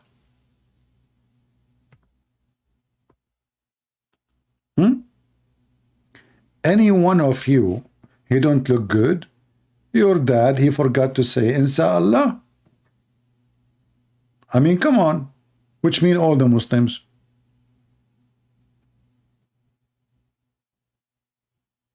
He forgot to say Inshallah. And then Allah gave him a half man. By the morning, by the way. Suleiman, he finished effing. He told them, okay, open the drawers, because those women, they lay eggs, you know, like open the drawers. He keep opening drawer after drawer after drawer. It's empty. This one is empty. This one is empty. Until the end, he found a half man. Question, Muslims, how come those women, she was able to make half man, the rest they could not make half man? I mean, the story, I mean, it makes sense, right? But didn't he F them all and all our wives? How come only one of them she gave half man? Shouldn't all of them give half man too? Maybe this last woman, the one who gave half man, maybe it was different possession. Maybe, like, you know, he put her in the bed and then he went in the top of the closet and then he jumped from high. And that make like a shocking reaction for her and make her half baby, like baby, you know, but it was a half baby. Otherwise, why the 99 or the 100, not all of them having half man? He forgot to say Inshallah to all of them. Why one of them she gave half man? The story is very true, proven to be scientifically, and it's very well known that Suleiman, he used to have like a gun machine, you know, like a Schmeiser, made in Germany, you know. I mean, those guns, you know, I used to have a Schmeiser. I don't know if you know what Schmeiser is. You know, it's so good, man. You can, and then you second magazine. Never even have a break. Then you try the Turkish gun. You shoot the first bullet, the second bullet, your gun explodes. Made in Turkey. So obviously, Suleiman, he was a German. You know, at least his private part. It have a very good steel. Never go limp, never go soft. It did not need a break. It never even get hot. It's so, look, 100. He do it like this, nothing. In one night. Second day, what he did, by the way. Okay, this night he did 100. Second night, what he did. I mean, why it's only one night you mentioned to me what he did? What happened in the rest of his life? If this guy, he F women every night, 100 women. Okay, this night he did forget to say inshallah. Second night, he did not. So Allah should give him at least every night 100 child. How many boys Suleiman he has? Any Muslim can answer? This is just one night. One night he forgot. Okay, second night. Based on this story, this guy, he can F, excuse my language, I'm using the F, this is how it is. The F word 100 times a night. This night he forgot. Second night he did not, because now he learned his lesson. Third night, that means this guy before he die, he should have like 10 million children. Every night he sleep with 100 women. This is only at night time. What about daytime? David have nothing to do. I mean, what David he do for a living? You know? Look, what Joe Biden he do for a living? You know the thing. Eat a grape, have sex. Eat a grape, have sex. And in the worst scenario, he eat shrimp or lobster. Especially the... I don't want to talk about the seafood. This is why Suleiman was so good in bed. It was the seafood. You know that Allah, He made him in control of all the diving shaitan. There's some shaitans, they are specialized in diving. Yes, brother. Some are engineers. Some they do dive. Look, look, look. I'm not making things up. This is the Quran. And the Muslim translation saying demon. This is a lie. Muslims don't believe in demon. Who is this? Who is this translator? Lebanese idiot. Here we go. It doesn't say that. It says shayateen, Satans. Read with me. See how they lie? You see how they lie? Demons. Muslims don't believe in demon. And also the shayateen, devils.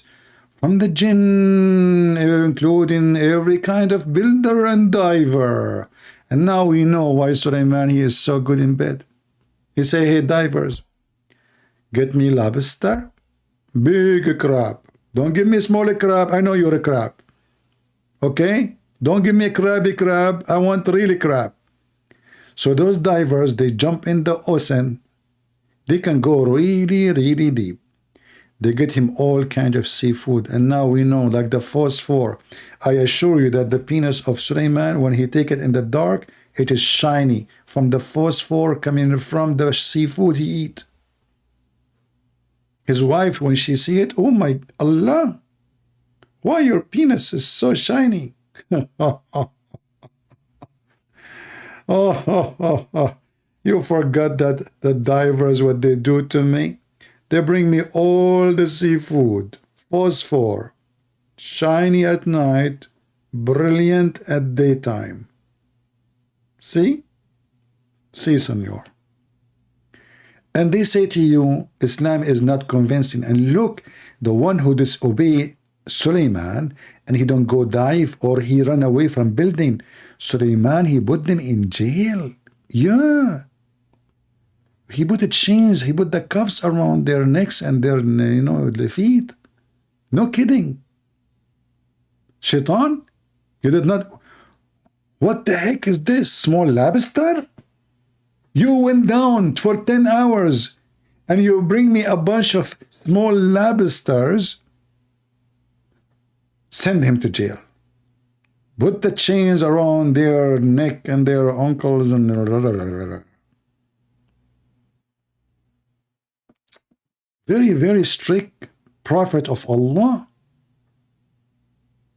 Who can do what Allah can do? He gave Suleiman divers, builders. Not like the Muslim, they have to build the Kaaba. Hey Muslims, why you build the Kaaba? The Kaaba keep collapsing every few days before. Each time there's a little rain in Mecca, the Kaaba collapse. Why the genies and the shaitan don't come and build the Kaaba in a way no way can be destroyed? You know those buildings in Egypt? They are there for thousands of years and nothing affect them. So are you telling me that the tomb of the pharaohs are way billion times stronger than the Kaaba, which is always used to be flooded by the poo-poo?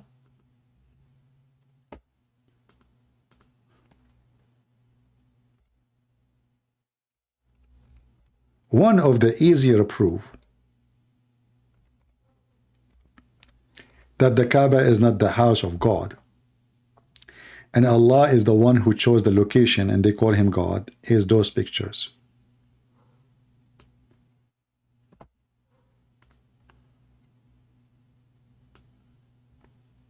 This is the Kaaba. Always used to be flooded before Mr. Oil, before the money.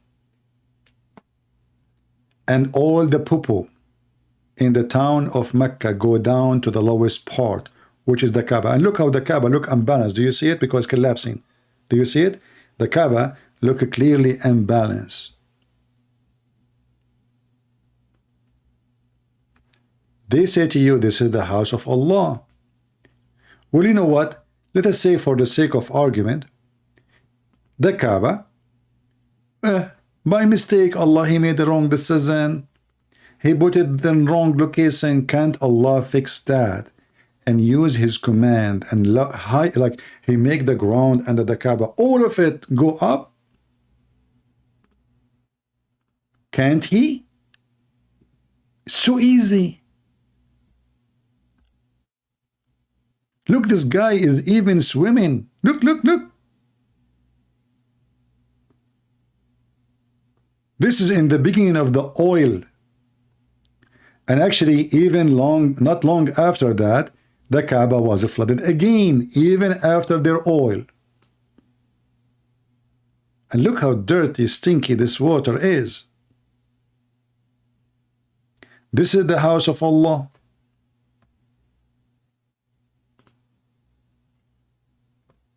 Who can have a house like this? Nobody. I hope your house is not like the Kaaba in a bad location. Allah, he chosen the worst location in the earth, where his house will be flooded by poo-poo.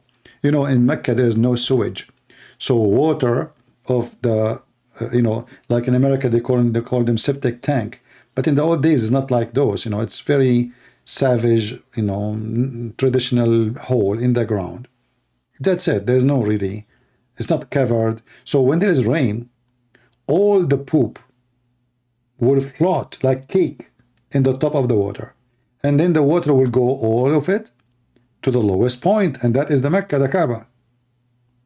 As you see, the houses of the Kaaba, the houses around the Kaaba are not flooded mostly. The Kaaba itself is flooded. Those houses, they are in hills, they will not be flooded. So how in the world that this is the house of God?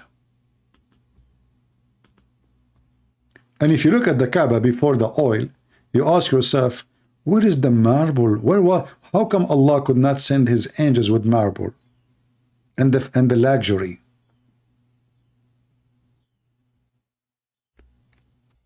Let me show you a picture of the Kaaba just 100 years ago.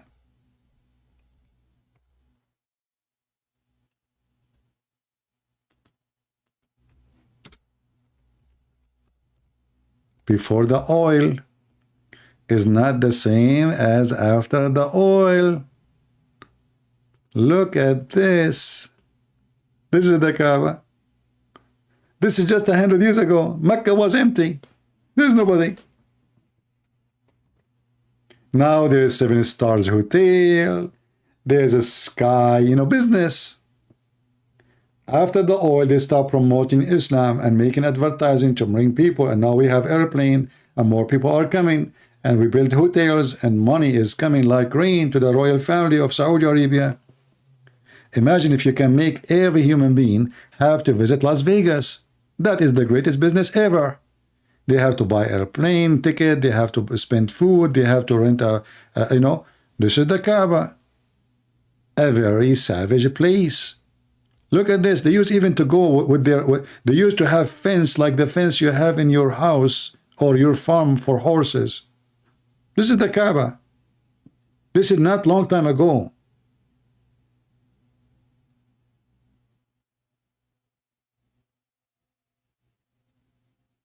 And now the Kaaba is marble, air conditioning. This is not from Allah. This is from Allah.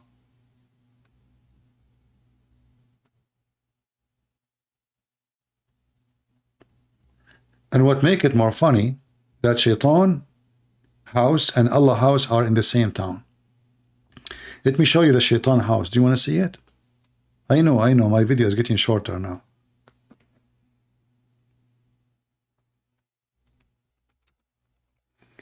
Even the house of Shaitan, they change it. They destroy the house which was in the time of Muhammad, which nobody even saw. I mean, they are just keep rebuilding. Look at the house of Shaitan, brother. Look at this. This is the house of Satan. This is the same house of Shaitan before they.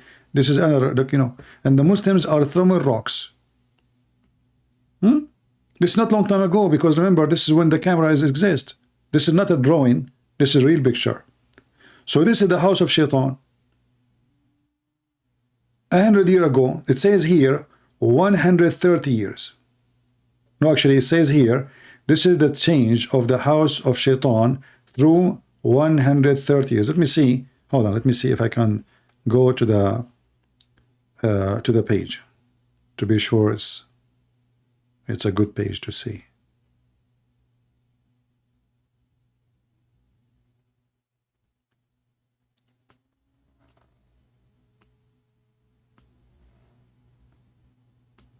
This website have too much advertising, forget. Chat and advertising and okay, give me a break.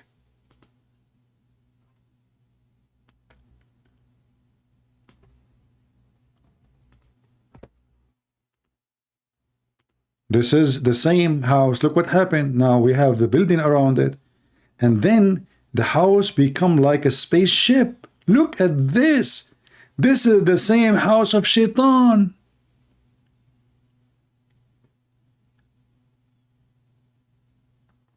Look at this, and there's many floors. It's like this spaceship, like the Ark of Noah. From this to this, Shaitan now is enjoying the oil. Look, they built for them a big column in the middle because this is what Shaitan is, and the Muslims are throwing rocks, brother. This is the house of Shaitan.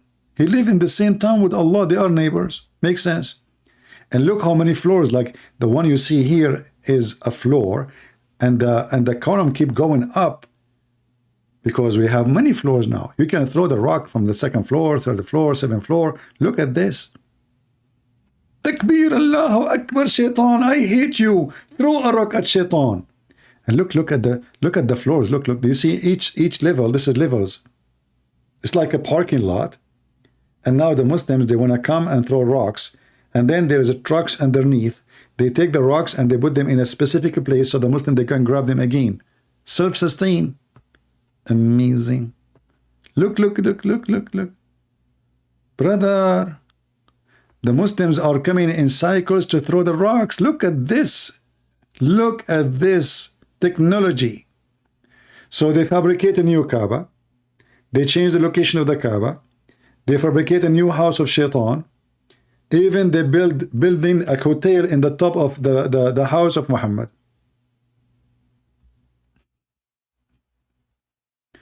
And look at the Muslims, so excited to throw rocks at Shaitan. I hate you, Shaitan.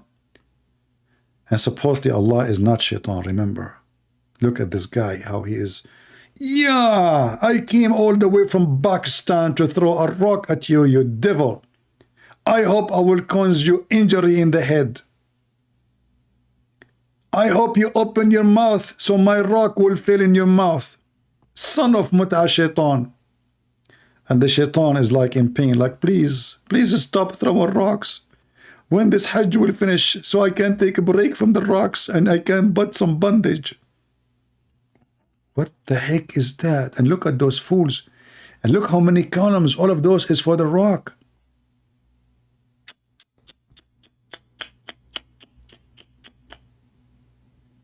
From a small, tiny column to very advanced. Look at the size of the wall. Look at this. It was a little tiny column, and now this is what they have there. It's look, this woman, brother, she is coming. She can't even walk. She want to throw rocks at the Shaitan. Please, please, let me do it before I die. Please, please, please, please. If I beg you, I want to throw rocks at Shaitan. So she might even die there, you know. She want to now throw rocks at Shaitan, and Shaitan don't change the location. He don't move. But I am sure that Shaitan, nobody can hit him because now his house is made of concrete. Not like now, before. I mean, there's a big difference between this and this. How you can hit him now? Look at this spaceship. The moderate house of Shaitan? I told you concrete is going to be involved in everything. Even the house of Shaitan became very solid, you know, thick concrete. Even an earthquake cannot take it down, not like the Kaaba. And look, the house of Shaitan is way bigger than the Kaaba. What a stupid religion, pagan. Anyway, my short video, I think it's time for it to finish. I hope you enjoy my short videos, a couple of hours only. We can make it shorter, which means we can make it like 7 or 8 hours if you wish. But I know most of you don't wish. And you know, you wish or not, to care. At the end, it's destiny. Allah, He decide for how long it's going to be. Destiny, brother, destiny. So Allah, He wrote in His book 40 years before my creation, before the creation of Adam, sorry, that Christian Prince today, in Saturday, he will go live until 8:30 p.m. At 8:30 p.m., I will make him finish laughing at me today. My friends, if a foolish man like Muhammad can fool you, how foolish are you? How stupid are you? Christ is our Lord, is our Savior. No foolishness comes from His mouth. No wickedness coming from His act. No madness come from His teaching. But the wise Lord, He taught us that He is the truth, and the truth will set you free. The truth. Find the truth. Read the books, the Messiah said, and you will find the truth. Islam discourages you from reading and understanding, because then you will find the truth, and when you find the truth, you will find the Messiah. The truth will set you free. No man can set you free but the truth. And the Messiah, He said, I am the truth. I am the life. I am the resurrection. I am God's Son. Thank you, Lord, for such a day. And thank you for those people to be here and to listen and to learn. And we hope what we taught will not go with the wind, but will be transformed to their family, their children's, so no one can deceive them and fool them.